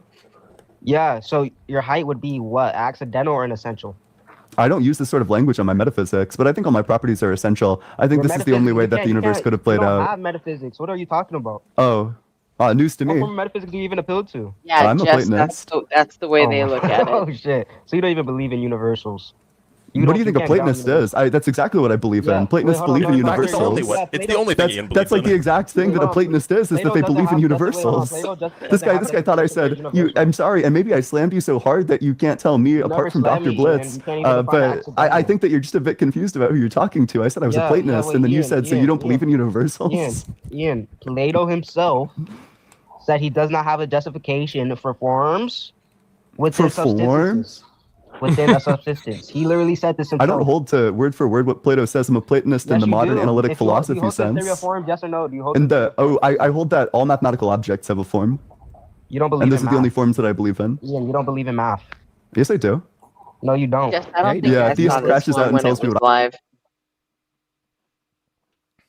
This one Many isn't of ringing us any bells are in for this me. chat. Many of us are Either in this that chat or 'cause, it got I into point all out. this philosophy talk and I checked the fuck out I because mean, that's true. what I do.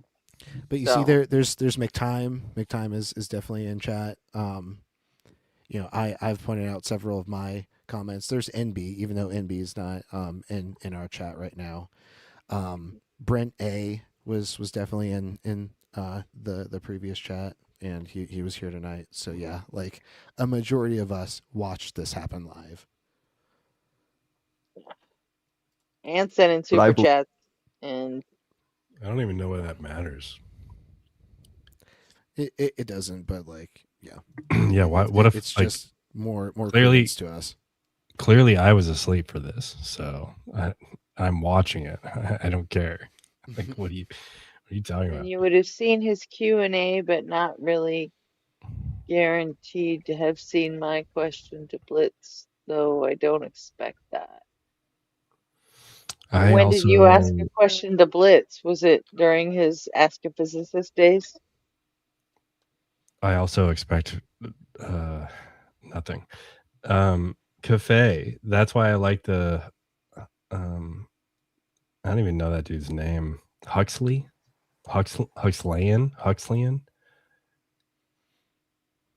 Mind at large. Ordinary referring to perception is Aldous simply. Huxley? Ordinary perception is simply a filtered output of that single mind. Yeah, I get it, Cafe, but you don't think physical things exist, Cafe. So How does that work? I don't know. That's what I asked him. I don't know. I said, what is friction then? What does it mean for two things to rub together and four of them have different textures?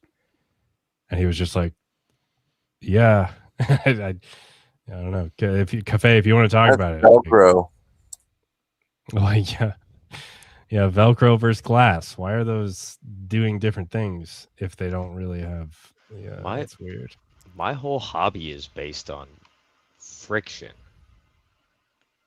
right? Like the whole What are thing you I talking do about? is Tires don't have friction. no, not at all. The At least knee. not in God's mind. Fun fact about the tires: they actually their friction coefficient goes up when they start sliding.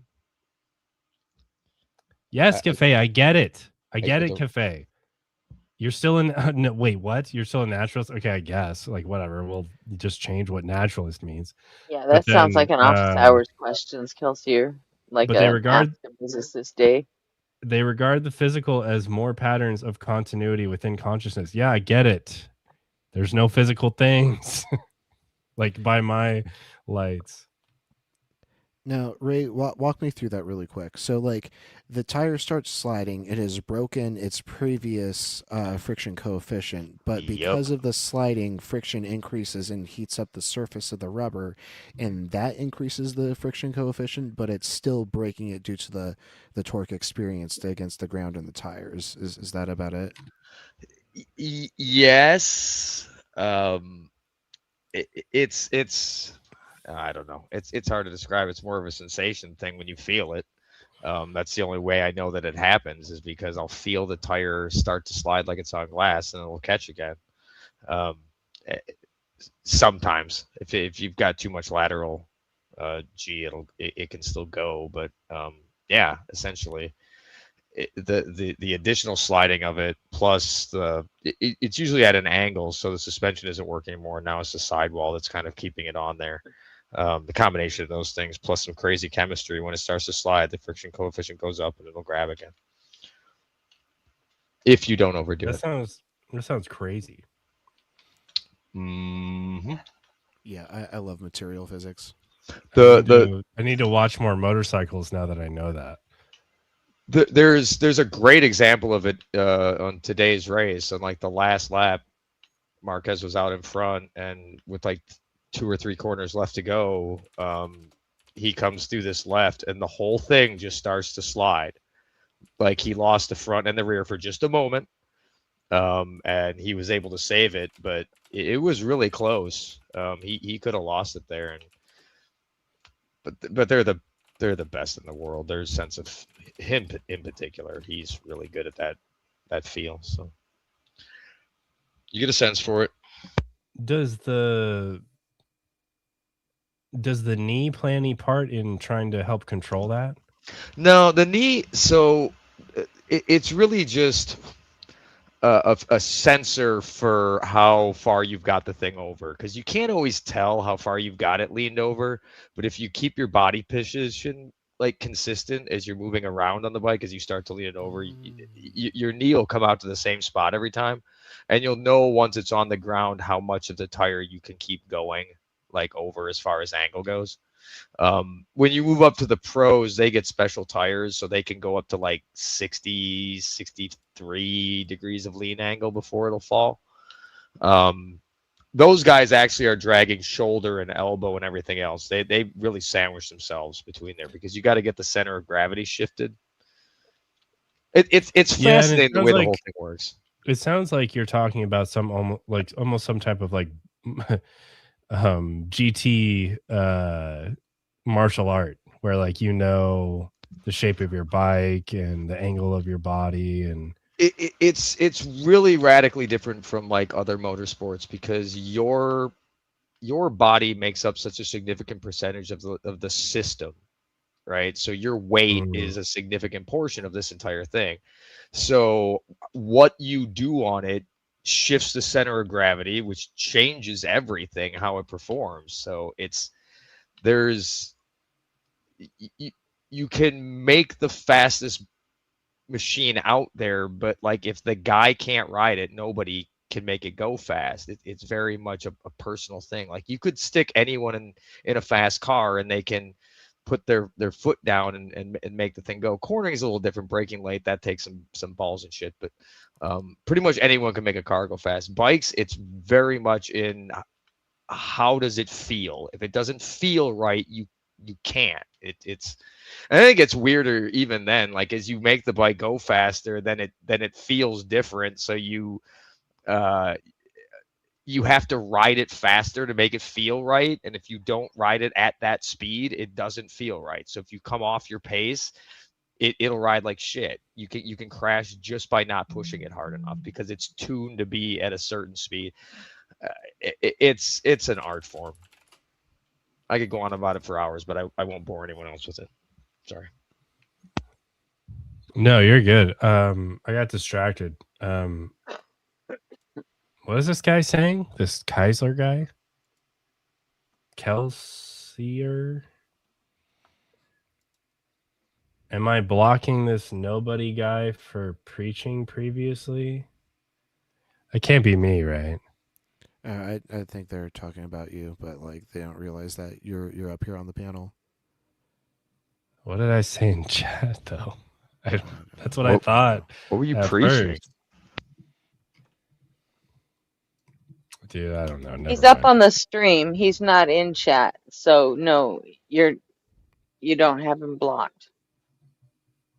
I mean, I gotta give you like mad props though for trying to steel man this guy's impossible fucking philosophy, right? Like People in that's chat are talking. People in chat are talking to you, nobody, and he's not seeing your chats because he just realized, oh, you're up on the screen.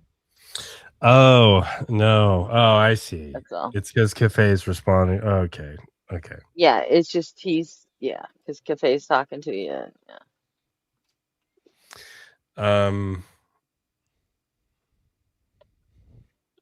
Yeah, Cafe, dude. What? Idealism does not remove friction; it relocates them from matter causing sensation to law-like structure within experience. That's what I asked you when we talked about this. The result is precisely the same. That sounds like a crazy claim. That real friction can just like, dude, what? You think that there's like a mind we exist in that's experiencing pretend friction and it's necessarily the same as something that could be plausibly a physicalist universe or world, I mean? That sounds like a wild claim. Finn. Bro, believe it so much. Wait, do you think you're because you're being like super bad faith and shutting down? I just want to ask you one quick question. Do you think the Holocaust happened within God's mind? And here it is. This is why I picked the clip. The ultimate reductio for fucking idealism. Did the Holocaust happen within God's mind? Yeah. To define, Yeah, you said you're a Christian idealist. Presumably, you think like all this stuff happens within God's mind, correct? No, I think everything, right? Everything that exists is just a thought in God's mind. Yeah. So is the Holocaust a thought? Is all the Holocaust is a thought in God's mind? Yeah. So when you say that, are you saying that the Holocaust happened in God's mind? Yes or no? Is the Holocaust a thought in God's mind? Yeah, I'm asking a clarifying question. What's the question?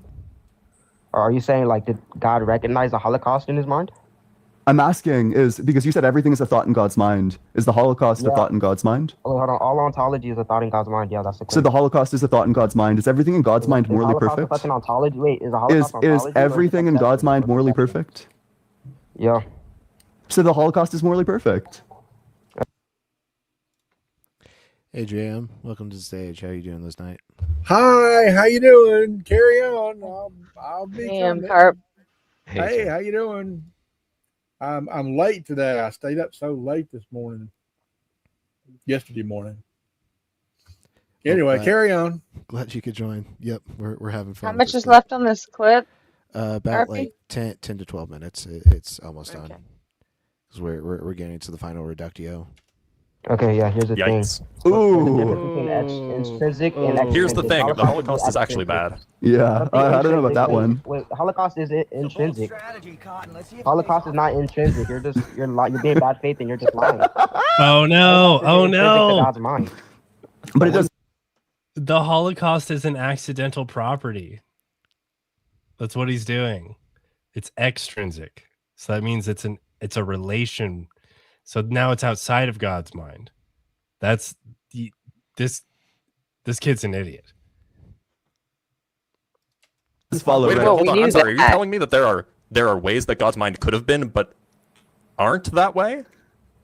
Holocaust isn't intrinsic to God's mind. So could it have been the case that the Holocaust was not part of God's mind? I just told you Holocaust isn't intrinsic to God's mind. So you're telling me that God's mind is contingent? No. So wait, God's mind is necessary. The Holocaust is part of God's mind. That means that the Holocaust is necessary. And in fact, it's necessarily part of God's mind.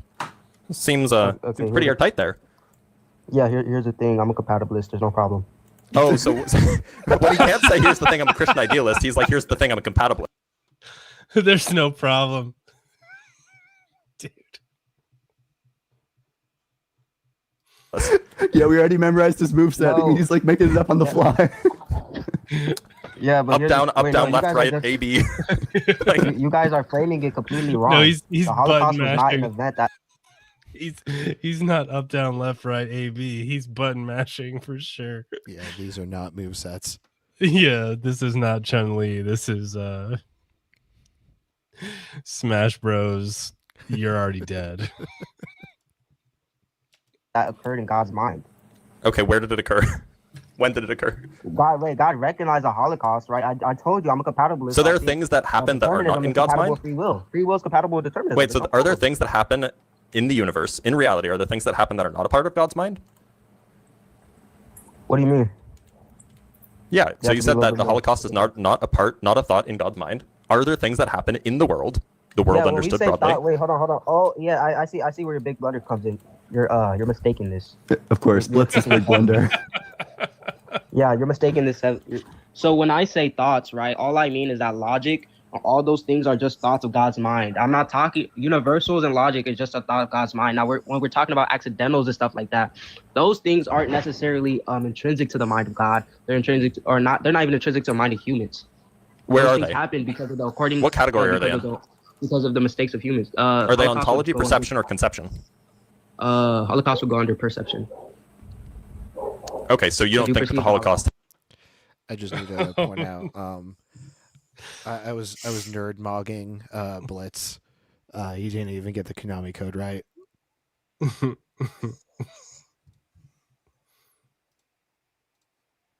Wait, what did he say?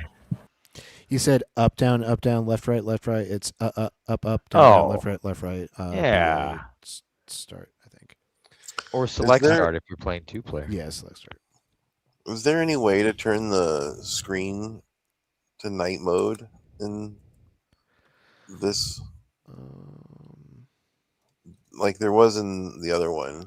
Yeah, it's because I'm on the async. No, I don't mean for you. Like I could change it in like my personal settings, like in that other version. Welcome in. Oh shit, we lost the timestamp. Is right around here, I think. Holocaust isn't intrinsic What to is God's this one mind. called? I keep forgetting. StreamYard. Appearance. Here we go. Is that better? It would be if the frame were also black. Oh, we lost nobody.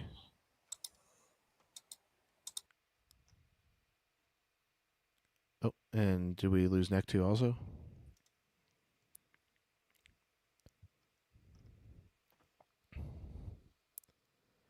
Okay, I'm pretty sure this is where we were at.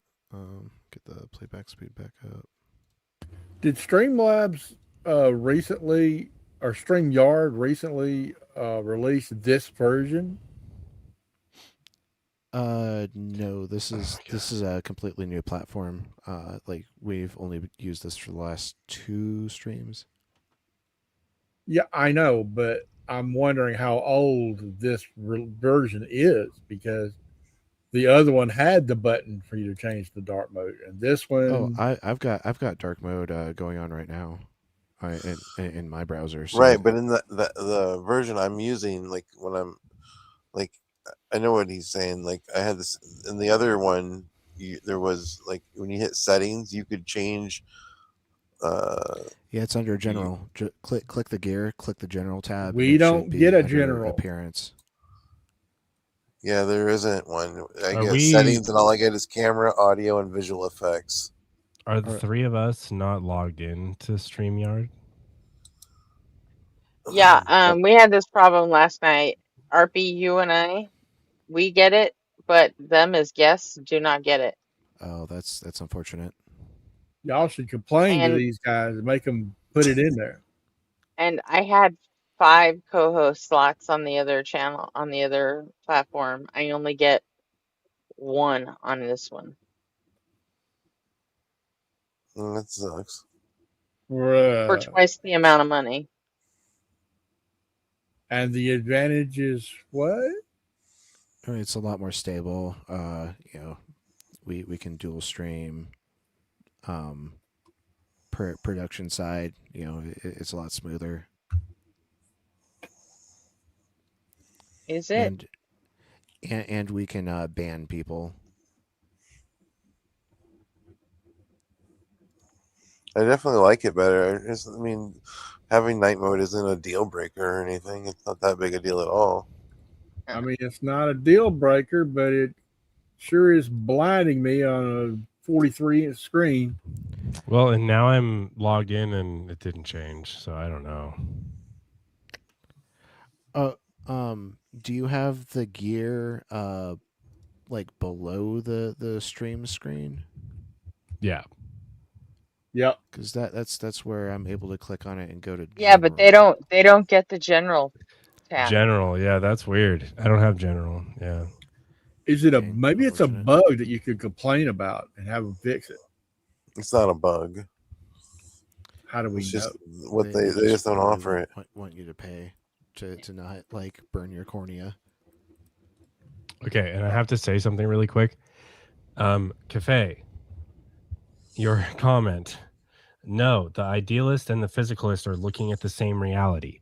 Yes, I agree. They simply interpret it differently. Yes, I agree. One from top down, the other from bottom up. That doesn't mean anything.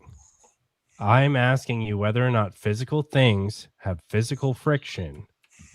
Like, we're not saying that it's in a mind. We're saying it's physical. It has its own ontic status. You say no. I say yes. It's blatantly obvious. That's where we disconnect. Well, he also doesn't think that there's any. I told him, I said, I feel like his mystical experiences and his hallucinations are all inside your mind. And if there is a functional difference, I don't know what it would be, because I looked this up, and Google seems to think the primary difference is that mystical experiences are positive and hallucinations are usually negative. And then if you ask Google, well, can a mystical experience be negative? It'll say, why, yes, it can be. So now tell me, what is the difference between a mystical experience and a hallucination? One is a subset of another. We're getting into different Yeah. arguments, but we should continue this along. So one of our friends can head to bed. So those are the mistakes of humans. Are they Holocaust ontology, would go perception, or conception? Holocaust would go under perception. Okay, so you So don't do you think that the perceive Holocaust has ontology? No. Okay, so you don't, and ontology is the study of being. So it sounds like you're saying that you don't think the Holocaust had being. Are you telling me that the Holocaust didn't happen? Well, hold on. If you're saying the Holocaust has ontology, then Diabolical. the Holocaust is universal or particular? Look, if you just want to The say the Holocaust Holocaust didn't universal happen, it's particular. fine. You can say that. We'll just kick you off afterwards. I even put the goddamn Konami code in the chat. Nice. Is the Holocaust a particular or universal since it has an ontology? I don't think that ontology is If you hit divided select between start, particulars you and get universals. three I guys think with that's a a vote. well-defined notion. You're saying something have an ontology but not be within the universal or particular? Did you just call something a universal particular? That's what I heard. I said, can something have an ontology but not be within the category of universal or particular? Yes or no? Sure, it can have something could be universal and have Can it- ontology. can it- Something could be is it particular. necessary- is it ne- Something could be is it particular and have necessary, yes or no? ontology. That's fine. No, if something exists, would it have to necessarily be under a universal or a particular? Yes or no? So I don't know what you mean by And under I universal or just want particular. you to say no, Blitz. I'm answering your praying question. You say no. I'm answering say your no. question. I'm praying you say no. I'm answering your question. ahead. So I don't know what you mean by under a universal or particular, but Oh my it gosh. makes sense. It makes sense to me to say that things that have ontology can either be universal or they can be particular. Okay, what is it necessarily the fact that has to fall under those two categories? Yes or no? Yeah, I don't think that you could have a third category unless somebody can come up with one. So yeah, I'd be happy to say that all things that exist are either universal or particular. Sure. Okay, so all ontology is under a universal or particular. Okay, perfect. You said Universal or Holocaust has particular, an right? Okay, yeah. You said Holocaust has an ontology, and you said it's Yeah, I not would say it does. perception. Oh, okay, perfect. So what universal or particular does Well, the I Holocaust don't. By the fall way, to be clear, I don't agree with your trichotomy about dividing up the world into those three categories. I think that's nonsense. What I said, wait. So you think something can exist and not be a particular or universal? No, I don't think that it's either ontology, perception, or conception. I think that's a nonsense trichotomy. Yeah. And we kind of demonstrated that earlier. It kind of seems like all of them are going to partake in ontology. I'm saying within my worldview. I'm a Christian idealist, so I hold that. So yeah, but you take it to be a once again, dichotomy. no, Your worldview is incoherent, bud. That's the point. Oh, dude, that was good. Like, oh man, these guys are funny. These guys are like ironically funny. You said, Blitz, you're not to be gonna clear, run you from said this. it. You Blitz, said you're it's a not gonna trick. run. You said Blitz, it's a don't run from trichotomy, this. which means that if it's a perception, then it's not an ontology. Blitz, And don't if it's run not from an this. ontology, You it just sounds like it you doesn't said exist. Holocaust. Wait, hold on, Blitz. You said the Holocaust has ontology. You just Yeah, and then you just said in my conception of what the word means, yeah, absolutely. Okay, But it seems like you're saying it doesn't. Perfect. Okay, Blitz. Since you said the Holocaust is not just perception, you said it has ontology. Okay, Yeah, it was an perfect, event. Blitz. I would say that Holocaust events has have ontology. Okay, perfect. Would you agree it's a true dichotomy? Something would either have to fall under a universal or particular. Yes or no? Is it a true dichotomy? I just want a yes or no. That's agreeable. Oh, okay, perfect. So what universal or particular does the Holocaust fall under? The Holocaust is particular. It's a particular event in particular. Mm-hmm.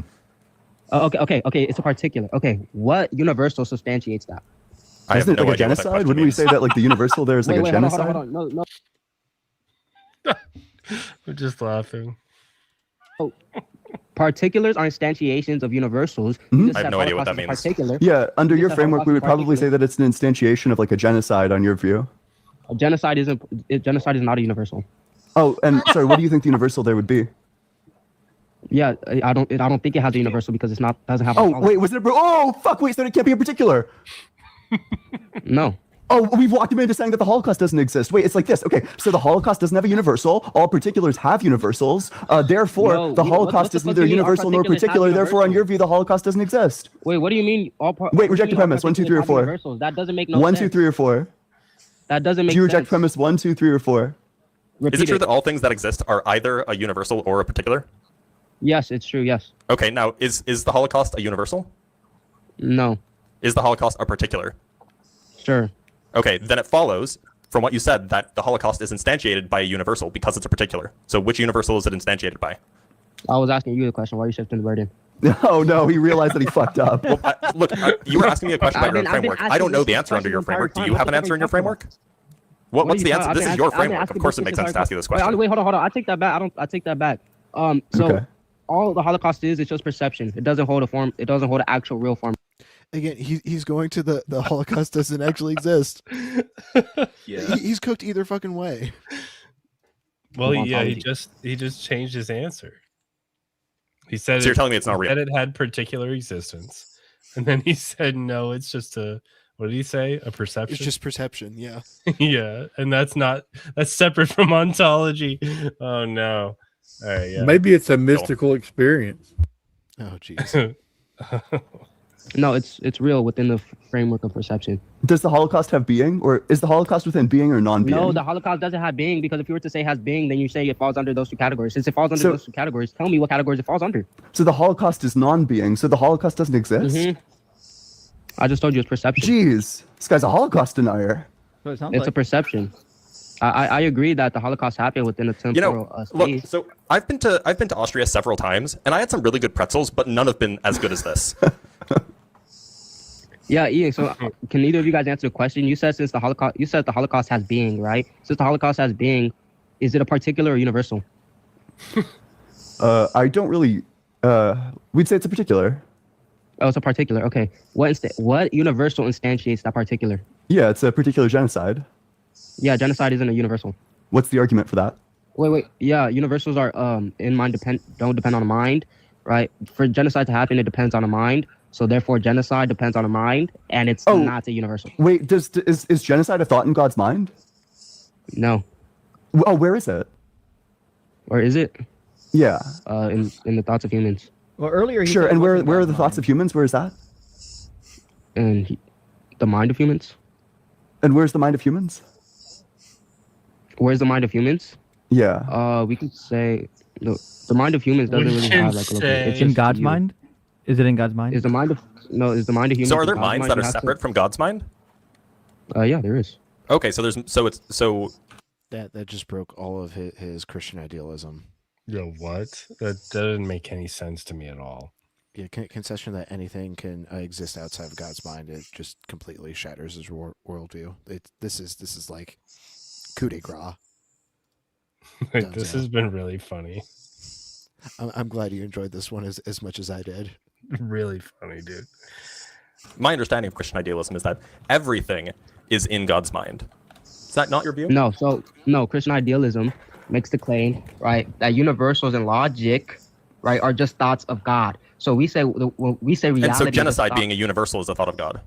genocide isn't a universal. That's the fucking. Wait, so was the Holocaust in particular?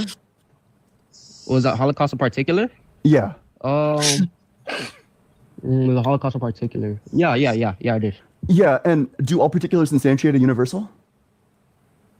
No, particulars don't instantiate universals. Hell no. Oh, sorry. What's your? Didn't he say that? Didn't he say like just 5 minutes ago that all I said particulars universals instantiate a universal? universals instantiate particulars, not the other way around. Which particular does I've been saying the that number the one entire time. Like, you guys instantiate? are just fucking lying on me. What the fuck? No, I think every I've been single person saying- heard it. I heard it too, Dr. Oh my Brooks. God. I've been saying universals instantiate particulars. It's just it necessitates one. That's what it like. They're all still talking about the same thing, but they're arguing over this word that's like hilariously wrong. Yeah, it's because the so universal, yeah, like the guy's just anyway. Particulars. What are you lying about? Pretty sure he said the exact opposite. Yeah, good Should point. we? I never said that. Should we cut this Yeah, fish yes, loose? replay. Yes. Yeah. Replay. Go ahead. Replay it. Wait, I mean, we can finish this out. I think. No. Replay it. Replay it. What is I'm lying, what's the replay it. Holocaust?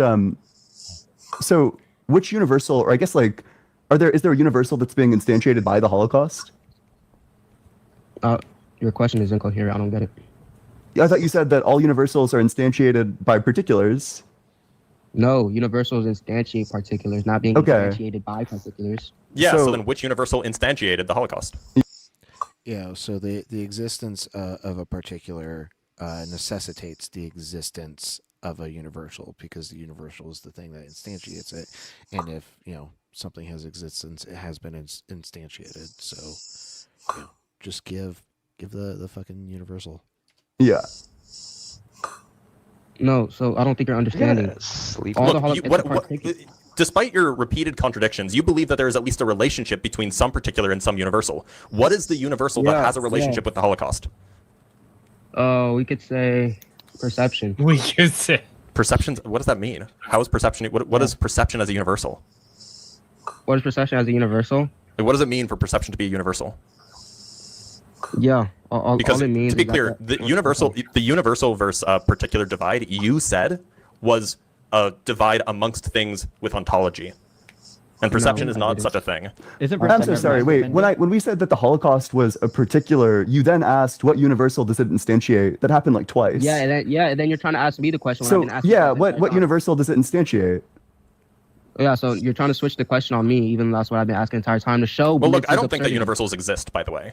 Oh, But okay, you and I have universals different don't metaphysics. exist. Okay. You and I have different metaphysics, and we're Okay, currently perfect. examining your Blitz, if metaphysics. universals don't exist, particulars don't exist either. So that No, means the Holocaust isn't a particular. that doesn't follow from my metaphysics. Yeah. What is The cope to like try to claw his way out of the internal examination is it just shows he knows he's cooked. Wait, What's the you argument? make particulars without universals? Wait, sorry, what's the argument, Johnny? Yeah, so a universal is literally defined as an instantiation. A particular is defined as an instantiation of a universal. This fucking scumbag! He did so it to be clear- again! What? That's really funny. What? You literally just flip-flopped again. Wait, what'd I say? You said that a particular is defined as an instantiation of a universal.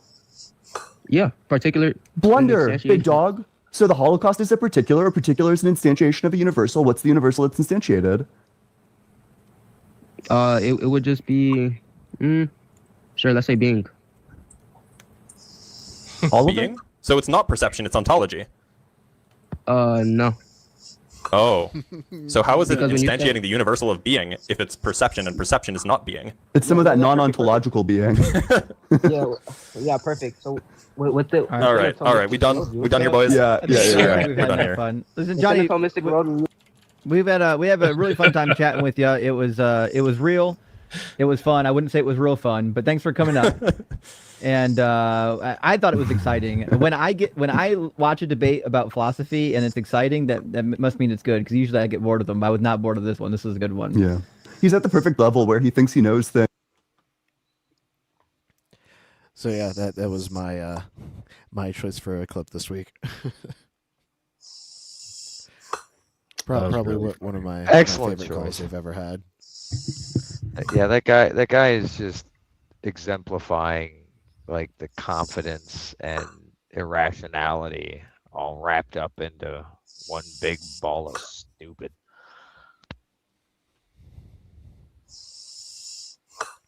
Well, yeah, and like the confidence he carried through the entire conversation, like you could hear it start to kind of break as he became less and less confident with the final concessions, but like the Ian's reaction when he did the flip flop again, like I agree that like particulars don't instantiate a universal. They're instantiated by, but they necessitate a universal. I've also like ever since Mezzo pointed it out, I've noticed another thing that like these like Phil bro, like what we're calling them, type of persons do. And they do this thing where they're like, well, we could just say, or like, well, we would just say. And it's like this really weird, like, I'm sure you guys have noticed that, right? Yeah. Well, we could just we could say. say it's like on the fly cope, like you're like editing your worldview in real time. Yeah, I don't know. It I can't put my finger on it, but it is something novel. Like I don't talk to people like that, so I don't know. Like I'm trying to figure out the drive behind it, I've noticed them saying that a lot. That we could just say. Also, the other one is, yeah, okay. This is going to be. They can't just say it's X. They have to say this is going to be X. Oh, that's going to be a blunder. That kind of thing, yeah. And by the way, this is just going to be equivocation. Who's got a clicky pump running in the background? Sounds like a rain stick. Hey, Nectu, you want to say anything before you have to hop off for the night?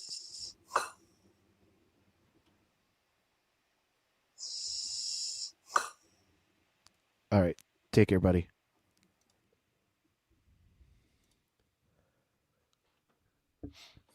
Yeah, I think. Oh, is that what that was? I think he fell asleep next to his wife. Oh. Which is cute and fine, and what couples should do. But not on live stream. It happens. I still have enough energy to get through the 90 minutes I have until it's RP Junior time. Yeah, and so that last call is just going to be necessarily funny. But is its property of being funny particular or universal? Its funniness is entailed by its particularization, so it's irrelevant. Don't forget to instantiate its funniness is perceived, therefore it's neither particular or universal. The states of affairs necessitates the funniness. Go ahead. Well, hold on there, mouth breather.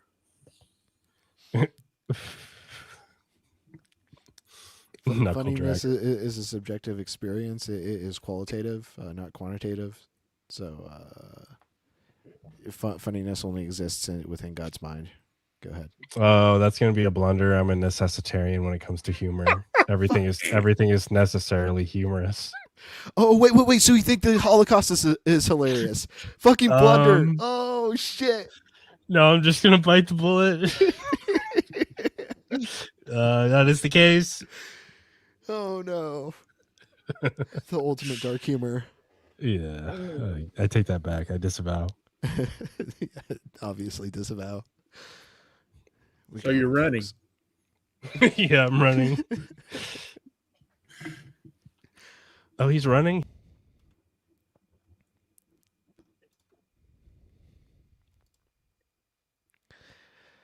All right. Well, now that we've gotten How through, do I know you people? you know us very carefully.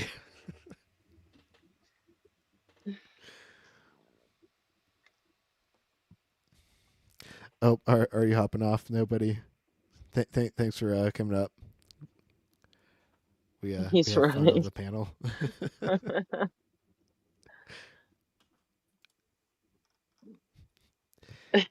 The newly instantiated nobody, the blunderless nobody has returned. Yeah. It's all been erased. So yeah, we made it through the unapologetic analysis. Cool. This one only took 4.5 hours, which is just fine. We have lots of things to say about these conversations. Oh. So I've got this Blitz clip queued up in case anyone on the panel or anyone in chat has something they'd like to see us discuss. Oh, Dude, I I thought we love were gonna check blitzes. out the freaking Captain Skeleton. Oh no. Oh yeah. Let's see if we can track that down. That was last night. Yeah. I like I don't know if we I like can. blitzes Oh, floor things. I don't know how I'm far sorry. Go this ahead. goes up, but I think Kif put it in the chat, or Jackie did. One of the two.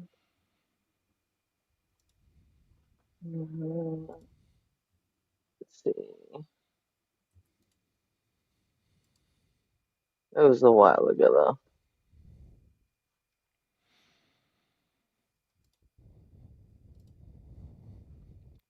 though.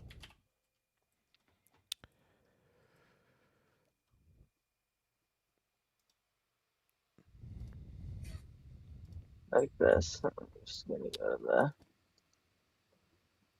channel.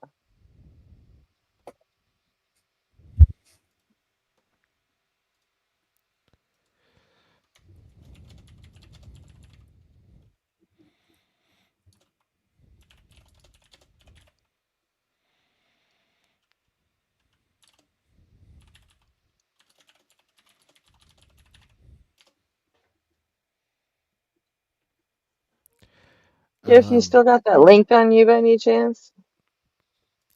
yeah, I found the stream that Captain Skeleton Man did yesterday. He seems to be wearing like a referee uniform. Does that sound correct, Kif? If you got the timestamp of that particular stream, or I'm sorry, that Universal stream. Is it instantiated? It has to be instantiated because it exists. I'm looking at it. It has ontology. Or does it? Because my eyeballs are perceiving it.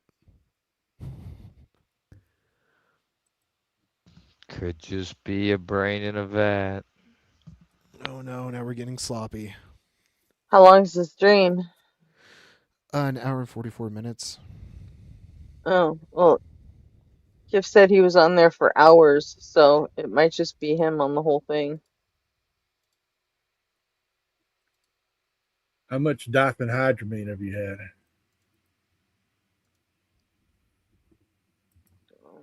Like I'm 100 milligrams? Why? Oh, I was. We were talking about that in chat. I said they were talking about Cafe believing in his whatever his god was, and I said maybe Cafe believes in Hat Man, and then he said, "Oh well, that's Benadryl. you take a bunch of Benadryl, that's when you're gonna see Hat Man." I'm like, yeah, okay, I know I read that. No, that doesn't, Benadryl doesn't do that shit to me. I've been taking it so long. I've never taken that much. Let's see, I think mine are 25s. I have, because none of like the newfangled, like Claret and shit, they just don't work for me. But Benadryl does the trick. So I like it. Captain And the Skeleton older I Man only get, has the worse 67 the worse my followers. allergies get. If I don't take a Benadryl, I get phlegm. I don't like phlegm.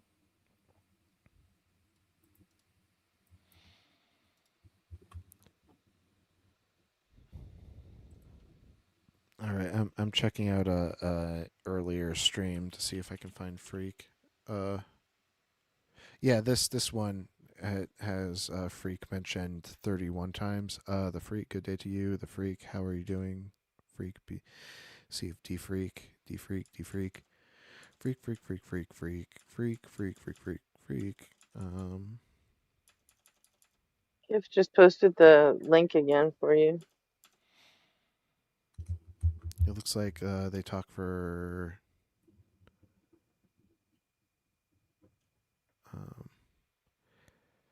they talk for about an hour and 20 minutes. Oh, let me try to grab Kef's link and see if it's the same stream that I found. He said it starts at about an hour and 15.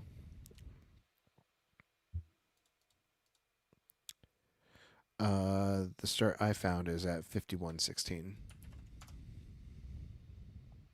There you go. Yeah, it's the same stream. So Scott, the one from tonight. from 2 days ago, on the 19th. Oh no, I'm just Scott asked a question about John Oh, Oliver. okay.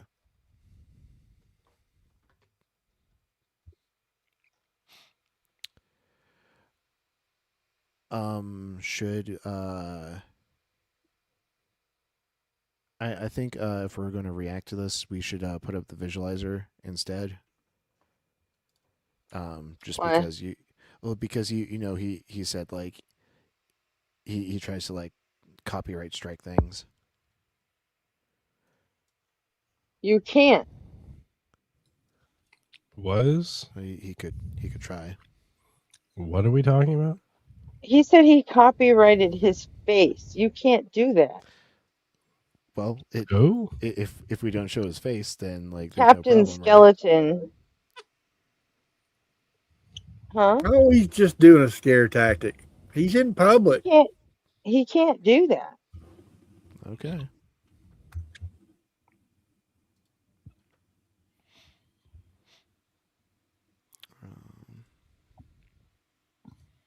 Better be a good face. It's not. It's not.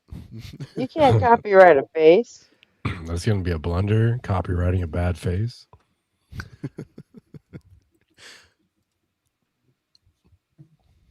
What's the universal? Ugliness. The universal of blunders. Ah, there he is. Oh, yuck.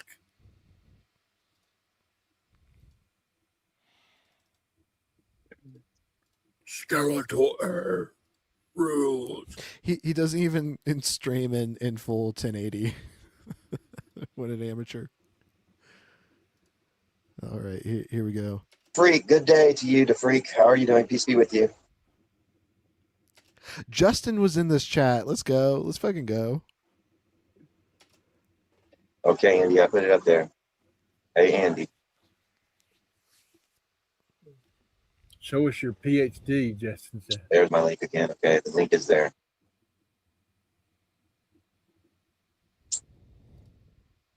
Oh, maybe. Not allowed to smoke on Justin's channel.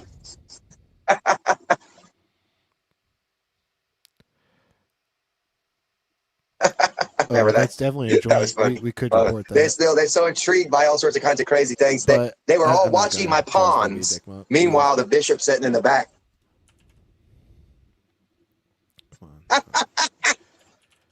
Freak. Wow. Laugh Wow. is so unhinged. Fucking Okay, weirdo. Get up there till. Sir, why don't you say something? Above it and the dot below it. Where's that come from? So I studied that, and I was like, oh, that's Wow. intriguing that it comes from the alphabet letters that meant something a long time ago. Interesting. Sir, doesn't sound why like don't you say something here to Steve the Freak? My wife tells me the Freak wishes to be challenged by the big nose of London. Ladies, yeah, you mess follows. Oh, is that here? Here we go. There's the Freak. Is that? He is here. Oh, yeah. Peace be with you. Welcome to Freak. Hello, hello. Thanks for having me up.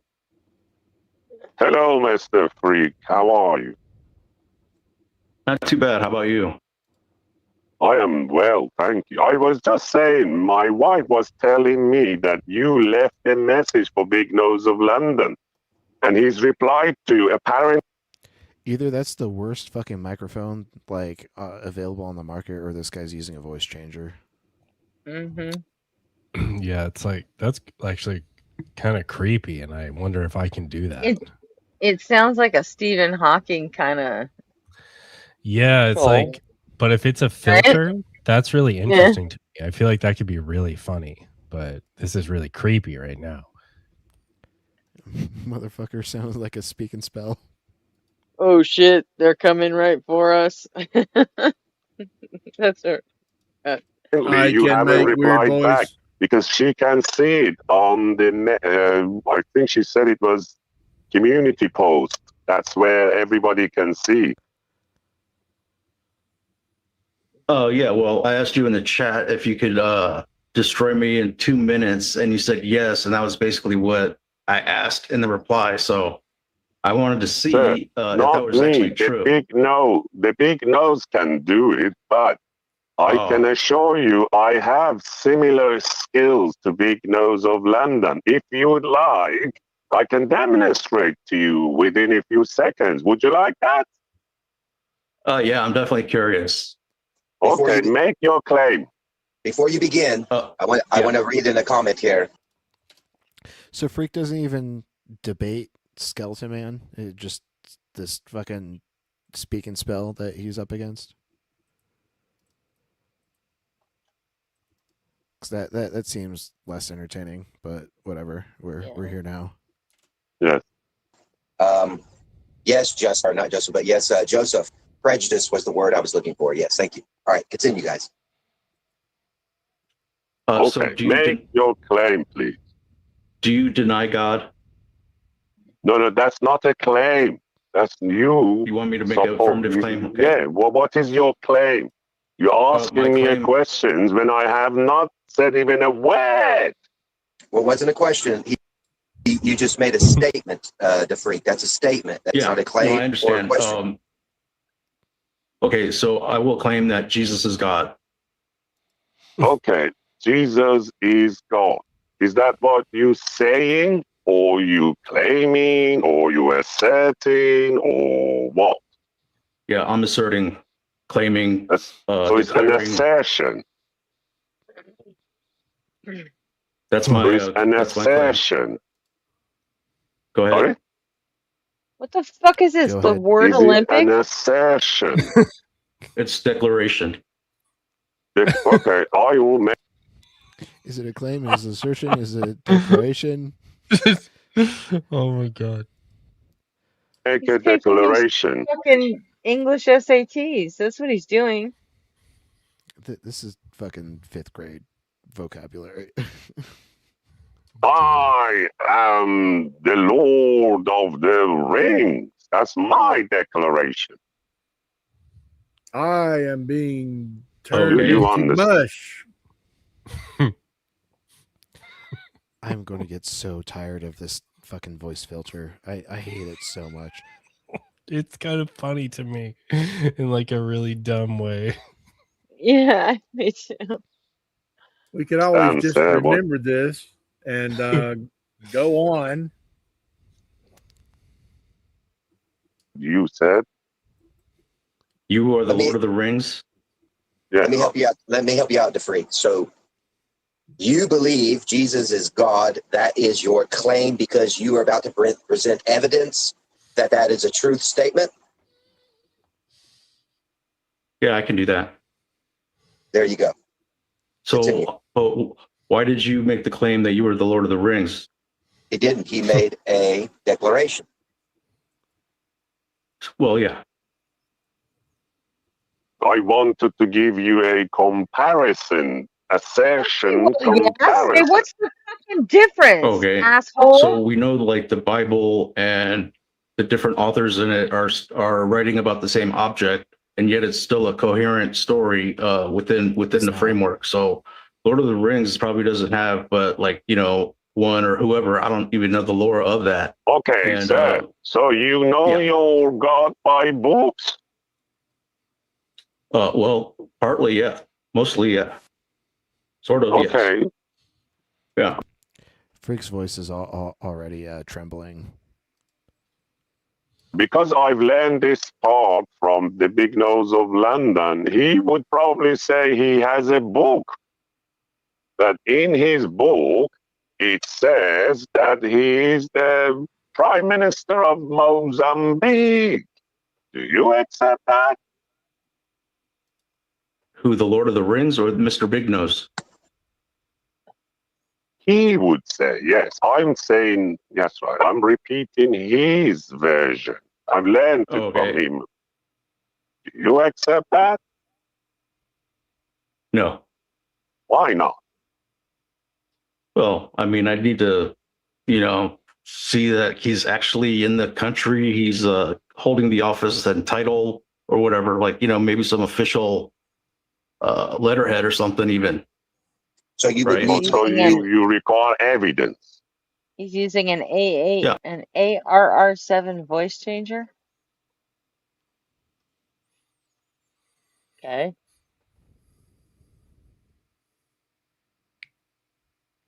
Wait, is this Big Nose of London that he's talking I to? think it is. Because Big Nose of London keeps like referring to themselves in the third person, and if that's like what they're doing, that shit's gonna piss me off too. So like, But then we've got the point of the that's voice why changer Freak pissing asked me him. off. It's like, is this you asking or is this Mr. Big Nose asking? No, he's saying he's learned from Mr. Big Nose. He's saying he didn't say he is him. He said he's taking on like the same style of argument that whoever this Mr. Oh. Big Nose Well, was. in the chat, Big Nose is saying, I'm using the voice changer. Yeah, and so like, why would Big Nose say that if like they're not on the panel actually talking? Oh. Yeah. Okay. Andy Pandy is me with a voice changer. So like, is this Big Nose of London on the panel as Andy Pandy using a voice changer? Allow this man to speak. What I'm having an affair. What? This chat and panel is just all sorts of fucking crazy. Yeah, it is. Oh, hey, Woden. You heading out? It looks like it. Thanks for stopping by. I was glad to see your face. I'm sure I'll see you in Ian's later. You need to evaluate. You would need to evaluate this book, The Freak. You need to evaluate because that you're basing a book as your evidence, and so is the next gentleman. You both have two books, and this is your evidence that you're using to base your claims. So we need to evaluate. We need to investigate. We need to analyze what these books contain to find out if your claims or truth statements are truth. Continue. All right. So anyway, Jesus actually walked the earth, and we know that from historical record. So we also divide the human timeline. False. No historical records can confirm Jesus actually existed. By him, and wait a minute. Historical record would not prove anything about somebody has walked on the water. Well, wait a minute. First of all, the Bible where Jesus is walking on water is not used as a historical reference book, first of all. So you have to understand about the Bible. The Bible contains many different things. Some things are historical. Some things are paternal, maternal, which we would call genetics in a manner, genealogies. Other parts of the book are just statements of action, words or deeds. So you have to separate these things in the book. A history book, for instance, would just have the history of something. They wouldn't have a genealogical record. Let me give him advantages, no problem. We say the historian said so. Is that fine with you, Mr. Freak? Oh, yeah, it's fine with me. Okay, so therefore you believe in the historian version. Sorry, I have to speed up these slow boys because like this is Yeah, you do. excruciating. Yeah, it is. Do you understand? I You mean, don't I believe cross-reference it directly with Jesus. You don't have experience. You believe the historians' tales.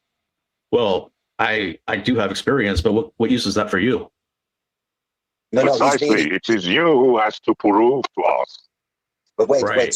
wait, sir. He is still. We have to address this. This is something to address. You are believing what the historian says, and then he asked you. You are only believing historians because you do not actually have physical relationship with Jesus walking on water. Meaning you were not alive when this was going on. So your evidence is based on other people's hearsay or testimony through historical lens. Correct. Well, in one sense, yes, but I also have direct spiritual experience with the Lord. Well, that's different. Okay, now okay. So one moment, please. So you refuse. You accept what this gentleman said. Let me see. Is that what do they call it, captain or sir or what? Captain Skeleton Man. Captain. Okay. Captain, put it to you very logically that your belief is based on those people who have written this book. But why you have accepted that version of historian? Based on what? Well, we have the gospel. We have those 4 corroborating testimonies. We have the written history. No, sir. Why have you accepted those historians? I'm not asking about the other books. I will, however, challenge your subjective experience in a minute. But tell us. Let me help the freak Let's out go. here. Let me help the freak out. So the freak. Yeah. When you're using a historical book, and this is what you're claiming as your evidence for something, what you do if you start repeating and saying, well, we have another book and another book, that becomes circular fallacy because now you're using other books that are non-historical books to try to validate a historical book. He's asking Not you necessarily. Yes, because that's what you just said. He's asking you just based on the historical evidence, Jesus walked on water. A man wrote that. Why do you believe what that man wrote? That is correct. Not what that we have evidence of some other book or some other guy. No. Your view, your take, you read it. Why do you believe it? I know why I know what I would say. I want to know what you would say. How is that correct? He asked a fucking question. Yeah, right. Yeah, I'm gonna be right back. I'm getting hungry, so I'm gonna go reheat some food. Should be back in a couple minutes, but I'll let this keep playing. You're getting the water and the oil mixed together. Okay, so the historical part is different than the biblical part. Okay, and so the historical part, you need cross-reference or corroboration, and that just validates and it makes the evidence more valid. No, I wouldn't need to cross. I would not use. See, I'm telling you, if he were to ask me these questions, and he's going to ask me, why do you believe this historical reference that Jesus walked on water? I'm not going to go to another book. I'm not going to go to anybody else. I'm going to stay with my book that I'm claiming has evidence in it, and I'm only going to look at the book. And there's something that's in books. What would I look at? That's in books. Well, I mean, we're just trying to get to Jesus. We're not talking about him walking on water. I mean, he wants to know why you believe the book. What's in a book? Could you answer that question? What is inside a book? That's why we call it a book. Holy smoke! Are you serious? All right, yes, all right. It's critical to understand what's in the book. Yeah, I mean, how else were they going to pass knowledge down from that point? The microchip wasn't invented yet, right? But what's in the book? Just answer the question. What are you looking at? Because you're making a claim with a book. What's in the book? Can I help you out? Knowledge. Words. No. Words, letters, alphabets. That's how you can read the book. So that's what. Listen, you have to use your evidence. If you're believing something, you cannot jump to something else. You can't use something else. Listen. I didn't come up here to get destroyed in 2 minutes on semantics and words and words are in the book. Okay, I want to hear his arguments. The freak. I'm helping you because when you go outside of his question, you're losing. I've been around the block. Stay in his question. And he asked you, why do you believe in the historian's book? Okay, have you not heard these arguments from atheists before? I mean, it's pretty common. I don't really like talking to atheists. Usually they talk about Harry Potter, but he chose Lord of the Rings, so no, he just really no difference. He was making a facsimile about the difference between assertion and a claim, or a statement or a declaration. I'm just getting to you. I'm trying to help you out because there's something in the book I'm good, bro. that can. I'm There's good. something, but look, there's something in the book that can verify truth as evidence that he walked on water in the sense. But I don't think you don't recognize it. But I'm gonna let you go. Continue. I'll let you continue because I'm trying to help you because there is No, I a understand, truth. but There's an evidence I in mean, it. But yeah, I mean, obviously you want to spit it out because I'm not specifically aware what you're gonna, what you're gonna say. So why don't you let us know? Please. Well, I just want you to say what's in a book. When you have a book in front of you, what are you looking at? Okay, so Words. you were just saying Just that answer. you were just saying that you could prove that somehow Jesus walked on water within the book or whatever you said, but now you're not going to tell us. The perception that the historian had that he wrote Jesus walks on water. Now that's a perception that is not a verifiable truth claim just yet, because today if you go to Japan, you can watch people walking on water, but there is a perception. There's a bridge that's a little bit underneath it, and there's water over it, and it looks like they're walking across water. So in the wording of the book that the historian is writing, when you have a linguistic understanding of a word, it can give you a perception of truth. And then you actually know what the historian's actually saying 2,000 years ago. Okay. Without hocus-pocus belief that magically some guy is flying around in the sky or walking on water. Because we all know that that is illogical.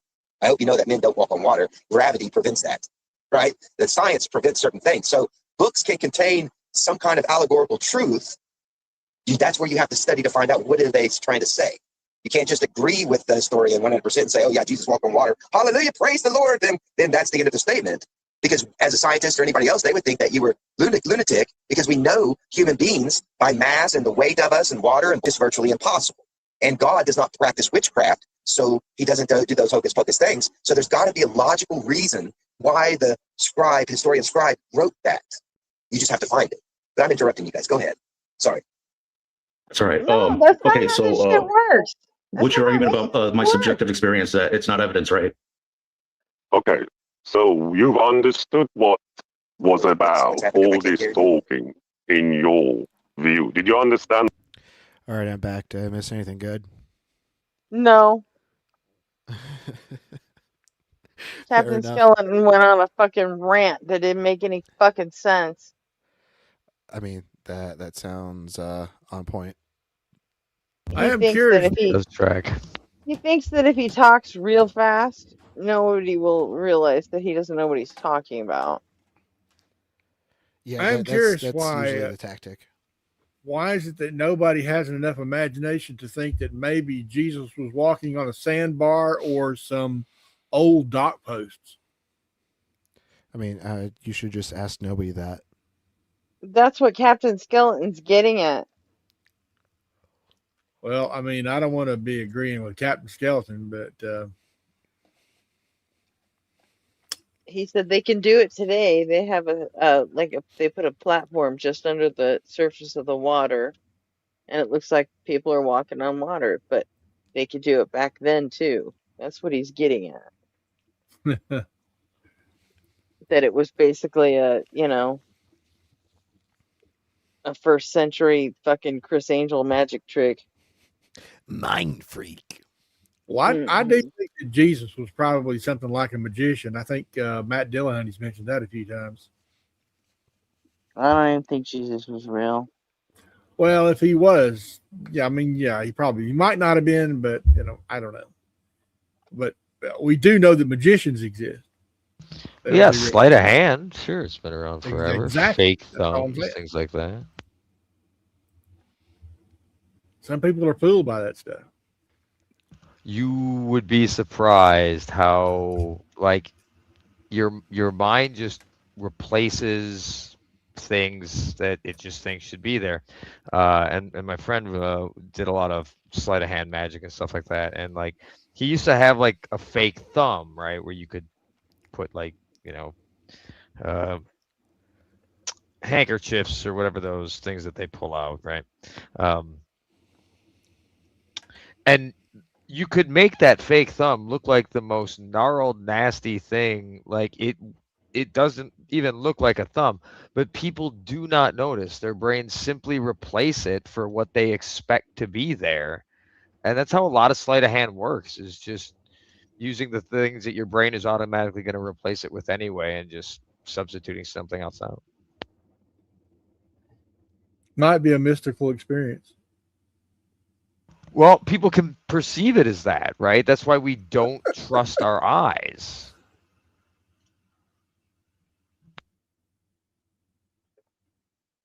Y'all have to excuse me. And what I'm going to hound on Cafe mystical experience versus hallucination, probably to the end of time.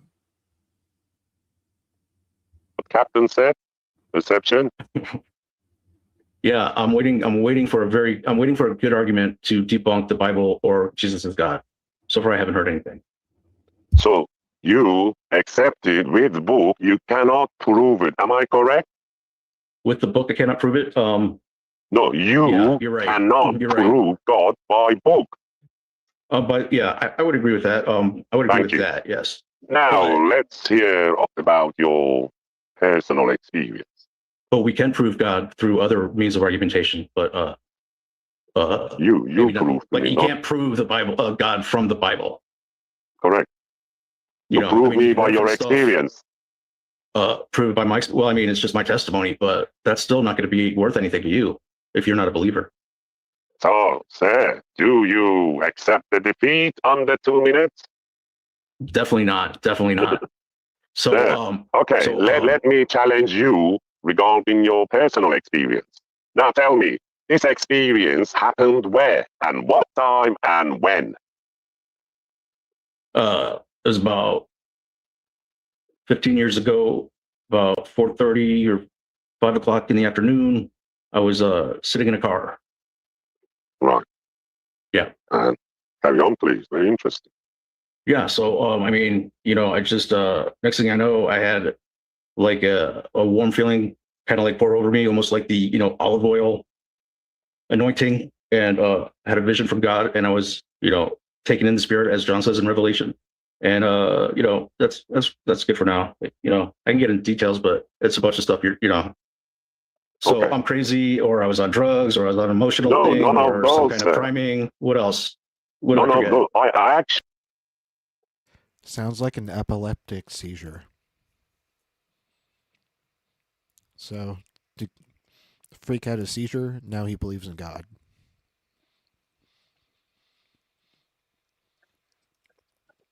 Actually believe what you say. It is your subjective experience. It actually is true. However, you see, when you're revealing it to people, people will challenge you. And there, the problem will start from there for you because you're not going to be able to prove it to them. All right, I'm trying to save you time, actually, right? Because we can draw this out. You can give me the psychoanalysis. You can tell me that it's not evidence, which I already said about 5 minutes ago. Okay, so I can prove God to you in other ways. It doesn't have to be by the Bible. I mean, I can prove designer for sure, right? So then I could lead you to God and then Jesus. So what argument? Okay, let me ask you, let me help you. Do you think God, the thing that you believe, is it a God or is it a creator? Is it God? He's the Almighty Creator, the everlasting, the eternal one. Okay, so you said the God is creator, yes? Yes. Okay, now tell us, what is a creator? The Creator is the only divinity in the that we know of. Is that the definition? Yeah, he's the divine creator, the one who creates life and causes death, and to him we are returned. Okay, so you say creator is somebody who creates things. Am I correct? Right. Yes? Yes. Did you listen what I said? I said somebody. If I've said somebody, somebody must be in existence who can create in front of us. Yes? Okay. Yes, I believe you just conceded the argument because Jesus is somebody. Yeah, so if I ask now to create something, would This is so dumb. Like, I'm losing This brain is cells horrible. listening to this. Like, Yeah, me too. Two people who are terrible at debate, like thinking that they're owning each other, like they're saying anything like substantive at all.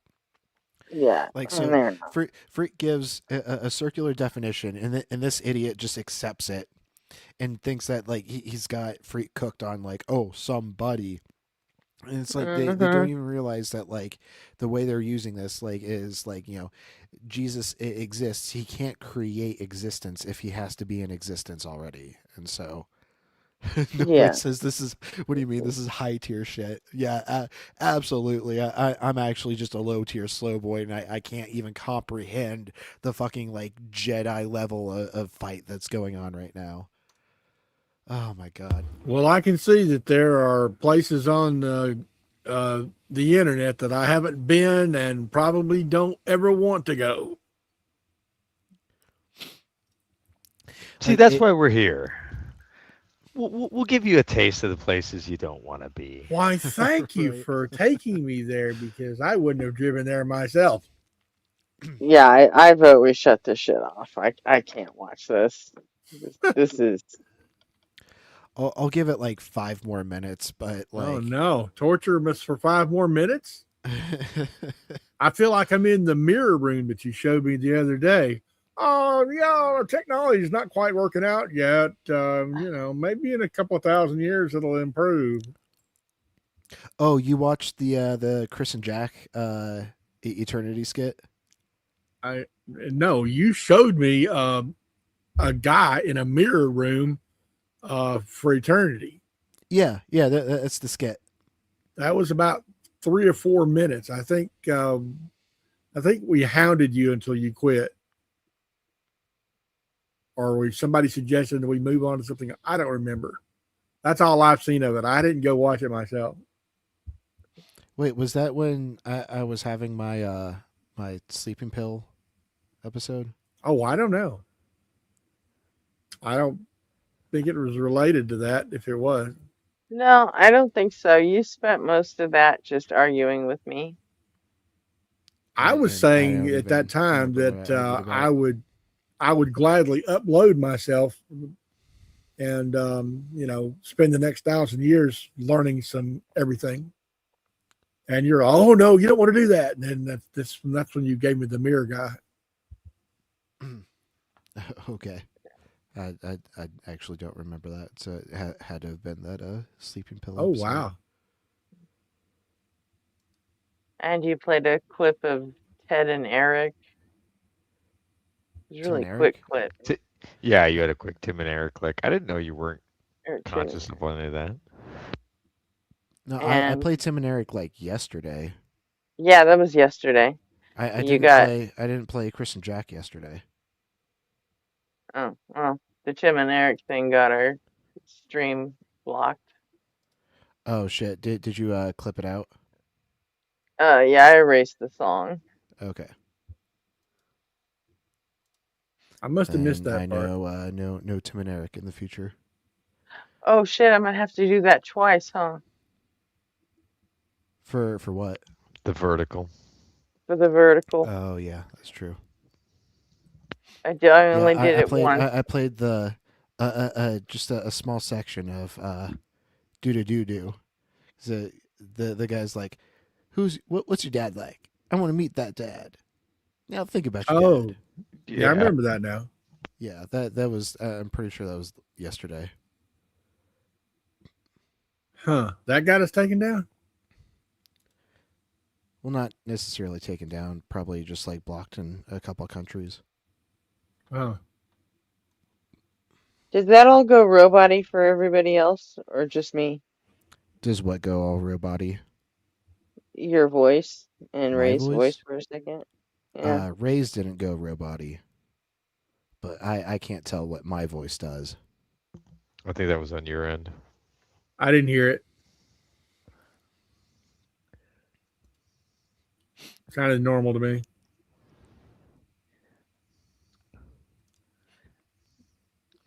All right, well let's get back into this. And speaking of sleeping pills, I do need to take my Seroquel.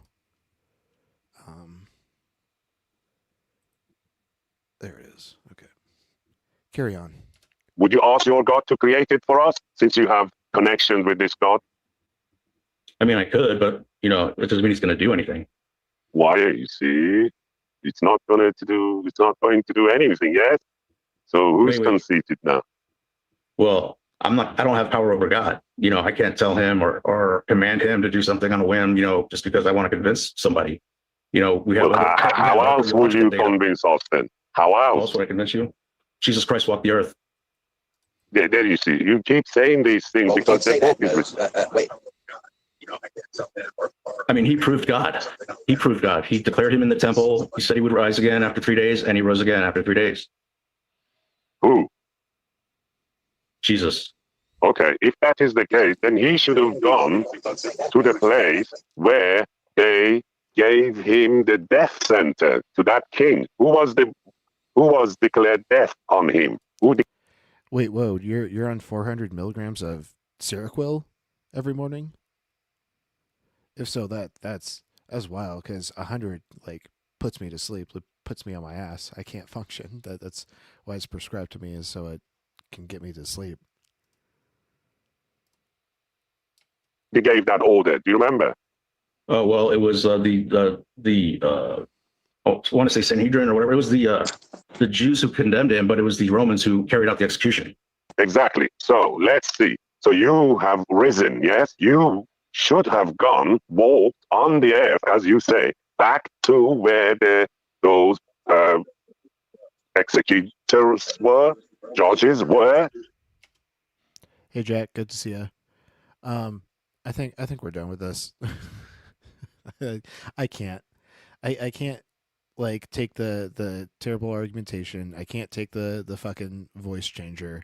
I can't take this fucking god awful format. It's just like a mess all around. It's just a fucking TED talk and like what, or a masterclass in like how not to run your stream, how not to run your platform. So if we put you up to torturing us, we know that you'll cave before we do. It depends on what the torture is. Listening to this guy whose name I still don't know.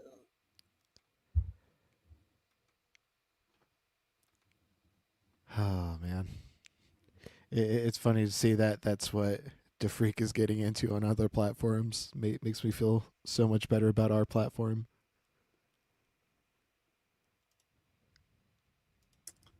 Well, when I saw Skeleton Man once and then again, I was like, I've never seen this guy before, and I didn't want to see him again, and there he is. And now, third time? Fourth time? I have a feeling that like that, you know, Skeleton Man is going to be, you know, a pillar locale in the debate community, especially since like, you know, he's on Justin's radar now. So, yep. Wow.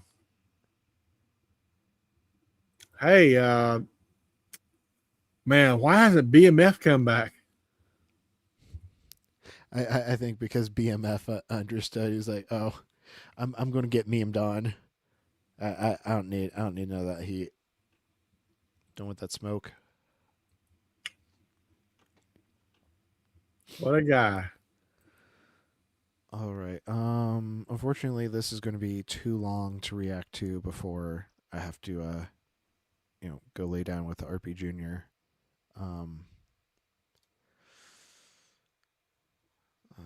Let's just go to subscriptions.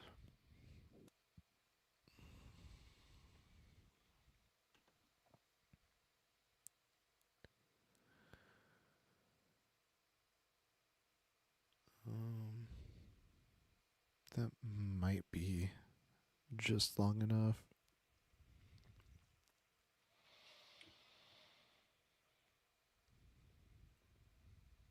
I think we need some flirts. Yeah, but flirts are long, and I've got 40 minutes before duty calls. We don't have to watch the whole thing.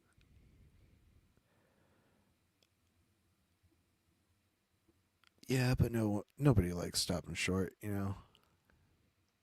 know. I guess we'll do that Justin clip.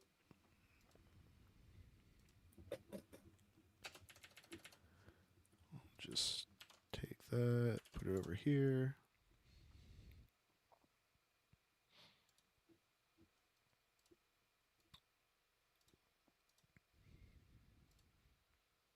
Oh, where did Gretchen go? Her internet died. Oh, That's why we were sounding robot-y to her for a moment. Pro myth. She'll be right back when she gets that situated. But don't worry. The slow boy is in charge of the helm. I'll make sure that we avoid the big rocks. hey, I'm not paying for the tires. Oh, Ray's hopping off. Thanks for jumping up with us, Ray. Enjoyed having you on the panel tonight. Hope you rest well. Pro myth. Welcome in. Hey, what's up, guys? Not too much. Pro myth. Are you at least 18 and do you believe in God? I'm very 18. I'm very much older than 18. Yes, I'm Fair enough. 40 something. And yeah, you so believe in God? well, see, that's the thing. It says, why should we believe in your God? So I have a definition of God. I don't believe in a certain kind of God, but I thought I had an interesting perspective to share, if that's okay. It's never an interesting perspective. It's always the same, like, bunch of nonsense. It devolves into, basic deism, which, is undemonstrable. Well, it's interesting how they always. So I mean, think that we'd we're love to hear not your perspective, but we wanting to do hear also what- want to hear an argument for. It's interesting that it's interesting that they don't think that we want to hear what their belief in God is, because that seems to be always what the host wants to hear. So what is your perspective? Because we're atheists. We don't need a definition for God. You tell us. But they always are like, oh, well, I'm going to tell you what mine is. Well, of course. And it's almost assuredly not going to be novel. It never is. Why your perspective is true? Are you prepared? Of for course, that? of I won't course. say never. Okay, so It's- yeah, go ahead and you'll- go ahead and give us your perspective, and then after that, we want to hear why it's true. And then, while you're doing that, I apologize. I'm going to use the restroom. I will hear everything you're saying. My earbuds will be on, and Christina will probably be responding. Okay, yeah. All right, so this is what I believe. I think that the being, or the quote-unquote person that is looking through my eyes right now, it's listening with my ears, touching with my hands and my nerves, is the same exact being that is looking out of your eyes and listening with your ears and touching with your hands. And that I believe somebody like Jesus or our ancient ancestors who could actually use their head, they referred to this quote-unquote person as God. I believe that Jesus saw. Oh, geez. He thinks we're all fucking God. Is this going to be a universal consciousness argument? It sounds like it. It's not something that's going to be like panpsychist. It's already nonsense because, like, the fact that I don't think that is just demonstration that we're not the same being, because we don't share mental states, we don't share beliefs. It's just very easily law of identity in action.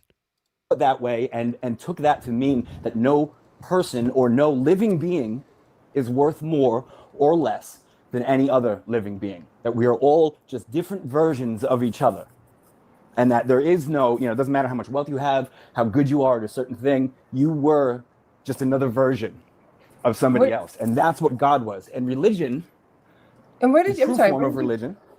Are you saying that that's what Jesus' stance was? Well, I believe that Jesus, the reason why he went to the poor and the suffering was because he knew that they were just other versions of himself. He was trying to help people who were having a difficult go around in this one. And he saw things like wealth, which creates false idols, like golden calves. It gives people the idea that they're worth more than other people. But he knew that not to be true. I believe that was the miracle, that he actually loved people who condemned him because he knew that they were blind and deluded. I believe that that's what our actual ancestors referred to as God, and it was twisted into what they called Antichrist. It was twisted into something that they turned into a religion that became myths and superstitions that itself became a false idol to turn against people and use to say that you are worth more than someone else. Like calling yourself a Christian itself is using God's name in vain.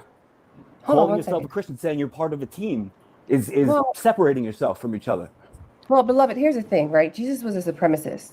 Let's just go ahead and knock that out right there. Jesus had no qualms with making it abundantly clear that he came for the lost sheep of the house of Israel, right? When the Syrophoenician woman was running after him, trying to get help for her daughter who was possessed with the spirit, he ignored her, right? He ignored. Yeah, he ignored her until she like called herself a dog and degraded himself or herself in front of him. So Well, that's he called her a dog. right. He called her a dog, and then he didn't help her until she admitted that she was a dog. Like basically Right. like humiliating her. Yeah, in public. even the dogs eat the crumbs from the table. Yeah. And so that's always my go-to to demonstrate Jesus's supremacy as well, or supremacist views. Well, also, I see Jesus as doing the same thing that our modern day televangelists do. The reason he's hanging out with the poor is because the poor are the vulnerable. Those are the ones you can actually get as followers, whereas the rich people are already doing their thing and they don't care about some guy walking around preaching. So, they're he's comfortable. just an They ancient don't world need anything. evangelist. Yeah. And to the point where the disciples were saying, Jesus, send her away because she's screaming behind us. They were annoyed.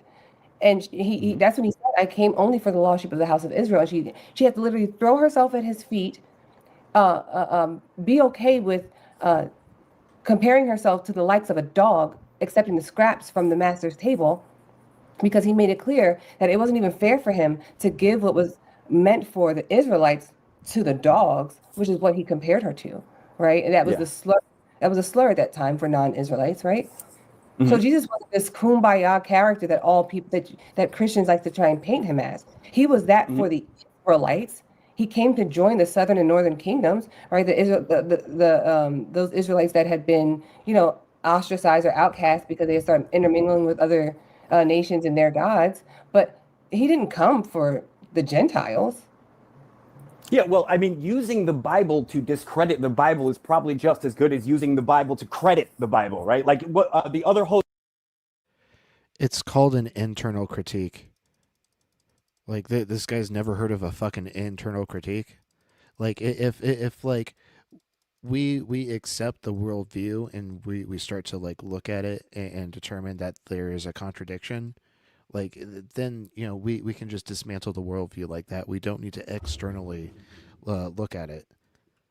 It's one of like the easiest ways to just like go ahead and examine your opponent's claim.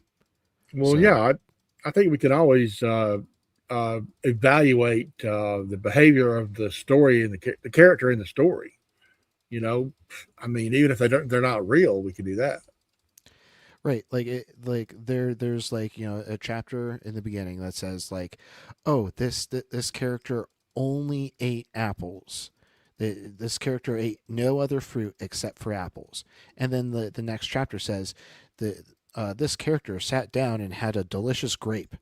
So like, we can already derive a contradiction there that it claims the character only ate apples, like only fruit it ate was apples. But now we have an instance of it eating grapes. Absolutely. Therefore, it's just a contradiction, and this can't actually exist. Yep. The other host said that it was created when, like 800 years ago. Right? You said the Bible was created 800 years ago. You can't use the Bible to credit the Bible. Use the Bible to just as you can't use it. You can't say that a story. You can't use a story in the Bible itself to say that. Well, look, what I believe the Bible is that. Can I just finish real quick? Sure, go ahead. What I believe the Bible is, like he said, it was created not 2,000 years ago. It was created like 800 years ago by politicians. They took something that had the truth in it, because you can't create it from nothing. It has to be, propaganda has to be at least related to the truth, and they wrapped it around propaganda. They took the truth and wrapped it all up and added their own little stories. We all know that that's what happened. Right? What's the evidence of that? What's the evidence that the Bible isn't true and that it's a lot of propaganda? No, we know it's not true. I'm asking the evidence that they took something and changed it. What do you mean? You said that was your claim, Prometh. Hey, Prometh, I'm going to mute you if you don't stop talking over me. There you go. All right, little baby. Okay, so you said that the Bible, you said that the Bible was changed, That's what I'm asking you for. I'm asking where's the evidence Yes. that the Bible was changed?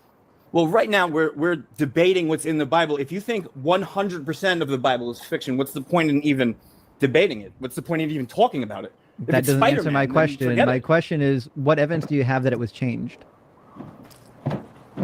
I don't even understand what that means. I mean, you think it was That changed. was your claim. Yeah, King David you- changed the Bible, right? Constantine changed the Bible. I'm asking you What for the was evidence of that. I'm Yeah, asking the for council. I'm asking you for the evidence. The evidence that King David changed the Bible? Yeah.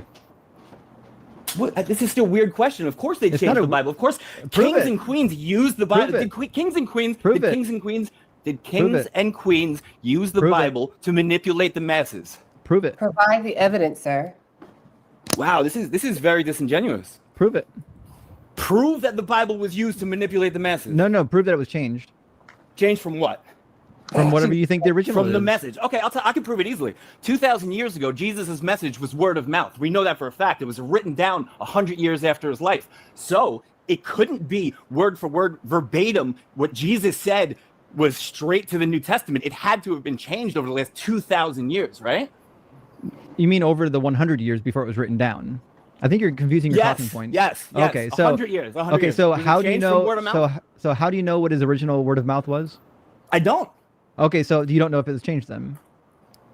I mean, to be sure, Wow, to be dude, sure, look, I we get that agree. you want to debate to be people. sure, I get it. I get it. To be sure, we agree that whatever Jesus spoke probably isn't what's in the New Testament. We get that much, but I'm showing.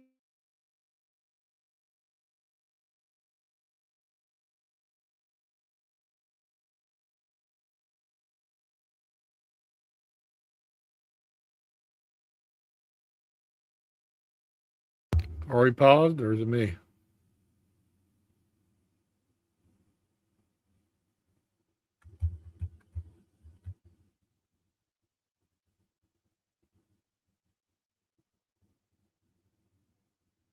Testing 1, 2, 3.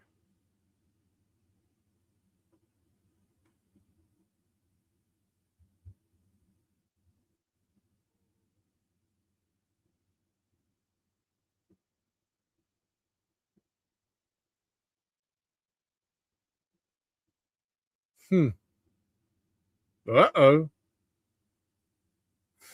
Can anybody hear me?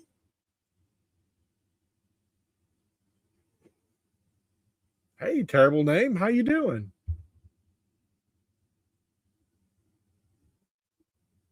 Hey, Espresso Jack. Can you hear me? Oh, okay, cool. I've got control, but I have nothing to say. Isn't that a shame?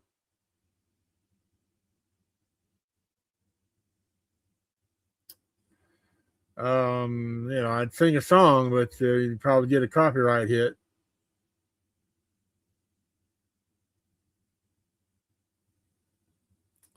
Wow, this is the most live I've been all by my love. Let's see. Fuck ICE. Fuck Donald Trump. Your God is imaginary, and mystical experiences are hallucinations. That's kind of short, though. Let's see. What else can I throw in there? You got a suggestion?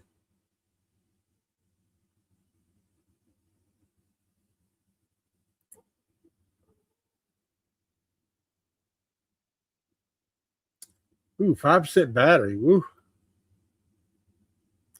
Well, they're just as good as hallucinations, Cafe, because they're all in your mind and they're subjective, and you can't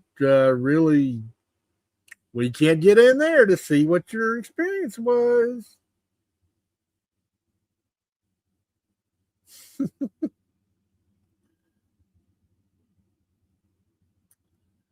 Oh no, let's see. We're going to talk about Elon Musk's friend's daughter now. I wish they would make up.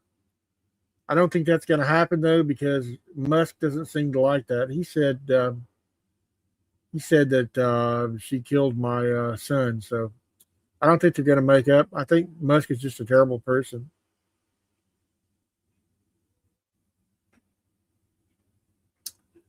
Yeah, all your experiences are in your mind. Now, if you run into run into a brick wall or get run over by a bus, we'll All probably right, have folks. some people. Can you hear me? Am I back? Yeah. Hey. Yeah, Welcome I'm back. I'm hot spotting. There seems to be some sort of internet issue going on. Ruh-roh. Yeah, I don't know. So hopefully my hotspot is powerful enough to close things out. We'll go ahead and end things here since there are so many technical issues going on. Oh, okay. Gretchen, yeah, Gretchen says good night, everybody. Good night, Gretchen. So, good night, RP. Good night, me. Yeah, good night, MCARP. Glad you were able to jump on the panel for a bit. So yeah, we'll go ahead and play a couple songs, and hopefully my hotspot will be powerful enough to stream the video. Okay, I'll look forward to your songs, and I'll step down. Thank you. Good night. All right. See you later.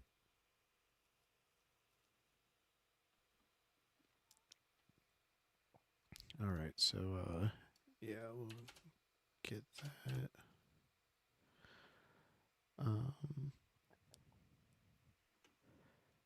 Gotta choose the ones. Let's do BMF and then our theme song, and we'll call it a night.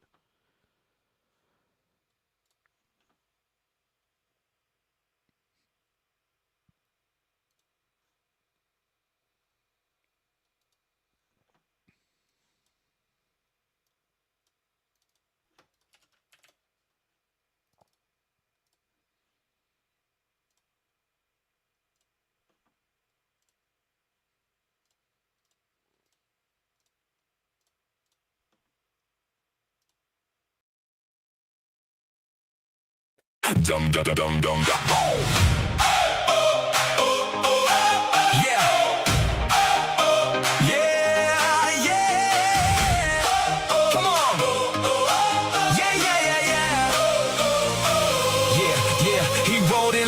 Twisted tea, talking about stars and synchronicity. Don't let me cut my hair, he cried. Mercury dancing in his chaotic eyes. Do you believe in God? He said it's complicated. Tarot cards, a magnifying glass, the whole damn stream was captivated. But he kept talking after he got muted. Still preaching truth, nobody disputed. No sound, no clue, definitely no sobriety. Just jazz hands flying with no propriety. No one could hear him, but no one looked away. A silent prophet crashing out, and history was made. He has risen, BMF. Silence screaming to the cosmic depths. Twisted tea communion in his hand. Talking to dimensions we don't understand.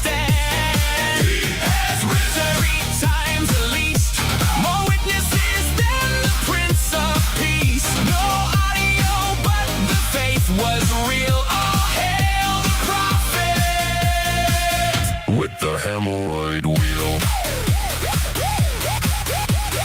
Chat went insane, the memes took flight. Hush just before BMF, all through the night. Bring him back, we need him now. The whole damn internet forgot somehow about the callers and theology, cause BMF became mythology. Some said Messiah, some said saint, others just wanted the mute constraint. He was taking oil spiritually, reading tarot universally, operating heavy machinery while transcending ordinary reality. When BMF disappeared, there was an empty hole. Everybody asking, where'd our drunken Yoda go? He has risen, BMF, brushing his glorious mane to death.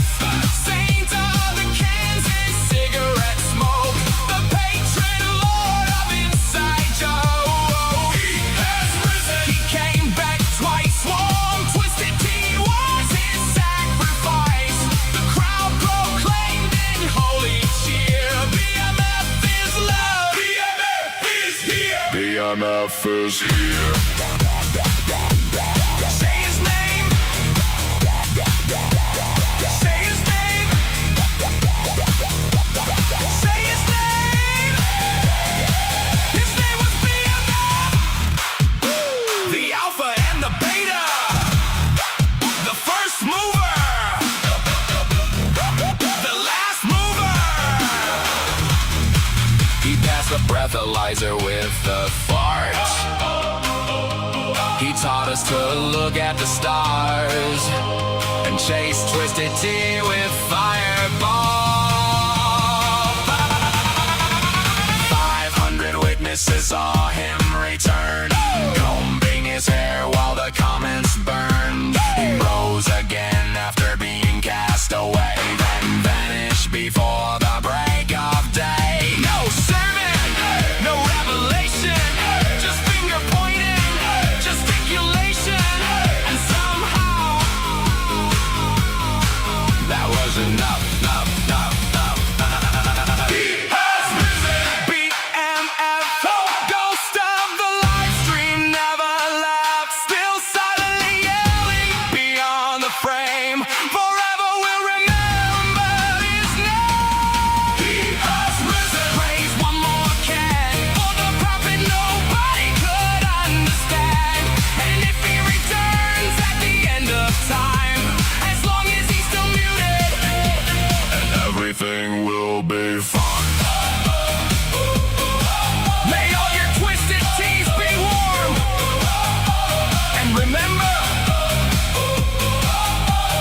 BMF is going to rock you.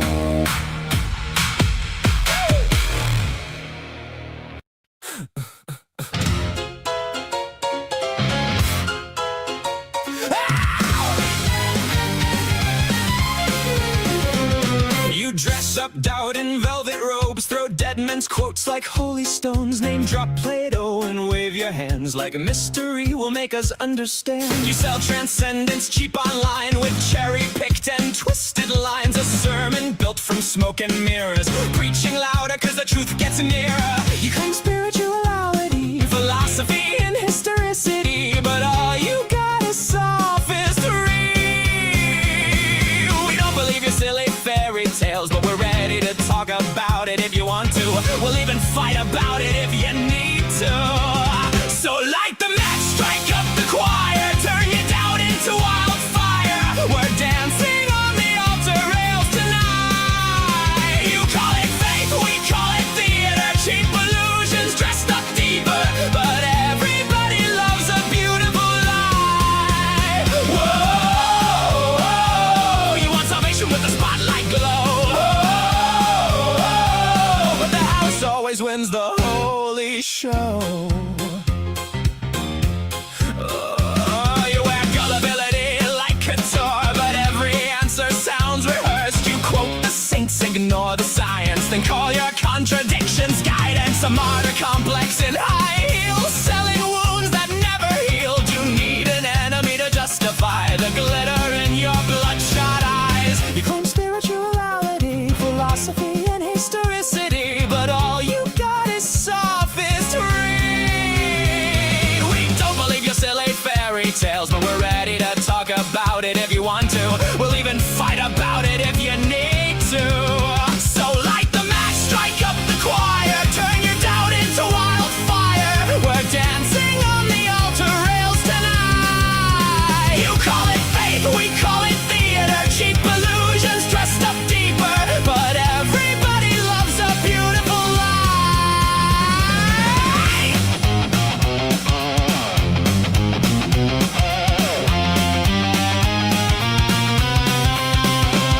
And if heaven's just a green room backstage, then who's been writing all your lines? You pray in public for the applause, then curse the crowd when they don't buy.